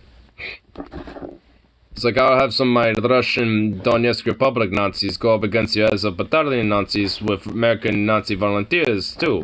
Bah. Would that be good review, orange man? Well, I guess it'd be Biden at this point, but, I mean, you know, it's like, shit. I mean, it's like, either way. Essentially, it's kind of what partially is going on. It's like, not every fucking volunteer is, you know, like, gonna be, like, some hardcore patriotic jingo fucking, you know, patriot boy Nazi fuck, but there are different fucking, you know, Proud Boy types that have gone out there. Like, different Patriot Prayer, Proud Boy types, like, have volunteered to straight up go out there and shit. Some of them have come back shortly afterwards just because they wanted to go there literally for clout, but a few of them actually have committed and stayed principled and went out there and stuck around. Skill Nazis, I mean, yeah, I mean, there's nothing new with that. The Nazis were doing that even before Hitler consolidated his power, because, well, hey, he had to do that to consolidate his power. Like, I mean, that shit had been going on, you know, with the Nazis since the Nazis were a thing. So, ain't nothing new there. And you know what? Never interrupt an enemy when they're making a mistake, so...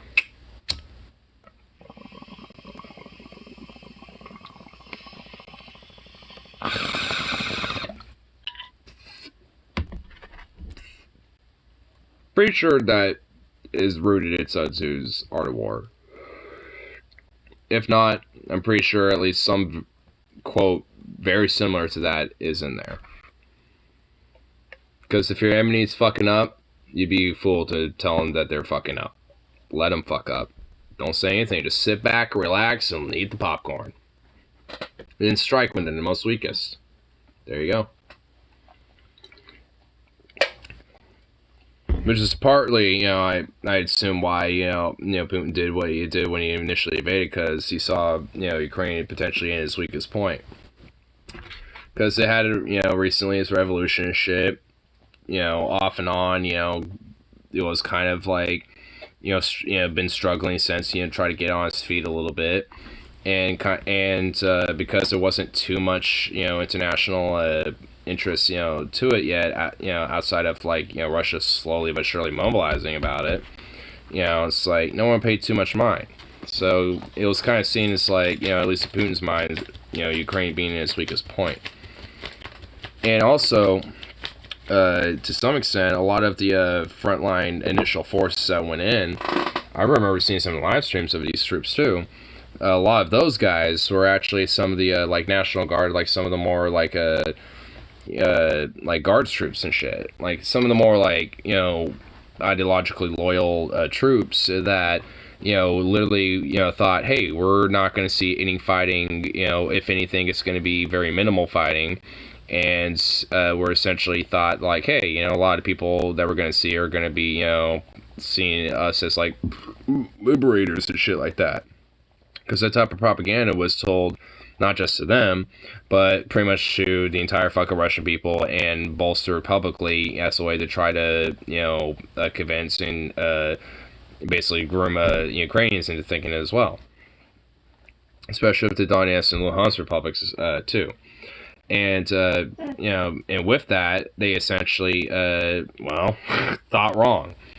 And, that's a lot, and because of that, of a lot of that, hardcore fanaticism of ideology and shit, especially that Nazis perpetrate, it becomes a major big fucking mistake. And, well, you never interrupt an enemy when they're making a mistake, and look what's happening now. And honestly, that's why I especially get so upset about like how we're continuously giving billions and billions of fucking dollars to Ukraine at this point when it comes to weapons and shit. Because like at this point, you can just let the war stagnate. Let the front stagnate and basically let Putin get fucking angry and frustrated that he can't, push forward, because he already is. And they're already, Ukraine has more than enough at this point, because they're doing counteroffenses. And they've been pushing back hard at this rate. Like, we don't need to give them any more shit. Like, at this point, we modernized their army to the point where it's at least the equivalent of any other fucking European armed force at this rate. Like, we modernized the fucking shit out of their army, with this war alone. So it's like, fuck. Like, what, like, do they really need any more? It's like, I can maybe get, like, ammo and stuff, but, like, yeah, have more guns, have more of this. It's like, come on. Like, for fuck's sake. And even then, they have their own, like, they pretty much have been able to, like, comfortably be able to, like, manufacture and convert a lot of their economy into, bolstering for the war effort. And a lot of Europe is also, a lot of their ammo and munitions manufacturers have pretty much been sending most of their product over to Ukraine, especially those munitions manufacturers that make 7.62x39 or 5.45x39, because those are the biggest common rounds that are seen on the front right now. Which, thanks Putin, you fuckbag, because it's so hard to find ammo for my rifle. It's so ridiculous. I hate it. And any that is available is expensive. It sucks, because most of it's being sent over to Ukraine because of this shit. And, that's a little personal pet peeve, but, it is, it's a small but little consequence of many other very significant consequences of, this type of shit. And, well, who makes a lot of fucking money off of that, and who doesn't benefit, off of that?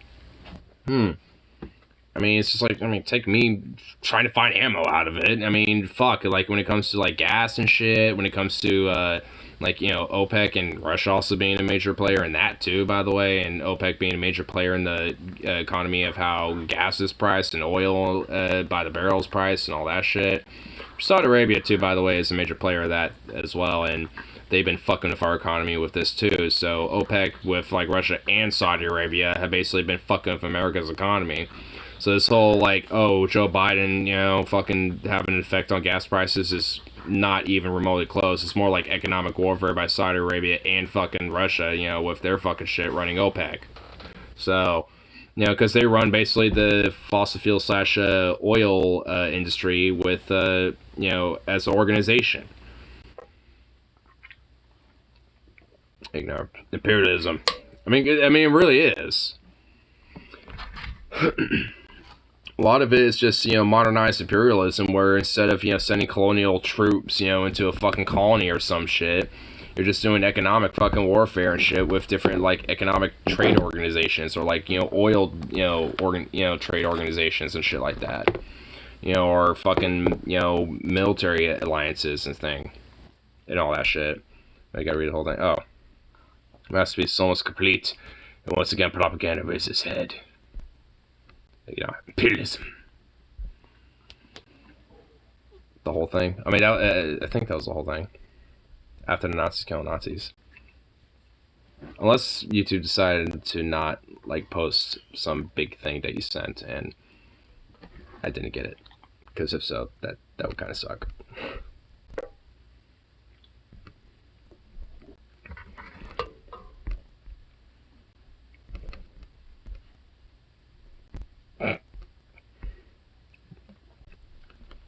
Okay, random little side thing, but YouTube just recommended me this. Why rare steak is safe, but rare chicken is not. Salmonella is in chicken. Beef doesn't have salmonella. There you go. And it's a 4-minute video. Like, why do you need 4 minutes to explain that? You could literally explain that in a YouTube short.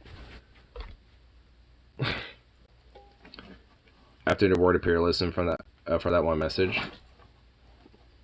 I mean, yeah, it was like, once again, propaganda rearing its head, and then ignore imperialism. Or it says, yeah, my masterpiece is almost complete. Once again, masterpiece said, yeah, so. Actually, like, funny enough, like, my masterpiece is almost complete, and once again, propaganda rears its head. Like, funny enough, like, that actually strangely sounds like it'd be a stanza to, like, a verse in a song.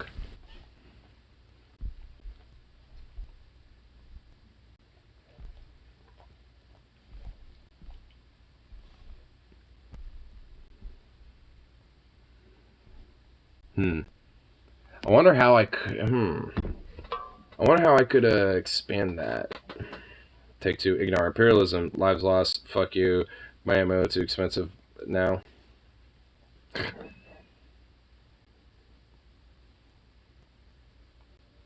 I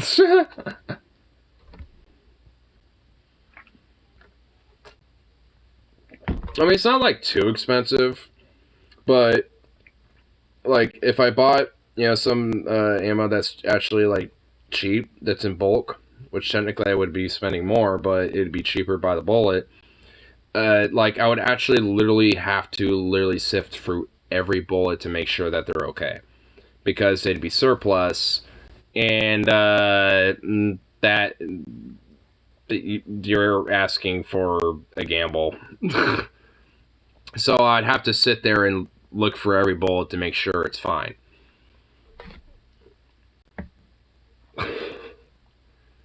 I've thought about that. Like, I found a Yugoslavian, like, spam can for ammo that was like a 480 round spam can box.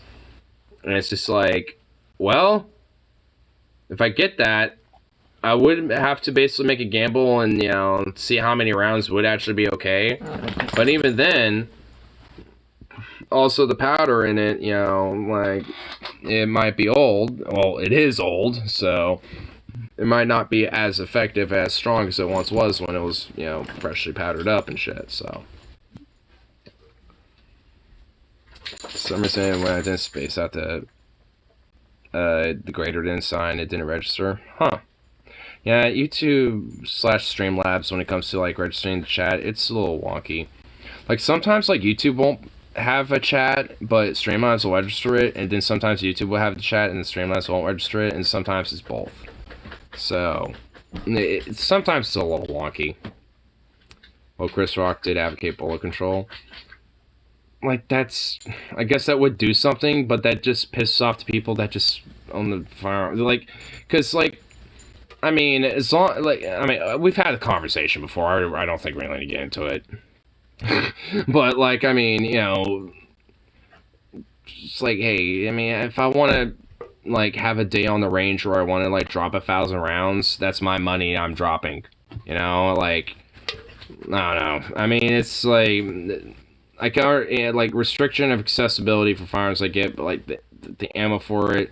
I mean, how much you buy at once, but like how much you own. Like, you also you can't really regulate that. Like, I can understand, like, yeah, if you're buying some, like, at the store, you can only buy, like, 5 boxes at a time. Like, that's understandable. Because that basically is saying, hey, you can't buy all of our stock because we want to make sure that other people can have, you know, some boxes themselves. You know, we want to make sure that other people can have what we have available for our stock. You know, we don't want you buying all of it. So, you know, that's like an understandable rule. And I think, you know, that's okay. But like when it comes to like regulating beyond that, like, I don't even know how you would be able to even do that. Like, what, you're gonna go to like a month, like a weekly checkup, be like, you have, we're gonna count every bullet that you have and make sure you have no more than the exact amount that is regulated. It's like, that's just like, just that ain't gonna happen. Like, I don't know how you would be able to like enforce that outside of just like a bill of sale or some shit. But even then, like, if you're going to the range or some shit, it's just, I mean, something like that's just not enforceable outside of like how much a munitions manufacturer makes, you know, when it comes to how much they're producing or something. I mean, I don't know how you do regulate that, at least when it comes to like regulating ammo. I really just don't know how you would do that outside of like limit how many one can purchase at a store. Which that to me is fine, because like I said, that's more or less accounting for other people that would want to buy some, you know. But like, I just don't know how to regulate that. Round 2, pumpkin pie with graham cracker crust. Oh my god! Why do I feel like you got inspired by that one dude who's very eccentric with his cooking, who like looks up old ass recipes? Because I felt like, I feel like he made something like this. I know I feel like he made something that at least had graham cracker crust and, you know, and something. But oh, I should try that, because especially graham crackers. Oh my god, hell yeah, dude! I did, and he made an avocado pie. An avocado pie. Man, I don't know what it is. I just never been a fan of avocado. Like, I'm okay with it in small amounts, but if it's like a main thing, it's like, I just don't like avocado.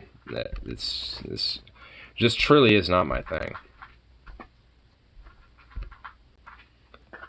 We need to consider the holiday season to be officially begin. I celebrate pretty early, but I'd say October. I'd say like, yeah, about October. No, the pie is more sweet, kind of like key lime. Really? Huh. Well, if you put it that way. See, like, I mean, I feel like I just haven't had avocado done in a way that actually is fucking dank. Because, like, avocado in itself, no. Like, ugh. Guacamole, nah. Bleh. Like, I've had things that have had avocado in it that are, like, okay. So I see the potential in it, but to me, an avocado is an additive. Like, like, that's what it is to me. Like, I mean, so, I don't know. If it's like, if I could have my mind, if my mind could be changed and my opinion changes on something like that, I mean, I'd be happier than pig as shit, honestly, because, like, I like having my expectations subverted when it comes to food. Like, I'm a guy that likes to, you know, explore new options and new things, you know, but if I've explored an option before, you know, I do tend to be more standoffish if I don't like it. But you know, if it's explained in a way to where I actually might enjoy it, I will at least try it. I'll be open to it. Let's see. So pineapple pizza with avocado. Do you want me to, like, cause bodily harm to you? Do you want me to hurt you? Because I'll walk all the way over to where the fuck you live and smack you so hard that it'll make your head spin like a fucking owl. Like full 360. Just endlessly. Like a Wile E. Coyote, like, fucking thing. And do some fucking Three Stooges shit, you know, and all that shit. And OG Three Stooges, too, because those guys enacted all their stunts and shit, and those motherfuckers straight up, like, broke bones and shit doing the shit that they did. I gain owl powers. God damn it. You know, there's avocado bread. Oh, not toast, but like banana bread, except it's avocado. I mean, that might be okay if it's made into a sandwich. Like, if I made, like, a more, like, sweet-based type of sandwich, like, some jam, some, you know, like, I don't know, like, some other stuff. I don't know what, like, I could see, like, maybe, like, you know, a grape jam and then, like, you know, some of that, like, chunky strawberries and, like, maybe some banana slices or something. And, I don't know, like, I don't know if it's a thing, but a fruit sandwich, like, some slices of different fruits, just on a bread, like, but an avocado bread or, like, a banana bread would probably be a very appropriate bread for, like, a fruit sandwich like that. And honestly, at least the way I'm explaining it, it actually does sound kind of fucking fire. You know what? I actually think I found something that, you know, with avocado that might be okay. That I might like. And I actually want to legitimately experiment with this. I actually want to try this. Get some, you know, get some avocado bread. I'll get some, like, you know, like, some kiwi slices, some banana slices. You know, like, I don't know, maybe like a mango slice on there. You know, like, some, you know, like, you know, like that juicy, like, strawberry stuff, and then, like, kind of have that, like, on the top a little bit.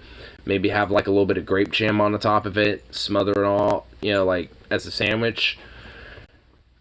That honestly sounds kind of good. Doesn't sound too bad. Yeah, that's what I mean. I don't think anyone has ever done a fruit sandwich before. We could capitalize on this, actually. I feel like this is something that could be capitalized. Like, because I feel like this has not been done before. I never heard of anyone doing it. I will admit, this is like a drunken stoner idea. This is not necessarily just a idea. This is also like a drunken idea. So, like, I don't know. Like, I think this would be fucking banging. Because I've had sandwiches that have had a slice of mango on before. I've done that before, and that's, like, fucking good. Because we used to, way back in the day at our deli department, we used to have this mango ham. It was like I think a mango habanero. And the mango was actually a very strong flavor in it. And, you know, I was thinking, you know what? What if I got some of this mango habanero ham and got an actual slice of mango and made myself a fucking ham sandwich with that, with a slice of mango on it? And I did that, and holy shit, it was legitimately really fucking good. So, you know, I don't know. Like, I think having fruit in a sandwich, or just an all-fruit sandwich, is something that can be really good. I mean, a tomato's a fruit, so it's like, we already have fruit in a sandwich as it is. So it's like having other fruits, and maybe just a fruit sandwich. I mean, it's like, that type of shit is, you know... I don't know why no one's tried this. Like, everyone thinks about sandwiches in literally every other way but with fruits. It's like with some avocado bread and some fruit, I mean, a sandwich made out of that sounds pretty legit. I mean, any combination of fruits, really. As long as you get sliced pretty good. And pineapple on that would actually be pretty good, too. Oh, my God. Another combination. Avocado toast, pineapple, some mango, some kiwis, maybe a little bit of banana, and, you know, a little bit of, like, strawberry jam. Put that all together. Now, that sounds like a fucking fruit combo of juicy goodness. Like, I mean, see, like, honestly, what are you doing over there? What the fuck? But like I'm saying though, like, honestly, the combinations and the possibilities are, like, kind of limitless almost. Just a pizza to wash it down. A pizza to wash down a fruit sandwich, specifically. Like, bruh, oh god. No, like, honestly, a fruit sandwich is like a dessert. Like, honestly, what I'm saying, what I'm talking about. Oh, I just thought an idea. Put some whipped cream on that bitch. Whipped cream on that bitch. Oh shit. Some fucking, like, strawberry banana. Maybe a little bit of kiwi slices, avocado toast. Strawberry jam with a little bit of grape jam maybe on the other slice of bread. With a little bit of whipped cream. Smash that bitch together. Oh my fucking god. Holy shit, dude. Why are fruit sandwiches not a thing? Why has no one made fruit sandwiches? Like, why are we just, like, making an idea that sounds amazing? You just fucked up the sandwich? Fuck you! No, I didn't! I just made it sound awesome! Oh! So pineapple on pizza is not gross and nasty, but whipped cream on a fruit sandwich is nasty in your mind. Oh my god! Give me! Oh my good lord! Oh my goodness! Man, we're having some fucking food wars now. We're gonna have a real food fight on our hands. Toasted bread spread with cheesecake cream cheese. Oh, you know what? That's even better. You know what? That is actually better. Oh, dude, that'd have like a little tiny tang to the fucking. Oh yeah. Oh, dude, that's even better. Whipped cream and bread is the bad combo. Don't knock until you try it. Have you even tried it before? Have you even done that? Avocado bread specifically. Or banana bread. Like, you know, not regular bread. We're not, you know, like white bread or wheat bread or any of that shit. Unless it's like honey wheat or something. But even then, like, that's kind of pushing it. But we're talking like avocado bread and like banana bread and shit. Like, we're talking about like different bread. Makes the bread too soggy. Oh, like the grape jam doesn't make it soggy. Like, oh my good lord. Now we're getting, that's nitpicking right there. Like, I mean, it's whipped cream. Like, I mean, the jam's gonna make it more soggy than fucking whipped cream. The whipped cream, I mean, when you put it together, if anything, it will just kind of like, you know, kind of push off against the sides a little bit. If anything, you would just like bite into it and then just get, you know, a lot of whipped cream, you know, right in the back of the mouth a little bit. While a little bit of that whipped cream absorbs into the fruits and shit. Wet-ass jam or something. No, like, I have this jam. But yeah, like, when I put it on there and plast together, and if you let it sit for a second, yeah, it's gonna sog up. I mean, it has moisture and shit. Like, that moisture will absorb into the bread. Like, I mean, like, yeah, whipped cream will too, but, like, I mean, you know, at that point, like, unless it's, like, full-on, literally, like, straight liquid, which just, like, regular old whipped cream really ain't. You know, it's not, like, just straight-up liquid. It's like, what type of whipped cream are you getting where to will make the bread soggy as fuck? You know what I mean? It's like, that's what I'm wondering, if anything. See, now we're having a real food fight. We thought the pineapple on pizza was the food fight, but nah, it's just fucking like fruit sandwich idea, you know, and putting whipped cream on it. That's the real food fight, because I never even had a fruit sandwich before. This is literally just a concept. Like, I mean, I don't think literally anyone's ever made it before. It's just a concept that's just, you know, been, you know, just been thought up right here. So it's just like, I mean, we haven't even, you know, seen if it works. We haven't even seen if, like, you know. What are you doing? You little fruit bat. You know what? Is this just causing you issues?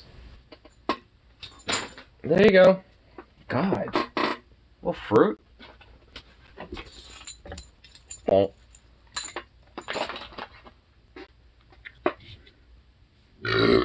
You know what? I'm gonna do it. I'll do a fruit sandwich. I'll honestly, like, try to... I don't want to get, like, a whole loaf of avocado toast. That's the problem.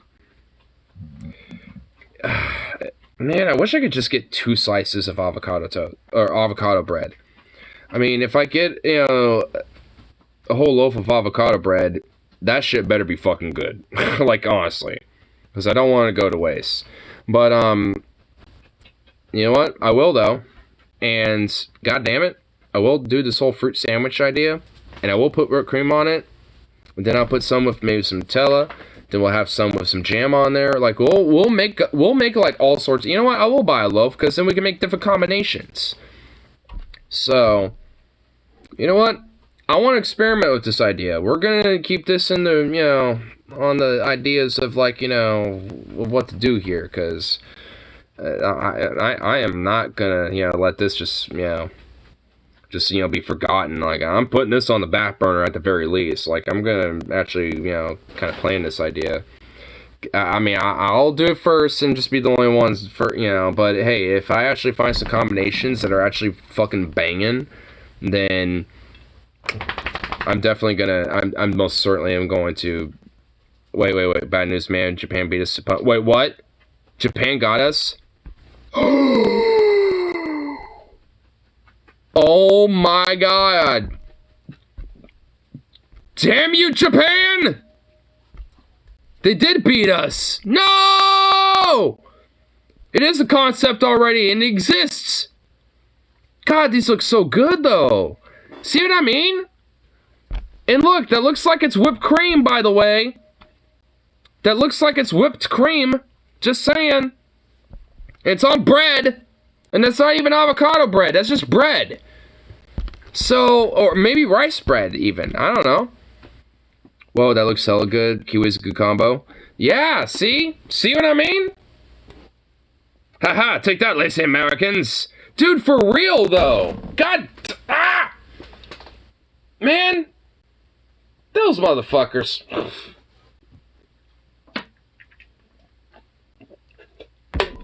Oh. But damn. I'd put more fruit than that. I'd literally, like, layer it up. Like, it wouldn't be, like, one layer. It would be multiple layers of fruit. But that's, yeah. That's honestly what I'm kind of talking about right there. Oh. Oh, my, dude. Oh. You know what? Fucking, like, you know what? Like, you know what? Hats off to Japan. You know what? They beat me to it. You know what? I respect it. I respect it. You know what? I'm upset. But I respect it. Because I wish it was the original idea. I didn't realize it was a concept already. But you know what? I respect that, though. I just wasn't enlightened that, you know, someone thought about it. That motherfucker was just in Japan.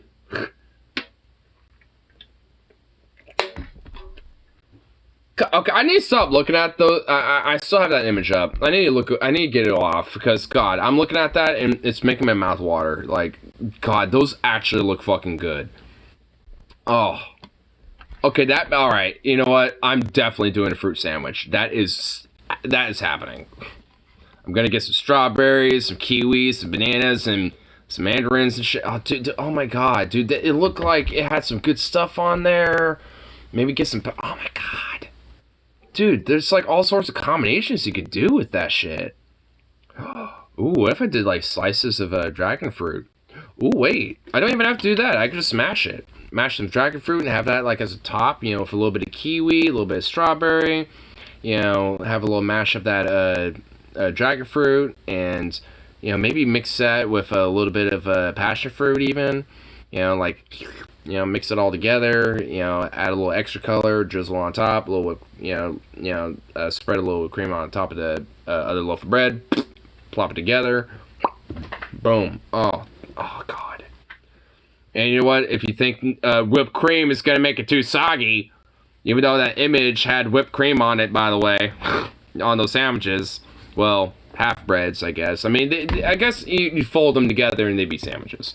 But either way, just saying, if it's too soggy, the Nutella, peanut butter, jam, jelly, Like, you know, that type of shit. Like, you know, anything would work, you know, with that. And it could be, you know, any type of fruit, you know, like a strawberry jelly or a strawberry jam or like a, you know, orange jam, you know, like a grape jelly, whatever the fuck. I mean, like, honestly, the world's oyster of fruit sandwiches. Like, honestly, like, I feel like there might be more combinations of, like, awesome sauce that you can do with, like, fruits and shit with, like, a sandwich. Like, because of all, like, the sweetness that you can add to it. Like, I feel like we're just, like, exploring a world of food that hasn't been truly explored like it, you know, it needs to. Like, it looks like it has been established, but it's not been, like, fully prospered and flourished like it properly should. Like the American way. Like, it hasn't flourished like the fucking American way like it should. The Japanese might have established a fruit sandwich, but god damn it, it needs to be done the proper fucking American way, where it fattens you the fuck up, but healthy. But we'll find a way to make it fatten you up and somehow make it unhealthy. Because god damn it, it's America. Recipe for a Japanese fruit sandwich. Don't know why it's 8 minutes long to make a sandwich. Why is it 8 minutes long? Deep fry it. Oh yeah, that'd definitely be the American way. Oh, you... Hey! Honestly, I think the reason why it's 8 minutes is because I'm pretty sure this video probably shows the person literally dicing the fruit and cutting the fruit up. Oh, the person's literally making... Alright, that's why. The person's making the whipped cream from scratch and cutting everything up. Yeah, that's why. Like, what I'm thinking of is literally just getting everything, you know, pre-made. Like, you know, getting, you know, the, like, pre-cut kiwis, pre-cut... Like, I mean, you can get that shit pre-sliced in the produce section at some grocery stores. At least I know for a lot of the fruits I'm talking about, you know, they can definitely be found pre-cut, you know, at my store at the produce section. Not all of them, but at least, you know, some of them. So... At least for me, like, half the work would already be done for me. So, it's like, that's the reason why, at least, you know, for this guy's video, it's like 8-something minutes.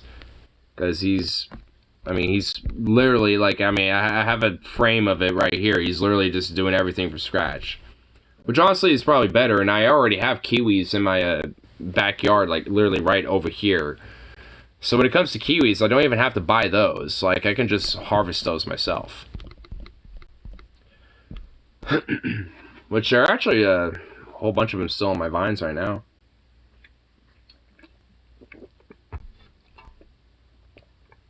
Japan has like 1,001 different flavors of every chip, candy, and soda brand you can think of. How the guy's not fat? Because they don't have the free time to indulge themselves in it all. They overwork themselves way more than we do. We have like 40-hour work weeks, and even then, that's like, you know, barely making it. Like for Japan, it's like 50 plus. Like, I mean, they really legit overwork the fuck out of themselves because they basically take America's capitalism and times it at least by 2. But probably at least a little more than that. Mainly because we literally pretty much like puppeted their government, you know, until we thought, you're good enough to be independent. Thanks, MacArthur, you fucking shitbag. Who pretty much barely has anything worth notable going for yourself besides being a paparazzi general. Hey, they got a steady 15 minutes off every 3 weeks. I know, right? Yeah. Pretty much. I mean, well, not exactly, but I mean, it's pretty much, might as well, though. Like, I mean, shit. For a lot of, I mean, that's honestly the reason why there's also, like, a problem when it comes to relationships and, like, birth rates and, you know, just free time and all that shit. And, like, hokumadoidos, which is basically the Japanese version of incels, essentially. Which are, those type of people are also, you know, essentially literally, unless it's absolutely necessary, never leave their house. Or never leave their home. Or their room, even.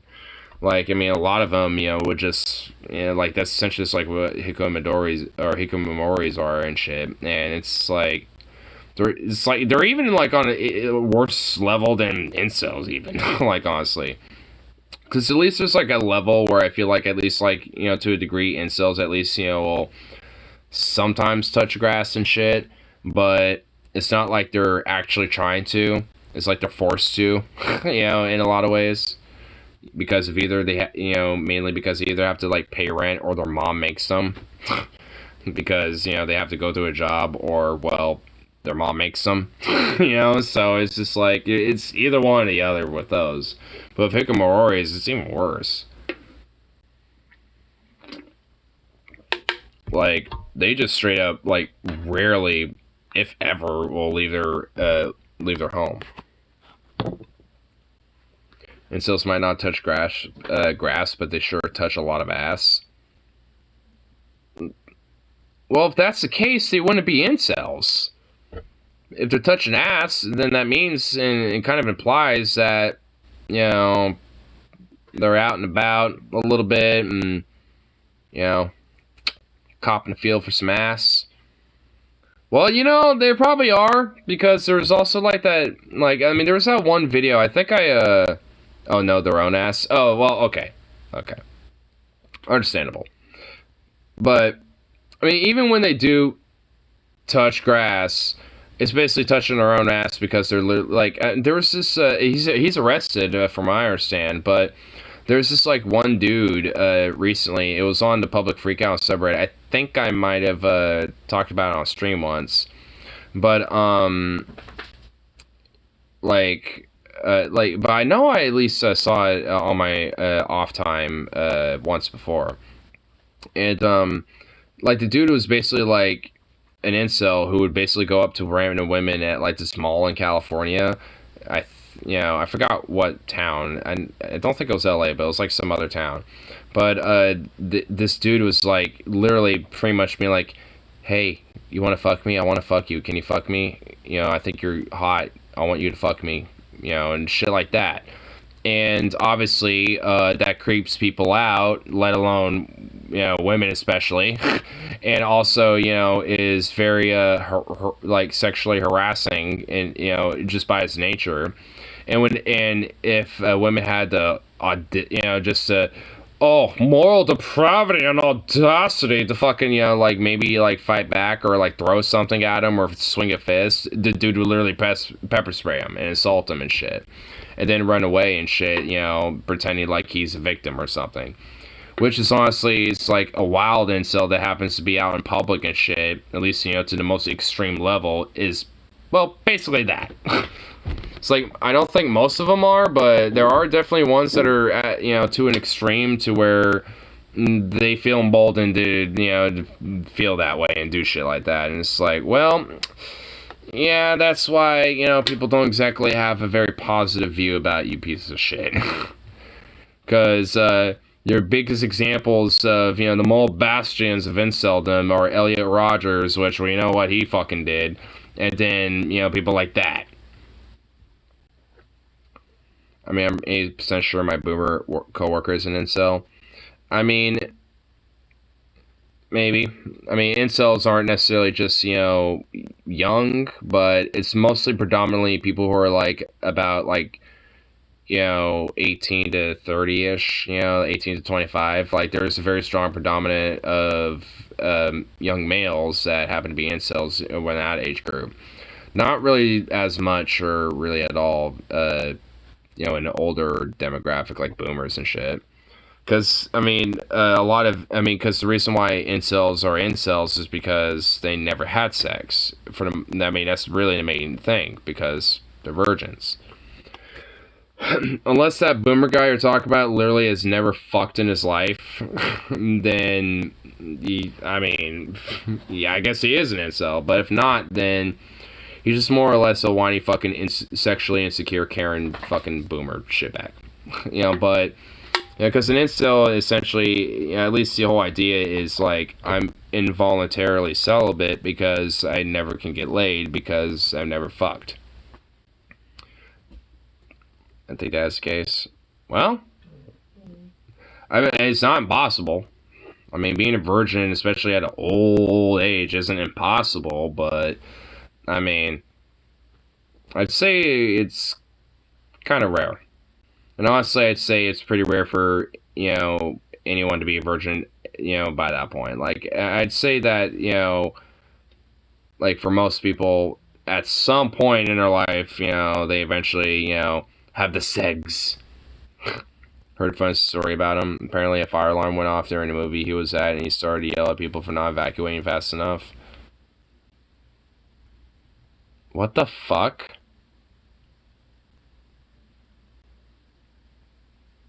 Isn't that like,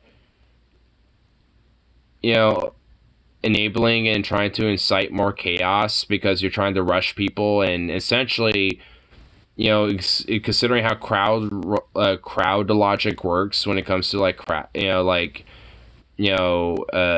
emergency situations where you need to like immediately like evacuate an area, like, couldn't that possibly cause a stampede? So couldn't he possibly, be cited for inciting, for attempting to incite a stampede in like a crowd rush? Because, like, what the fuck?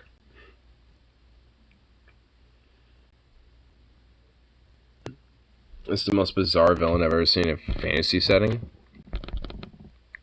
What's this? Wizards, Avatar, and Black Wolf's final showdown? Wait, is this an actual show?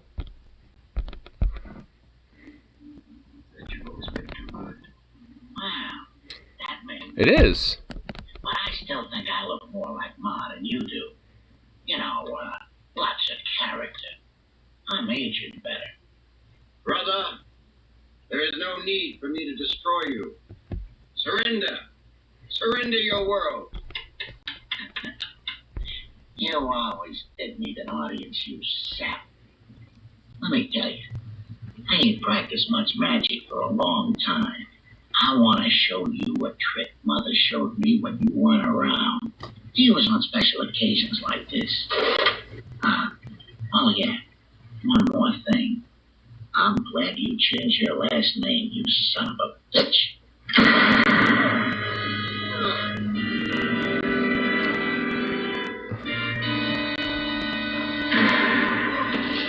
Damn, dude. Shot him cold. He does look very bizarre. Glad I changed your last name, you son of a bitch. Wizards? Huh. I mean, it's, interesting. It's a movie? Oh.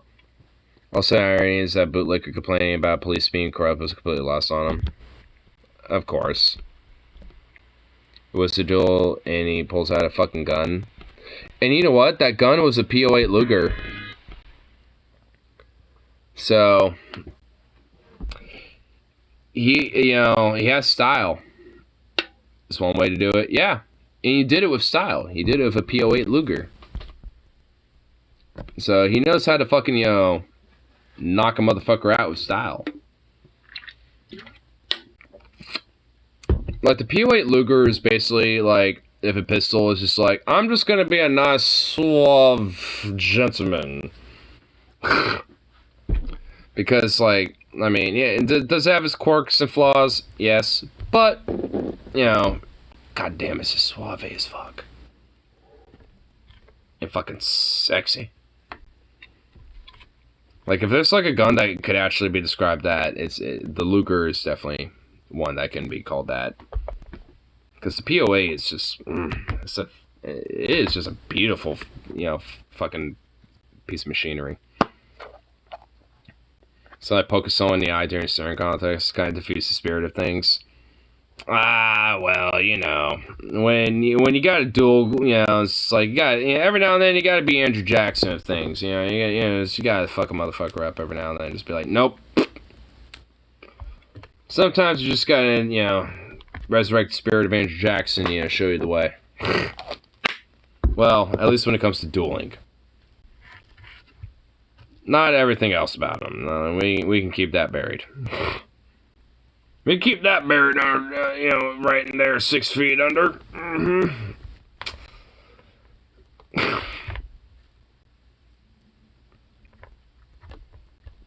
I can't believe that Trump actually had a fucking portrait of that motherfucker in the Oval Office.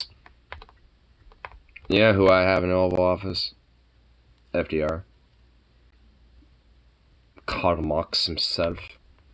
Dude, oh my god, you know what? What if there was like a fucking like progressive president or lefty president or some shit, and they literally had a bust of Karl Marx in the fucking White House office?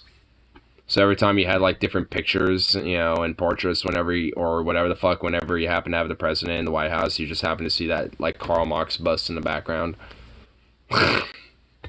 Oh my god, that'd be actually kind of fucking funny. And then behind it, you have like Bernie Sanders, just of his like Senate photo, just sitting there, just smiling the way he is, with his soft little grandpa smile and everything.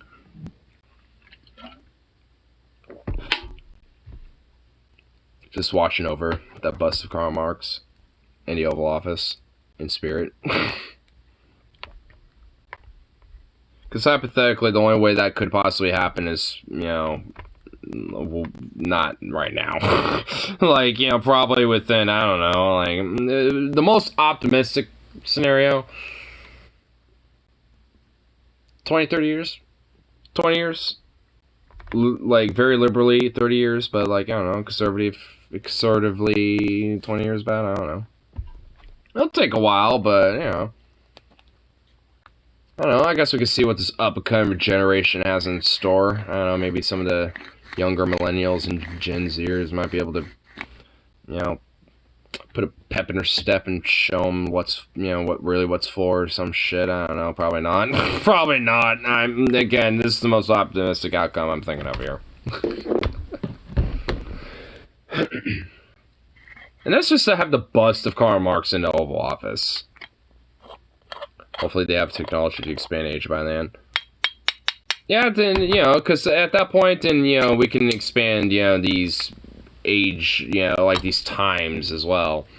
Because if that's the case, then, you know, we could be like, well, I said 20, 30 years, you know, like, I don't know, 15 years ago. Let's extend that by another 20 to 30 years.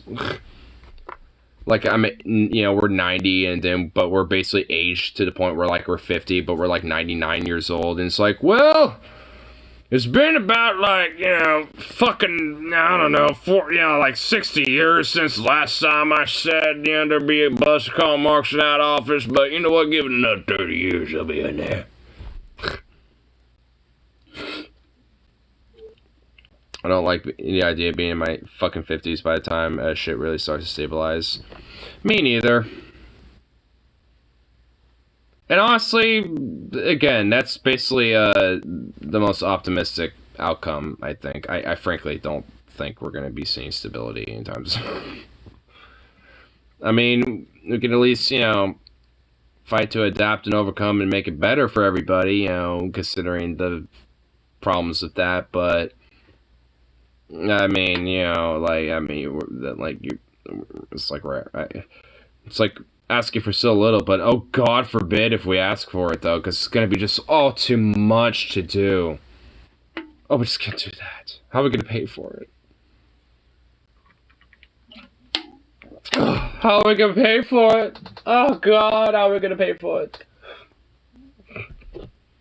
All the billions of dollars, you know, to send into the various different wars and proxy wars that we're involved in. Yeah, so we have money for that. But how are we going to pay for it? How are we going to change radically, you know, do things, you know, to better everybody? How are we going to pay for it? How are we going to pay for it? How shall we pay for it?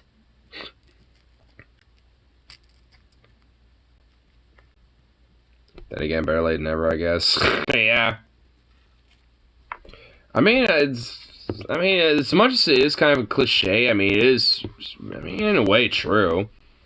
I mean, like, in a sense, it's like, yeah, I mean, it's better that people, or at least somebody, or, like, an individual, or, like, whatever the fuck, like, it's better that, you know, it's finally figured out, eventually, than never at all, or, like, you know, and shit like that. So, I mean, in a way, it's good, but it's like obviously it should have been figured out well before the later.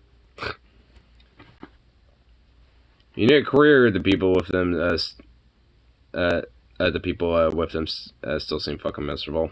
Yeah.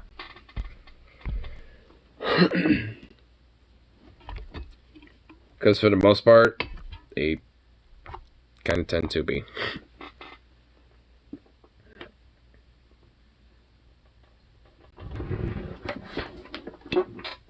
Oh, there. It's like, where did the little boy go? A little fruit. Next time Fox yells, "How you gonna wait for it?" Our IRS agents need to barge into every building and confiscate everything. Oh my god, dude, don't tease me with a good time. The idea of just like antitrust laws and the IRS actually having some balls and just like going in there, shutting down Fox News and seizing everything and fucking like it's oh my god, yes. Oh, please. God. Like the talking heads are just flabbergasted as the agents just haul away their desk. Dude, imagine like, you know, imagine like, you know, Tucker Carlson trying to like, you know, just make some uproar about that, dude. Oh my god, you know, he would just like, you know, just unleash the bowels of hell. Just knowing that motherfucker specifically, but just basically literally all of fucking, you know, of those motherfuckers, like literally everybody at Fox News would freak the fuck out. And you know what? I'd be here for it. I'd accept it. Because they literally, like, especially Tucker Carlson, pretty much peddle at this right, you know, like, fascistic and, especially for Tucker Carlson, like, literal, like, Nazi, you know, bullshit. Like, fucking great replacement theory nonsense, and if it, you know, it's not gay people necessarily, but trans people that they want to go after now when it comes to queer folk and shit. So it's like, I mean, they pretty much are just taking every like little fucking rule book of like Nazi propagandizing and shit and just fucking going with it. I mean, that's just essentially just like what Fox News, primarily Tucker Carlson especially, it's just fundamentally what they're about. There. Gonna go to the bathroom real quick, but I see that little link, so I think I'll click that when I return, but I have this at least. Whoa. There we go. Alright. Be right back.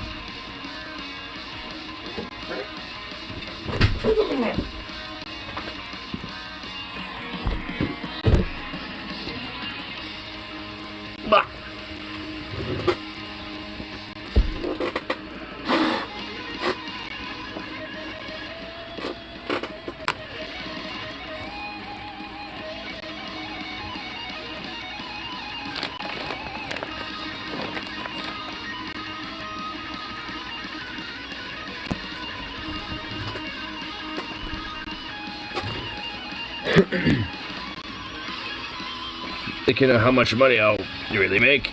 They'll put it on the folder labeled pornography. Alright, let's check this porn folder. No! Yeah, it's like they check the porn folder, and it's just like, damn it! My tax information and all my fucking kinks and porn interests are in there. No! My God, that'd be fucking amazing if that actually happened. You know what? I guarantee you, there's probably some Republican fuck, you know, piece of like shit, like politician or like news commentator. Or somebody. I guarantee you there's at least one of them that is doing that. At least one. I just thought, oh my God. What if that's Ted Cruz? Or like, because honestly, like like in his youth, he was known as like the weird, like, you know, trying to be like the weird, like, porn star pimp dude or whatever the fuck in college. Because he's, you know, fucking little, shitty little fuckboy, frat boy. So, I mean,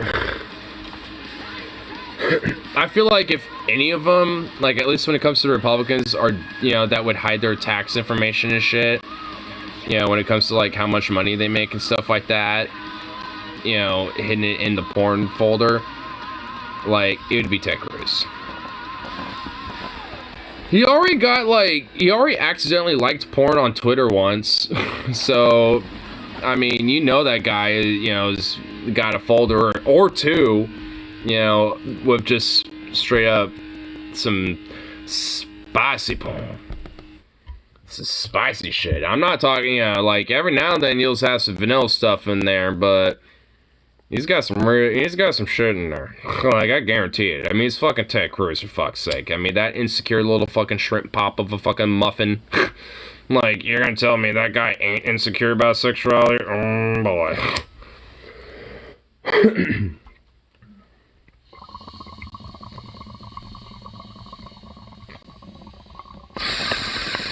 Dude, I bet deep down Ted Cruz is bisexual as fuck. Like, he wants to, like, creep some pussy while getting fucked in the ass at the same time. Like, that is Ted Cruz in a nutshell. But he's so insecure about it because he's a weird Christian far-right fuckboy that he literally wants to have things like dildos banned. It's like, you can't be a fucking politician trying to ban dildos and not tell me you want a dildo in your ass. It's like, it's basically just saying, tell me you don't want to, like, tell me you want a dildo in your ass without telling me you want a dildo in your ass. Like, that's basically what Ted Cruz is saying with that. So, you know, it's like, fuck you, bitch. It's like, come on. It's like, you buy fucking motherfucker. He's like, you want to be pegged while getting creamed, you know, while creaming a woman. Like, that's what you want, Ted Cruz. You know what? Even if there isn't a woman involved with you creaming, like, you want the pegging. I'm like, come on, Ted Cruz. You sad, insecure fucking muffin of a man.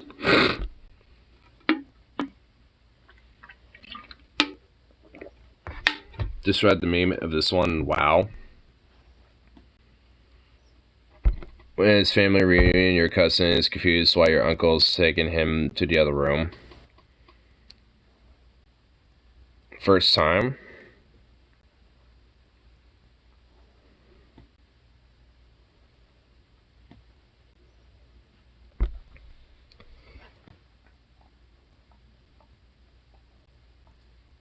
Oh. Oh. Oh. Oh. What the fuck? Some memes probably just shouldn't be memes. It really took me a second to think about that, but I thought about it, and, yeah, what?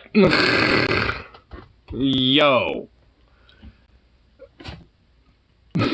Yeah, what? Okay. I suppose, like, yeah, my first reaction was, like, what, getting, beaten or something? I was like, well, no. And then I was thinking, like, like, you know, some other shit. I was like, some other stuff was popping my mind a little bit, and then eventually went, wait, oh, taxes. Yeah, let me see you some, bitch. Oh, need to put the link up for it too. There we go. Oh, hell, it's 15 seconds until fucking, oh, 10 seconds till 420 on stream. Oh, shit. Here. 3, 2, 1, and ignition.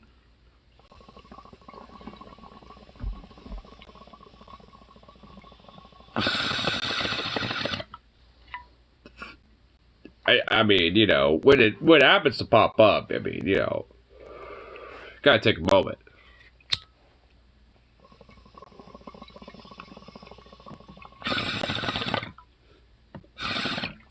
Anyway, taxes. I just wanted to cash this check. Alright. Cash a check. I'll write out for you. Appreciate it. Okay. Alright, and here you go. Oh, that was fast. Cool. Alright, thanks again. Have a good one. Thank you, take care. Yeah, Them pockets. Them pockets. Yo, what you doing here? Oh, you know. Give me the money. But I just cashed my check. Give me the, what I say? What I just right now. What are you doing? What are you doing? Tell me. Give me that. No. Damn it. No. What are you doing? You can't just take all my money. I have more than this, man. I have more than this.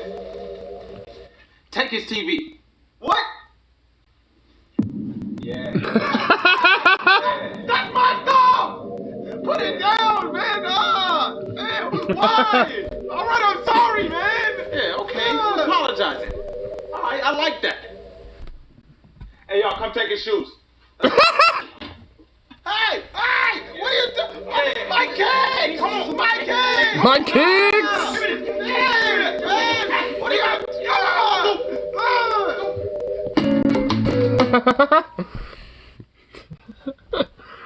Oh my god. God damn it. Oh, I love it. But hey, joke's on you though, because taxes are already deducted when I get my paycheck. So I don't have to worry about that specifically. Aha! That part of it is at least taken care of.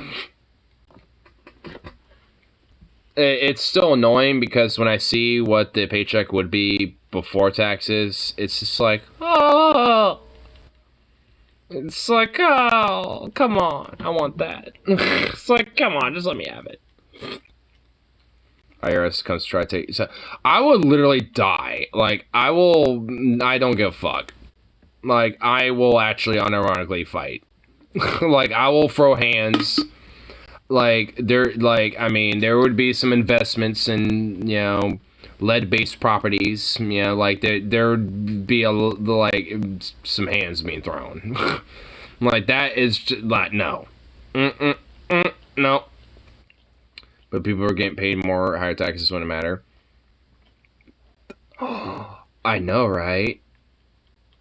But unfortunately, because plebs, you know, get fucked when it comes to taxes, so when they're fucking barely being paid shit, they have to also, you know, worry about, like, how much is actually taken out taxes, because obviously our government don't give a fuck about, you know, like, you know, our shit, so usually when it comes to those taxes, they go into, well, not us. That's the reason why I don't like taxes, because they don't actually go into investing into us. Like what they're supposed to do. Like when it comes to that. I mean, when it comes to, like, you know, statewide taxes, I don't really give that much of a shit, but like, after that, like, a little bit, it's bullshit. Boo! At least I'm okay with the state taxes. I'm fine with that, because at least I mean, I guess relatively, depending on how you view it, somewhat gives a shit. either mostly, partially, or at least like 50-50. I mean, on some level, at least the state at least kind of gives a shit. So, I mean, at least there's that. But FedGov, though, pfft. I guess, I mean, like, you know, Dank Brandon now. He's evolved from Dark Brandon to Dank Brandon. So it's just like, I mean, you know, like, I mean, with that going on, I mean, it's like, it's not like there aren't positives, but that doesn't mean I really don't want to pay that. I don't really want to pay those fucking taxes. Like, fuck off. It doesn't go anything good. At least the state kind of does that. Think about one cat video from yesterday. Why'd it go angry? Because I had to pay taxes. It's paid shit. Barely could feed itself. And it had to deal with taxes. Cut that fucking style. I honestly hate that line. The whole taxation is theft thing. Because it's like... It's like, no, it's not. I mean, because theft implies that you don't get a benefit out of it, which, okay, I mean, I guess, like, I can see that with our current government, I suppose, but, like, that's not what taxes are as a concept, and that's usually when people, that's when people say that, it's because they're talking about it as a concept. And it's like, no, as a concept, it's fucking not. It's, you pitch in some money of your own income to, you know, collectively with other fucking people to invest in various different things that are in the nature of the public to, you know, benefit said public. It's like, God, like, what? It's such a concept, such a thing to just like wrap your head around, you know. Such a hard idea to grasp, because, you know, that is theft. It's like, what? It's like, excuse me. It's such bull. Bitches see that road. Bitch see that train. Bitch, how do you think it's paid for? I mean, exactly. It's like, bitch, how much do you think, you know, like, how do you think the cops are paid for, you know, that you fucking suck the dick of every fucking day, you know? It's like, goddamn. With the military, for fuck's sake, and all this other shit. It's like, taxes. Fucking dingbat motherfuckers. That's why it's so stupid. It's like, maybe on, like, you know, some technical level, you know, it is, maybe, sure, but, like, as a concept and fundamentally, and, you know, as a principle, no, it ain't. It's like, you know, like, technically, and on, like, you know, other variables, such as, like, a government corrupt as fucking shit, and bought and owned by fucking capital-owned fucks, like, yeah, you know, it can be in that rate. But as a concept, taxes aren't. That's just, it's just,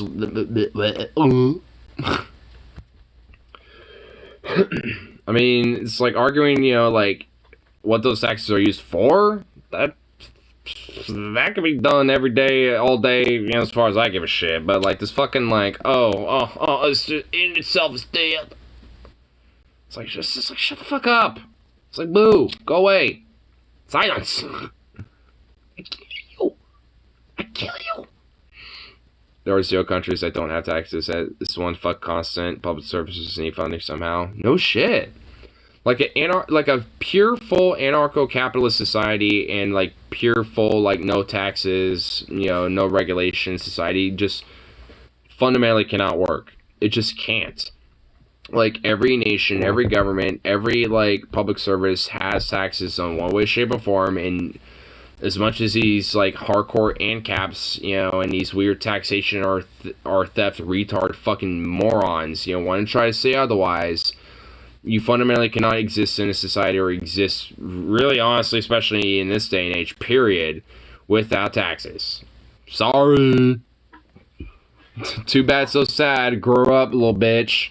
It's like, fuck. It's like, cause like I said, I don't like, you know, where the taxes go to and shit.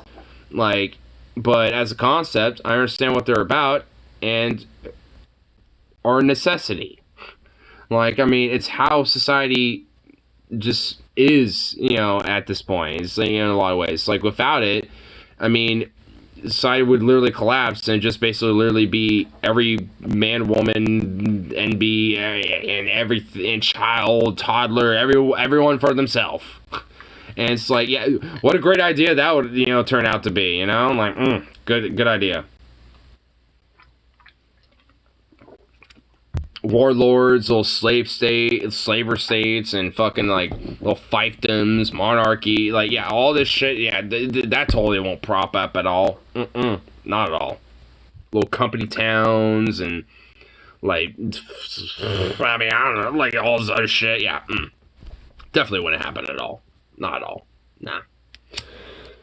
It'd just be a perfect old utopia.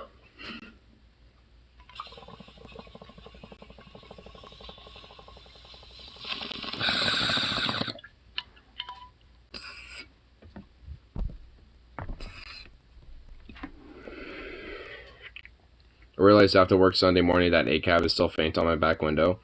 Ta!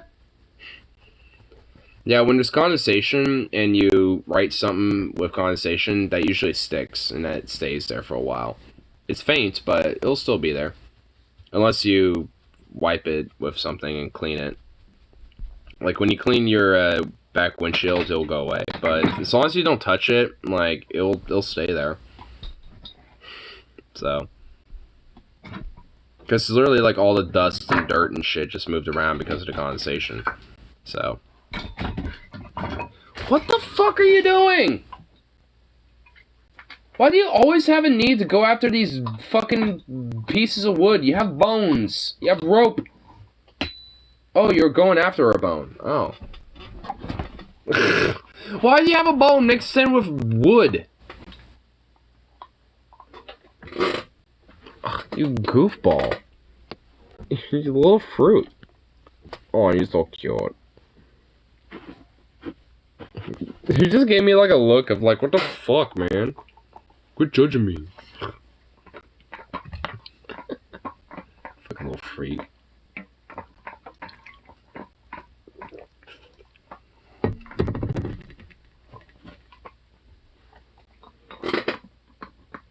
Oh, he's just a little sweet boy. Yes, you is. Yes, you is. Zukov. Hey. Yes. Look at you, baby. Put the chair closer, so now it's just like right across from me. Those little floppy ears. Those little ears. They're so cute. Watching those ears like bounce around when I take them for a walk is like the fucking cutest little thing ever. Those little ears just like boop boop boop boop boop boop boop boop boop boop boop boop. They just bounce and it's so silly. Like when he perks his ears up and he's like looking around and shit. Just watch those little ears bounce when he's walking around is the most silliest little thing ever. Cause you just a silly little cute boy, yes you is. Oh yes you is. Look at her. What up? Oh look at that little face.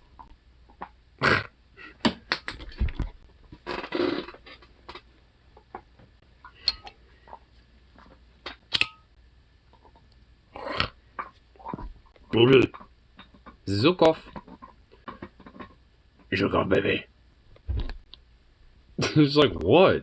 Do you mind? I'm eating a bone, you fuck.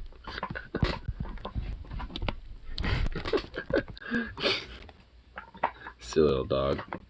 I love how it just gives me those little looks. Those little looks of like, I'm doing something. Do you mind there?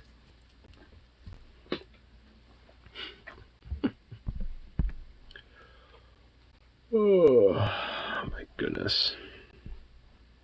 I just realized how fucking hungry I am, and honestly, like, I know why, because I didn't even chow down on my burrito yet. I started the stream thinking I was going to begin the stream eating a burrito, but by letting it cool down, then, well, one thing led to another, and here I am. But you know what? That entire fucking burrito is going to be chowed down in an absolute pure, unadulterated aroma of just bliss. And it's going to be amazing. And getting in a food coma in that situation is just going to be goddamn glorious. It'll make your head spin. Oh my goodness. I mean, even as a cold burrito, like, it's good as shit. Because, I mean, it's so simple. It's just potatoes, onions, bacon, beef. That's it.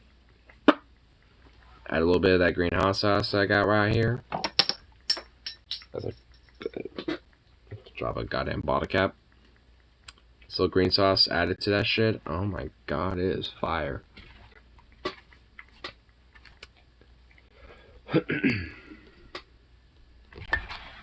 It's not really because, like, everything else at the place I go to is not good. It is.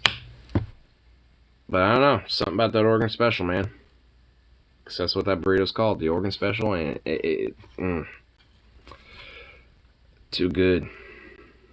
It's almost like a breakfast burrito. And I think the only thing that is making it not a breakfast burrito is that it doesn't have egg in it. If it had, like, scrambled eggs in there and a little bit of maple syrup instead of, like, green hot sauce, this would be a banging breakfast burrito. Like, instead of beef, have ground breakfast sausage instead. Oh, that would be a banging burrito right there. I mean, they pretty much do have that, but they don't serve that, you know, all the time because that's a more breakfast item. So it's just like, fuck. But, you know, honestly, like, if they serve that shit, you know, like, not like necessarily as a breakfast burrito, but like, you know, it's like a sausage and egg burrito or something like that. And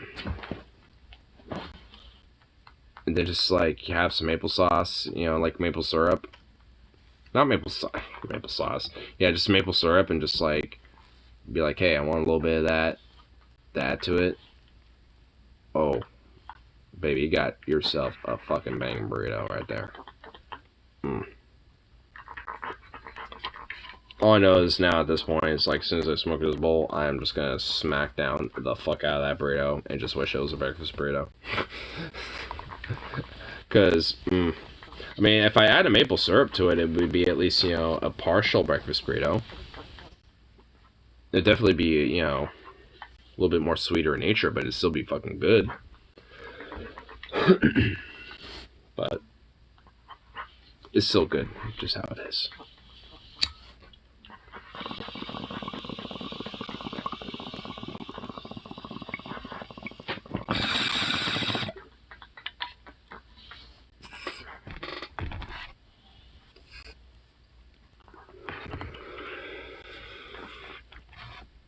Anyway, well, I'll go for the rest of the little evening, so peace out, and of course, I shall see y'all in that next one, so